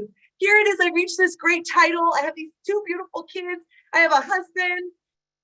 I mean, I have like what we say is the dream. But inside, I didn't feel enough. And that's when I realized, oh, it's never going to be enough until I realize I'm enough. And that has nothing to do with our titles or our skills. My second tip is capacity building, is everything is figure outable, which is also the title of a great book. I'm more than capable and everything works out. So even if you're in an office right now, I want you to say that. Let's say that out loud together. I am more than capable and everything works out. This is a mindset. This is a mentality that I have. I asked my friend Melissa yesterday, Melissa, I'm giving this talk tomorrow about motherhood and career. What should I talk about? And she said, Lauren, you always figure it out. No matter if I have a conflict between maybe a birthday that is coming up for my kiddos and a work event. No matter when I was literally on my way to our team retreat in Vegas and my nanny, who was going to take care of the kids, got sick and called out. I thought, well, I want to be at this work event. Obviously, someone has to take care of the children. How am I going to figure it out? What is it that I'm going to do? Instead of going into the mode of, oh, see, I'm a bad mom and I knew I shouldn't leave, and down this rabbit hole that we can get into, I thought I'm going to figure it out. And I'll talk about my tribe a little bit later on today, but I have a huge tribe of people around me. And I think that's a superpower of mine. I've curated it, and you can take a look as well. What is your tribe? Who are the people around you? Not just are they negative and positive, but also who are the people that are cheering you on? Do you have people in your corner? And this can look like paid support and paid people that you delegate to, family, but also I have some of the best, most amazing friends that I can work with and that can support me when things happen. That's really viable to having it all, whatever that looks like to you. So when something happens or comes up, I think I have an abundance of possibility versus I have all these conflicts. So I'll give you an example of this. Last year was my daughter's 10th birthday, October 5th. And I also knew that Ned and I had an important event in Chicago that we would be flying to on October 5th. Now, I know that my daughter is an amazing child and birthdays are really important to her. So remember my motto, everything is figure outable. I am more than capable and everything works out. So I figured out how to have a great birthday party for her, make her feel special. The morning of her birthday, have you ever done this? This is so fun if you haven't done it. I put the trash bags up on her door. You hide balloons inside the trash bag. So when she opens her door, all these balloons and all this love just flows out onto her floor. So I made sure that we did that. And I made sure that the evening of her birthday, when I was flying to Chicago, that there would be people around her, like my husband, her babysitter who loves her, grandma and grandpa, that would surround her with love and that she would feel important. And internally, I wouldn't make it a conflict. So many of us, so much of society has this pressure that it should be all a conflict, that you're a bad mom if you do this, and you're a bad mom if you do that. And yet you're also a bad executive, and it's like, enough with the badness, my friends. Everything works out. And that's the next thing we're going to talk about is what are our values? You see, if we're aligned with our values, then I know I want to make an impact. I want to connect with people. I want to make money, like Mari said. And not but. See, but builds a bridge and builds a connection. And I want to have my kids feel loved, and I want to be a great wife, and I want to take care of myself and go to hot yoga and drink my Nespresso and have capacity for myself. As Netta was sharing right before Mari and I got on about your time, if you were surprised about how much time we do have, if there's a way that you can carve out more time for you, we're going to talk about mom guilt in a minute. If there's a way that you can carve out that time, it will make such a difference because then you have more capacity. See, then I am building myself so I can show up and be present. And I have capacity to get off my phone, to stop working at night. I'm so blessed that I work for this company here at Rise Up For You that has a huge emphasis on having great boundaries, on not working in the evenings and taking off on the weekends so that I can be present, so that I'm not in constant conflict. Not all of you work in environments like that, but you can create it in your own internal world, knowing where are my values so that I can stay in alignment. Here is a couple of ideas for you. Scheduling my workouts, having it be non-negotiable, building my tribe. Here's a picture with Netta and our team member, Tammy. Of course, we're in our bright colors. And we're building connections and impact because that's one of my values. And I'm also carving out time to work out have a date night, sleep, very key, and be present with the kids. All of those can coexist if I plan it. When my calendar reflects my core values, everybody wins. Oftentimes, if I know the mindset, I can figure it out. Even when it's hard, I figure it out. When my calendar reflects my core values, everybody wins.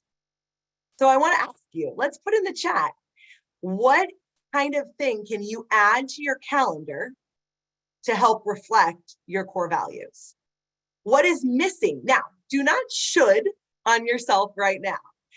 If you haven't made time to work out, or you haven't made time for that date night, or you haven't made time for whatever it is you're looking for, that's okay. The best time to start besides yesterday is right now. The best time to start is today. So what is one thing that you can add to your calendar that's a non-negotiable so that you win? Let's talk about mom guilt. My friends, we literally in our Western society, and no matter what country you're in, you can probably relate that we made this up. A great mentor of mine told me that she was on a nonprofit trip to a third world country. And there she was talking with some amazing moms that literally were so privileged to do a little bit of work so that they could have enough money to feed their family or buy their kids shoes. And when she talked with them about mom guilt, they looked at her in disgust. They said, how can you feel guilty about being able to provide for your family in whatever fashion you choose when it's a privilege that you have the freedom, that you have the time, that you have the capacity, especially as a woman? In our society, though, mom guilt not only feels real, it feels like this burden on our shoulders. And that's why our tribe really matters.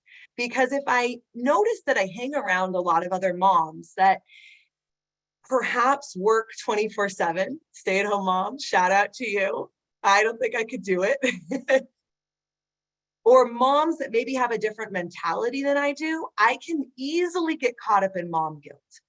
But when I hang around with other curated, amazing individuals that perhaps also didn't get the calendar invite, that back to school night is next week, and we already have a meeting that night for work, they're also trying to figure it out together. When I'm able to laugh with other moms that also forgot that it was pajama day and we sent our kids in regular clothes, we're able to laugh. It's not that serious. But if my tribe around me takes everything really seriously, that contributes to me feeling just guilty when I forgot, to send the water bottle, etc. I know these things seem weird. If you do not have a child in elementary school, you might not be able to relate that these things happen. Are you with me? I mean, there's 100 different things I'm supposed to keep track of, from picture day to the field trip permission slip. And I try and do my best. I think I do pretty awesome. But in the moments when the ish hits the fan, that's when I have to work on my stress management. That's when I have to literally have a dance party. I will tell my device in the kitchen to put on a Spotify playlist and put on some dance music because mom is a little stressed out. And I think that's great. I think that's using my emotional intelligence and showing up in a way that people can relate to. Interesting, no lie, literally today, a couple hours in between our student leadership conference that Netta said I was at and getting on live with you today, my sister called and she said, do you know what her son and my son were talking about on their iPads? They can chat with each other, okay? And she found out that our two children had been lying to us about getting online when we said they couldn't. Now, before you judge me about having restrictions or an iPad, etc., that's all good. It's all good. I remember, I'll continue my story in a minute, but I remember when my daughter was a baby and I was in a restaurant and this family had their maybe 1-2 year old in a high chair on an iPad. And I remember judging them. And I remember thinking, I will never let my child have an iPad, let alone in a restaurant. Well, fast forward to when my daughter was about 18 months at a restaurant. If you've ever taken a toddler to a restaurant, I remember thinking, I will give you 4 iPads. Just please sit there for 1 minute and don't run around so I have to chase you so I can eat. Oh, the perspective. So back to my story about literally today. I had to ask myself, oh my gosh, I'm about to get online with 3,000 women and talk to them about how they can have it all and how I'm a good mom. And my little 8-year-old literally lied to me about the restrictions we set up on his iPad. And then I thought, Lauren, you never said you had to be perfect. You never said that you needed to make sure that everything was exactly perfect. That's not the point. And in fact, I bet if you tell these women the reality and you be transparent, they will remember everything is figure outable. We do not need to have mom guilt.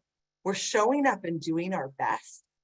And tomorrow and today, we can make a new choice.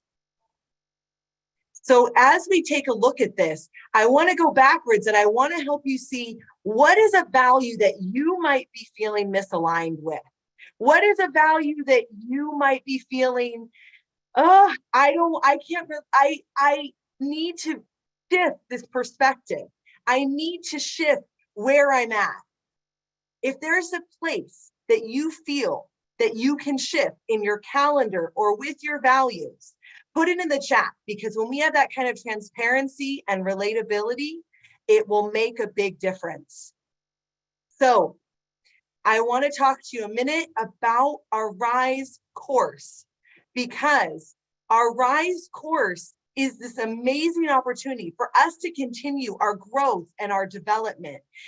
It is an amazing 3-month journey that you can feel I can be part of. You can go to our link, and Sam is also putting in the chat.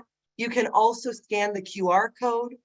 I would love to connect with you and have you be part of our Rise Up For You Women's Leadership course. As you know, the amazing part is that 50% of our profits go to our chosen charity, the Female Lead, that we're so honored to partner with. And you will be able to grow and develop in your own leadership capacity. I am going to be opening it up for questions before we move on to our next speaker. So if you do have questions, you can put it in the Q&A or you can put it in the chat.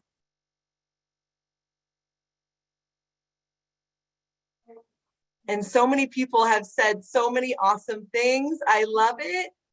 Looking for your questions.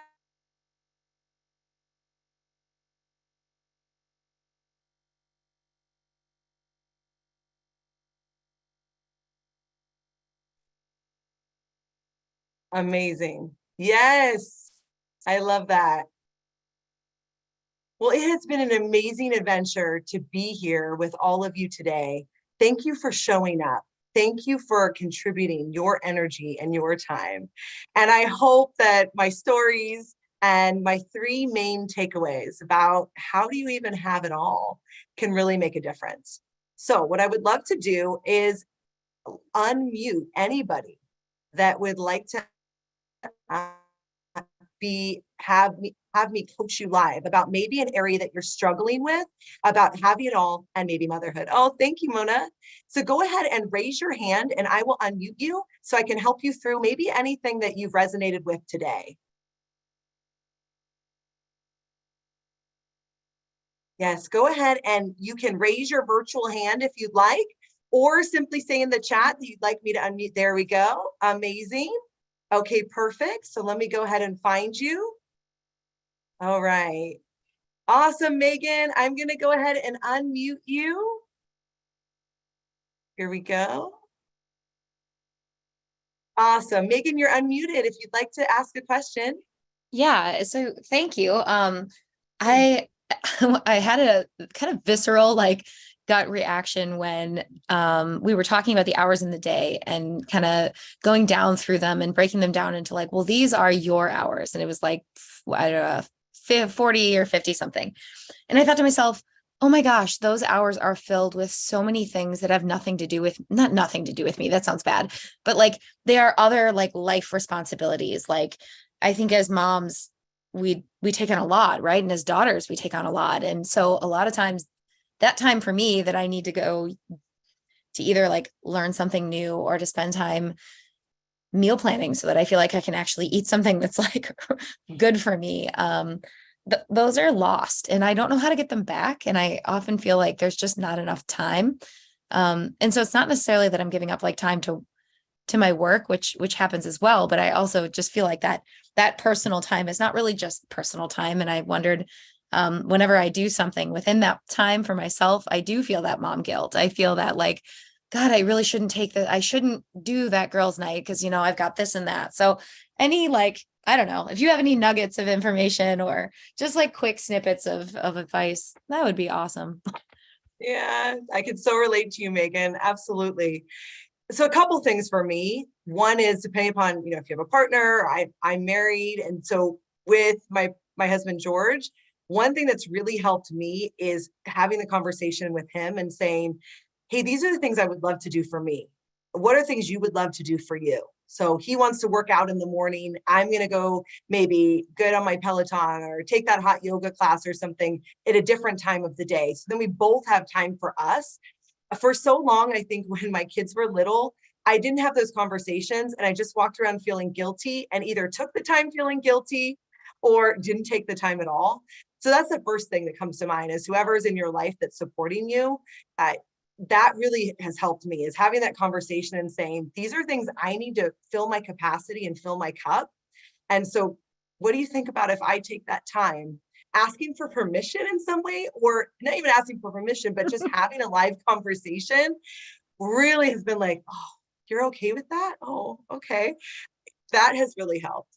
The second thing is figuring out strategies to maybe alleviate some things that I don't enjoy doing. So like you said, maybe meal prepping. So like I buy meal preps because I already told you I'm a bad cook and it doesn't bring me any joy. So I'm going to go ahead and buy those meal preps. So then it saves me that time. My kids are a little older. So I love, instead of that word balance, I love incorporating them. So I'll say, hey, we need to make lunches for the whole week. But instead of feeling like, great, another thing to do, why don't we do it together? And maybe, you know, I'll give you a sticker on your chore chart or something. So I love to be creative. So if you come from the mindset, Megan, of, okay, everything I can figure out, I have the capacity, I just don't know how to do it. I don't know how to switch things around, but maybe sit in the inquiry of what would it look like if I did it? Where could I gain some support? Where could I structure things? Does that help? Yeah, I love that. Thank you. You could do it. It just takes an inquiry of curiosity. And right now, which I completely understand, you're in this inquiry of, I'm just so overwhelmed. I just can't see straight. A dance party, then a creative expression, and then a conversation with whoever's in your life that's supporting you.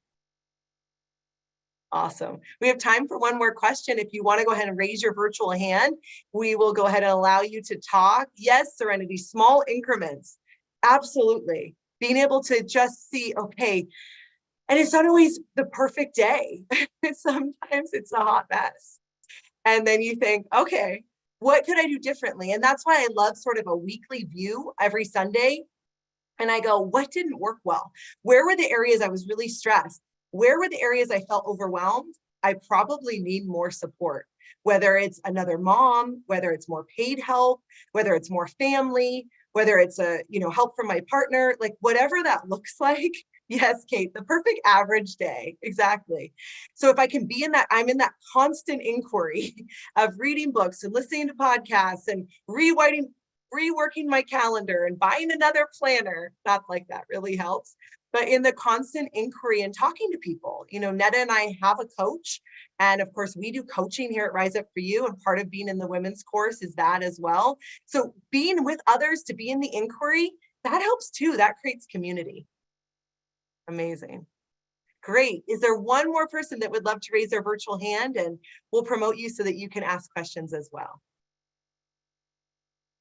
Okay. Fantastic. Well, thank you so much for being on for this section. And now I'm going to reintroduce Netta and our guest, Parul Sharma, who is going to talk with you a little bit more about this journey into becoming the best versions of ourselves. So continue the inquiry in the chat and your engagement, because we love it.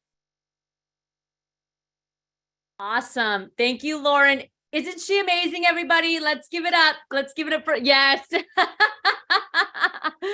Thank you, Lauren, so much. Amazing. And I'm happy to have Lauren on the team. Okay, we are almost done, my friends. We are going into the last 30 minutes of the event, but you don't want to leave yet because I still have 2 more C's to give you, okay? So I want to introduce with you the 4th C, okay? And then I'm going to bring on Parul, our final panelist and guest fireside chat speaker. She's the senior director at LexisNexis, which some of you might be familiar with. But before we jump into Parul, let's go over the C's that we have so far. Okay, remember, these are the 5 C's to building the success that you want. So the first one, and you can type it in the chat with me, okay? Yes, Rosie, 1 step ahead. Okay, I love it. Crush your limiting beliefs so that you can build confidence. Okay, crush your limiting beliefs so that you can build confidence. What is the second C? Clarify. Thank you, Catherine. Clarify what you want, right? Before you take action, you have to have clarity on where you're going. Our third C, and Lauren touched upon it. Yes, thank you, Pamela. Thank you. Yes, is to create a system for life for you so that you can actually take this content, so you can take all this information and have time to use it, okay? Make a calendar for yourself, just like you do for when you go to work, just like you do for your kids, like Lauren was talking about. Remember what I said earlier in the summit, rise up for you. If you really want to give to your family, to your work, to whatever it is, you have to be the best version of you to make that happen. Okay, and now we're going to go into our 4th C. Our 4th C is really, really important. Choosing your counsel. Choosing your counsel. Come on in, Parul, get situated. We're gonna bring you on stage here in just a second. Choosing your counsel. You are the average of the 5 people you spend the most time with. I want you to hear that again. You are the average of the 5 people you spend the most time with, okay? If you don't have the right people around you, it can be difficult to move forward in your success. Remember what I mentioned earlier when I was doing live coaching, is that energy impacts you. And every single person that's in your life carries a certain type of energy. And if you want to be able to move forward, if you want to be able to have success in your life, if you want to be able to have confidence, you need to have people that are in your tribe and that are in your circle that are going to bring that to the table with you, that are like-minded, that don't tear you down, but that lift you up, that are able to give you positive feedback in a way that you can hear and receive, that are like-minded, that can understand what you're going through and that want to see you succeed and that want to be your #1 cheerleader. Now, I just want you to think about it, okay? Sometimes, and this is a hard pill to swallow, sometimes the people that we're the closest to in our life, our family members, our loved ones, they're the ones that are pulling you down, right? Those are the people that you spend the most time with, and they're the ones that are pulling you down, that impact your energy and ability to move forward. So I'm going to share with you how to build your own personal counsel. I'm going to share with you 5 different types of people that you need in your life so that you can achieve what you want personally and professionally. The first person that you need on your counsel is a cheerleader. This person, they don't tear you down, okay? All they do is lift you up. They are your cheerleader. So my cheerleader is my cousin Rima. Okay. So when I'm having, a struggles day, or when I'm having a day when I have a lot of negative thoughts, I call my cousin Rima, and all she does is cheer me on. All she does is tell me how amazing I am, and that I'm enough, and that I built this business, and blah, blah, blah, blah. And she doesn't tear me down. She doesn't give me feedback, nothing. All she does is cheer me on. Okay. So your first member of your council, we need to find your cheerleader. The second part of your counsel is your mentor or your teacher. This is somebody who's walked a similar path than you, and they're where you want to be. So they've already done what you want to do. Okay. So for example, I run a business. I'm a business owner and I'm so grateful for it. And we are in over 50 countries.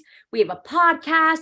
We have people from around the world that are in our programming. We work with Google all the way down to local nonprofits. Okay.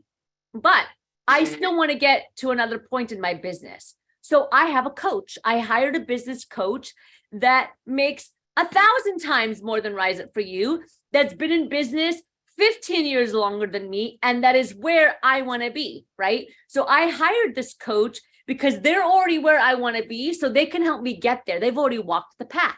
They can teach me how to get to that next step. That's your mentor.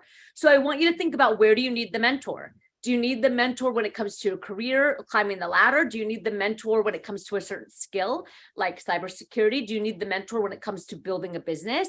Where do you need that mentorship? Person number 3 that you need on your, this is my favorite one, that you need on your council, okay? This is your constructive trustee. This is the person that puts you in check and keeps you accountable when you're not showing up as your best. But they do it in a way that feels good for you, meaning they don't cut you down, right? Because how many of us have received feedback from people before and we can't hear it because the way that they deliver it to us, it just doesn't work for us, right? It makes us feel bad. It hurts our feelings. They say it in a way that's too harsh and we just can't hear. How many of us have been there where we get this feedback and we think, I can't receive it because the way you're giving it to me, it doesn't feel good, right? Just type in the chat if you've experienced that. Yep, right? I see the hands going up. So what we want is a constructive trustee that supports you, that wants you to succeed and be your best. And they understand how to deliver that information to you when you're not showing up as the best you can be. So for example, I have a constructive trustee. And sometimes when I write an email to maybe a client or somebody and it's a little bit harsh, I feel like I'm like, maybe this is tough. I'll send it to my constructive trustee before I send the email out. And my constructive trustee will call me and they will say, do not press send. Do not press send. And they will keep me in check and they'll tell me why and they'll give me feedback. And I say, thank you so much. And then I don't send that email. Okay. So constructive trustee is number 3. The 4th person that you need on your council is your connector. This is someone that just keeps you top of mind. And so they make connections for you. Okay. Let's say you're looking for a job. The connector is the one that's like, oh, I just saw that they're hiring here. Let me connect you. Let's say you're looking for a partner in life. You know, you're looking to get married or so, go on a date. The connector is the one that's like, ooh, I have somebody for you. I'm going to make the connection. Okay. So they're constantly keeping you top of mind to make a connection where it's needed for you. Okay.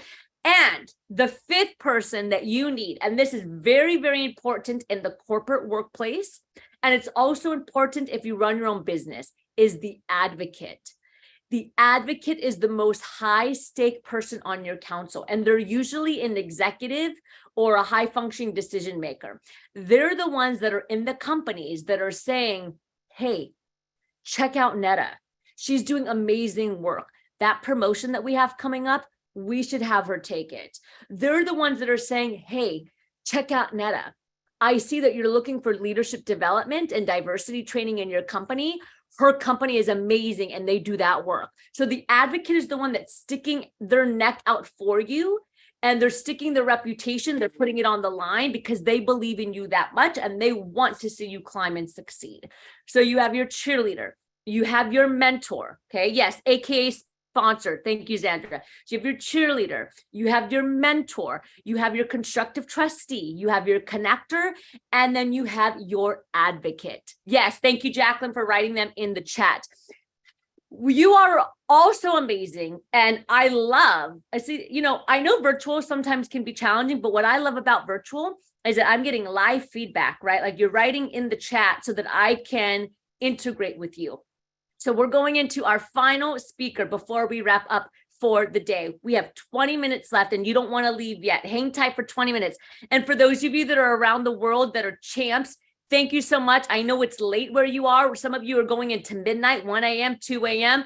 Put in the chat if you're going into like midnight and it's really late where you are. That's fantastic. Okay, our next speaker. Okay, and then I'm going to give you the 5th C after our next speaker. Yep, we didn't get there yet. Our next speaker I'm proud to say is also a client of ours, okay, and is fantastic. Parul has designed and organized interactive workshops on strengths finders, workplace flexibility, how women rise, self-promotion, self-care, and building social capital to help grow and develop her team. As an established speaker that especially enjoys speaking about fraud trends in e-commerce and women in technology, she's been a speaker at MRC, CNP, eTail West, and Digital Identity Summit. Parul believes in growth mindset. Remember, that was one of the pillars of confidence, and is constantly learning and growing both personally and professionally. She is a senior director for LexisNexis Risk Solutions, which many of you probably have heard of. Parul, let's bring you on stage. Yes. Thank you, Nada. Thank you. Hey, my apologies if the environment, the background is not cool. So I am at a conference. You don't care? So, yes. Parul is making, like, just so everyone knows, Parul is making this. She's doing double speaking, right? So she just got off stage and now she's jumping into our room. So we're just grateful that you can make it work, and we're happy to have you here. And I'm grateful to be here, Nada. So I just want everyone to know my name is Parul Sharma. And as Nada said, I've been a client for a while now. So the color that you see, it matches you. But this is one of the things that I learned from Nada. Color speaks a lot. So I've stopped wearing blacks. It's pink, yellow, purple. So just letting you know, that's why I'm wearing a yellow. And I'm, hey, Tracy. So yeah, so I'm so happy to be here. And for some reason, I'm looking at the chat, which I shouldn't be. So now let's get started. Hey, so Parul, we're gonna end today talking about like how to communicate effectively, right? And how to make sure. I always say how to be seen, how to be heard, how to be relevant. Why did you want to talk about this topic? Because I know when you and I talked earlier about effective communication, and you were like, I want that topic. Why did it resonate with you so much? That is an excellent question. And thank you for asking that question. So the reason why I picked that topic is because, let me share a little bit about my journey. So I've received about 4 promotions in last 5 years. And I'm talking about big organizations where, visibility is always a challenge. You might not be on the right project. So just by the nature of a big organization, it is hard. And some people say, you're lucky. But here's what I'll tell you about luck. Luck is where preparedness meets opportunity. So yes, I do not control the opportunity, but what I control is being prepared. So when I got my first promotion about 5.5 years back, that was mostly because of my hard work. For all the corporate women out there, when you are an individual contributor and if you are an A player, the chances are you will get visibility. The chances are that you will get a promotion. But as you grow up or as you go up in the chain, it's a pyramid. It's no longer a ladder. What that means is there are fewer people, but all those people are competing for that one job. So the competition is high, which means after you've received your first promotion and when you're trying to grow into an executive, it's a hard journey. And success, I don't think, comes by an accident. It is not accidental. So what you're doing is you have to prepare for it. You have to be ready. And in my journey of 5.5 years, I've had coaches, I've had mentors, I've had sponsors. So I don't know what your 5th C is, Nada, but I've had those 4 Cs. And all I'm saying is we need those 4 Cs. And the reason why I picked this topic is because I just wanted to share what I learned in the process, the excerpts of things that were shared to me and that transformed my life. So this is why this topic is so, so close to me. 100%. And so again, when I picked speakers for this conference, I was very strategic on making sure that I brought in diverse speakers that can all touch on a different, part of corporate space, entrepreneurship, etc. And just hearing you, which I think is very empowering for everyone watching, just hearing you say that you got promoted 4 times, okay, in a company that is big, we're talking big corp, okay, that you got promoted 4 times can show that like this can be done, right? It can be done. So what I want to ask you is, what do you think are the 2 most important things we need to evaluate in order to climb and get to where we need to be? So the most important things I believe are, the goalpost and the values. And the reason why it is important is you can do all the hard work, but if you don't know where you are going, just as you sit in a car, If you don't know where you are going, what exactly are you going to do? Yes, sometimes I do car rides for fun, but remember that's for fun and it has a completely different objective. So unless you have a goalpost, it is difficult for you to plan. So it's important for us to understand what our goals are, and I'll talk about it in details. So the goal and the values. The reason why I say value is also one of the two important things is because that's like our moral compass. That's our North Star. And there will be so many times when you'll have internal conflict. That's when your values will keep you truthful.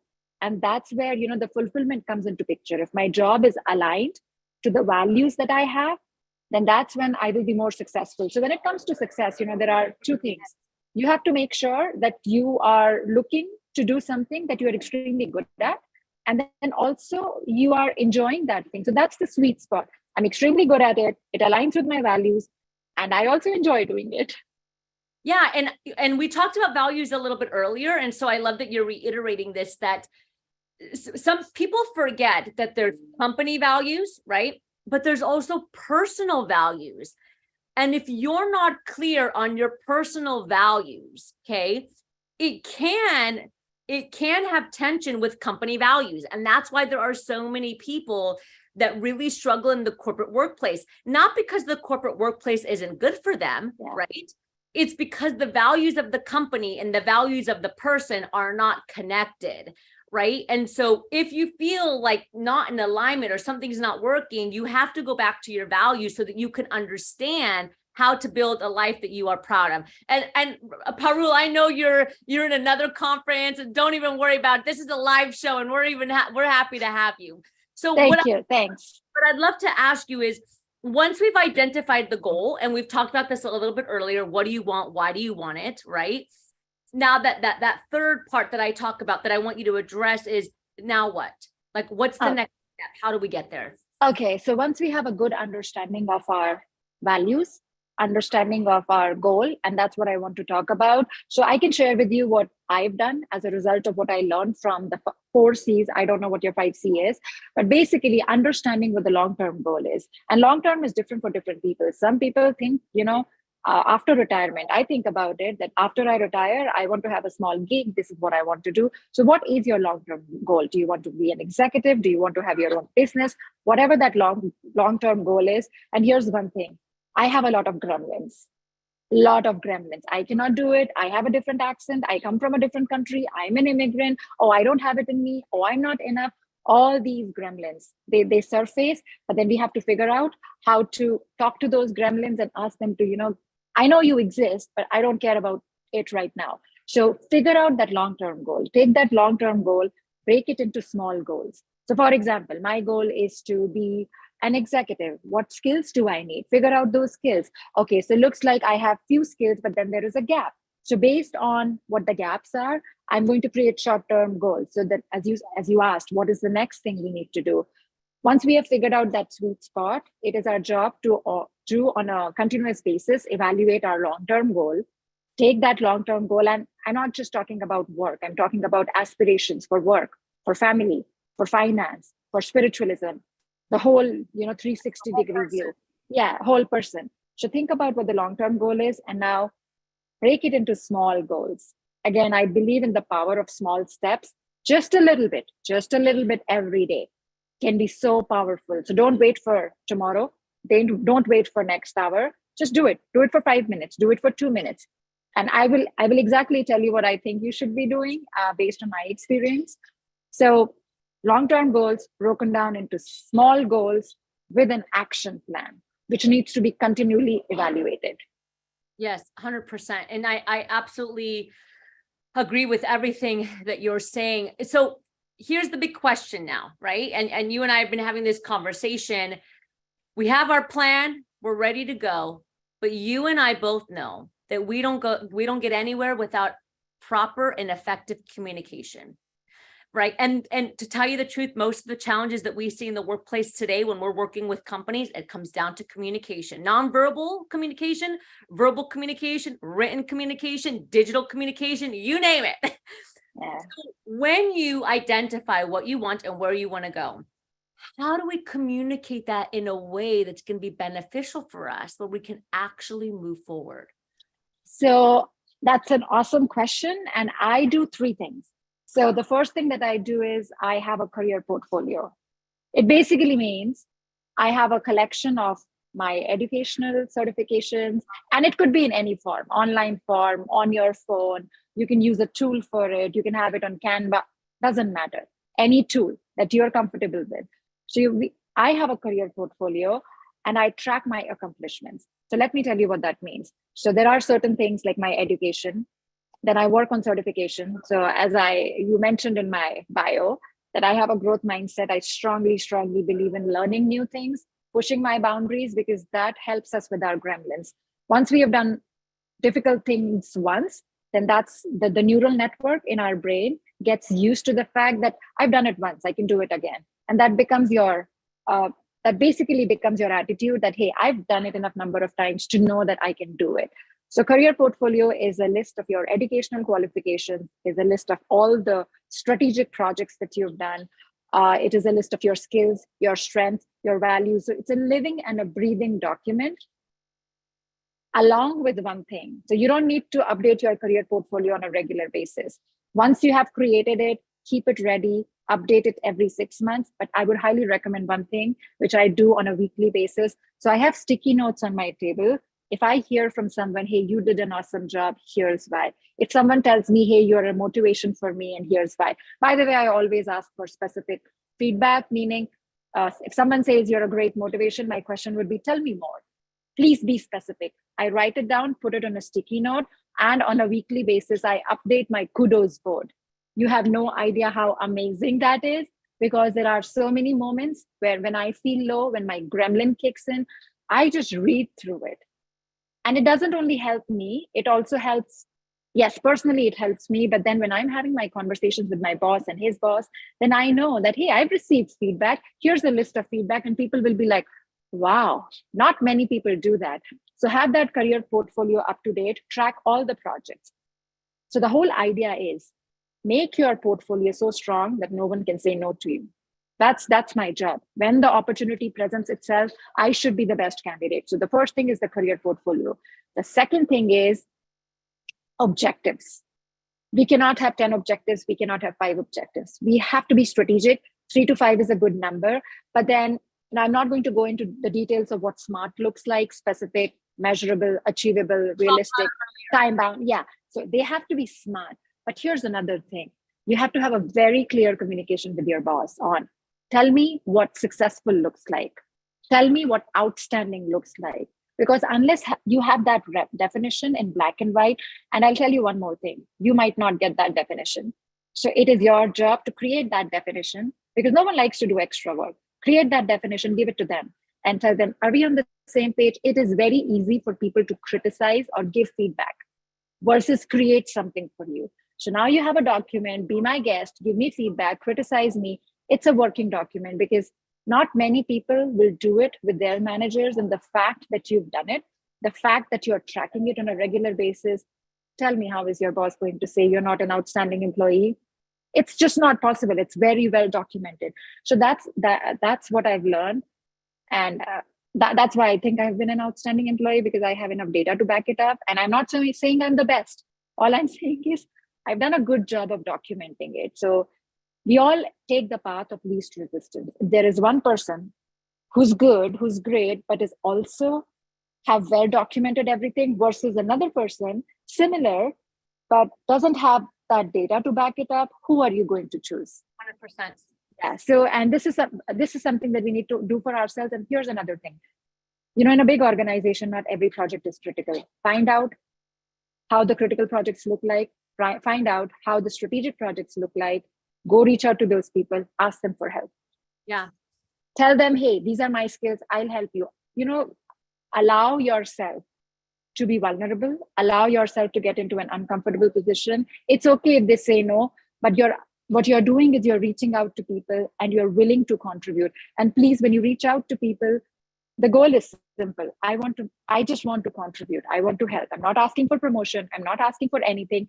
Those things go a long way, long way. And the third thing is be your own champion. Going back to the kudos board. I don't remember what I did 3 weeks back that I'm proud of, but I have a kudos board, so I can exactly tell you what I did 3 weeks back. So you have to be your own champion. I think it's okay to toot your own horn. I do too. It's part of our confidence wheel. It was promotion, right? It was one of those pillars. Yeah. Well, this has been really fantastic. And you really, first, thank you for making it work, and showing us that you're in the trenches, right? You're in the corporate workplace, you're speaking, but you've done something that's really important that I want everybody to see. Okay. You don't need to be an entrepreneur or a business owner to build a personal brand and to establish yourself as a thought leader. You can promote yourself as a leader, right? You don't need anybody to tell you that. And you see that Perul is here and she works for a company, and she's also built a personal brand that's elevating her as a thought leader in this industry. And I think that is so important. And Mari was the same way. And so the advice that you've given has been invaluable, Perul. So thank you so much. Perul, tell us, I'm gonna do a little bit of self-promotion here, if you don't mind. Tell us where we can find you and where we can connect with you. But you've been a client of ours for a long time, for I want to say like 3-4 years, on a multitude of levels. Like, you've coached with us, you've done programming with us, you brought me into the company to speak. Like, why? Like, what has it done for you? I'd love to just hear. So a few years back, Nada, when I reached out to you, really, I need to think about this because there is so many emotions coming out and I want to make sure I articulate it nicely. So, trust is like a muscle. It takes you a while to build trust. And before I go anywhere, I just want everyone to know, Nada was supposed to do a session. And usually when she does session at our company, I get on a call with the speaker. I ask them, hey, tell me what you're going to talk about. Give me more information. I think it was the last day, and Nada was like, hey, you haven't asked me anything. And I was like, I know you. I know you. I don't need to ask you anything. You just need to show up and talk. So that's the kind of trust that we've built over years, because I know that she is going to shine in the organization, and I know whatever she's going to teach is going to be awesome. So that's your promotion, Nada, and it's coming from the bottom of my heart. But the reason, now I'll give you specific feedback. So I remember there was a time when Nada asked me to work on my LinkedIn profile. And I was like, I'm not looking for a job. I'm not going to waste my time. And she said one thing, that, hey, I understand you're not looking for a job, but you have to understand, the more the other companies would want you, the more your company would like to keep you. She was spot on. I started working on my LinkedIn profile, and here's what I'll tell you. When I met with my CEO, he was like, hey, I see your videos. They're pretty cool. And I'm talking about a big organization, not a small organization. So that's the difference that you make, because now you're visible to people. You're making a difference, and it's all about visibility. So all I'm saying is, mostly I've followed whatever Nada says. Networking is another example. I remember about 3 or 4 years back, Nada talked about the power of networking, and I'm an introvert. I was like, no, I'm not good. I can work hard, but I cannot talk to people. So you made 2 suggestions, and this is not a promotion. This is actually me trying to pay it forward by what I learned from you. So the one thing is, you have to build your personal brand. If you don't define it, someone else is going to define it for you, and you might not like the definition. So be very clear about that. The second thing is, you have to always, always, always make sure that you have a community, a village, a network.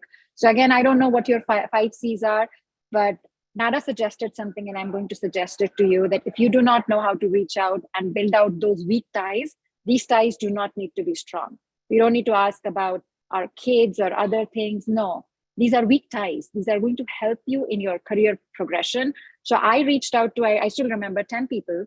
And Nada's suggestion was, okay, pick 5 men, 5 women. Then pick 5 out, just open the org chart. Pick 5 men, 5 women. Look at people who work closely with your team. Look at people who do not work closely with the team. Look at people who are at your level, who are 2 levels above you, and then also at people who are executives. So think about all those aspects and come up with the list of 10 people. Start reaching out. And I was like, no, that's crazy. I cannot reach out to people. I cannot bother them. And she said, there is a lot of power when you are mentoring. You're also learning. It's a 2-way street. It's not a 1-way street. So you're not wasting anyone's time. I reached out to people, and you won't believe I have so many mentors in the company. I have sponsors in the company who are pounding tables for me. So as I said, I will need time to articulate it. This is the best I could, but building your own brand and having your own network of people is the best thing we'll ever do for our career. Yeah. Pro, you've been amazing. Everybody, please connect with Parul on LinkedIn. She's doing some fantastic work with career transition, navigating careers. Parul, where can we connect with you?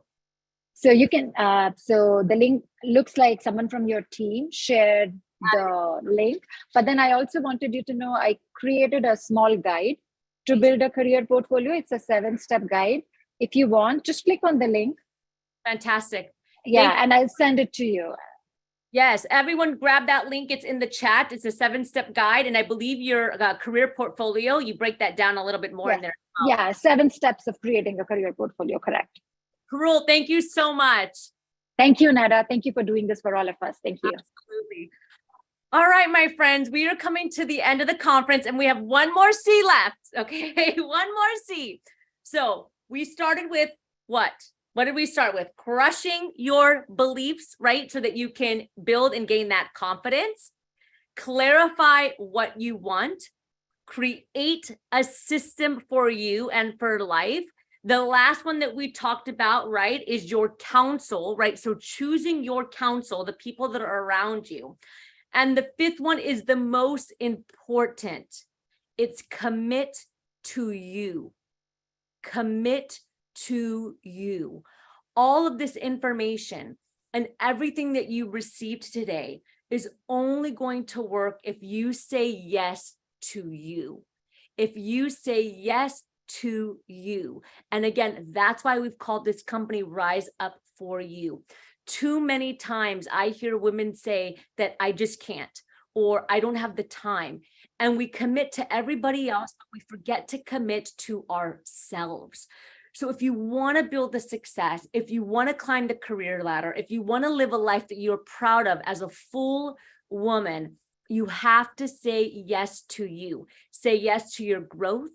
Invest in your growth, say yes to your development as a human being, and realize that if you want to rise up for others, you have to rise up for you.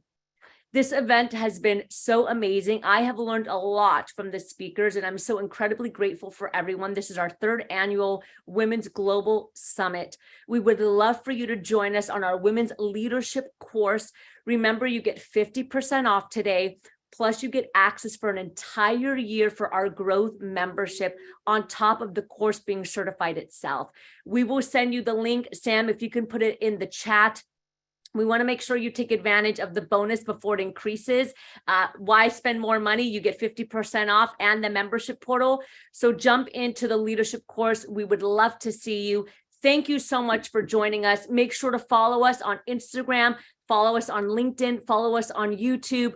And I would love to hear from you. Have an amazing day, night, evening, wherever you are in the world. And we will see you next year. Put it in your calendar now, International Women's Day on March 8th. Thank you, everybody.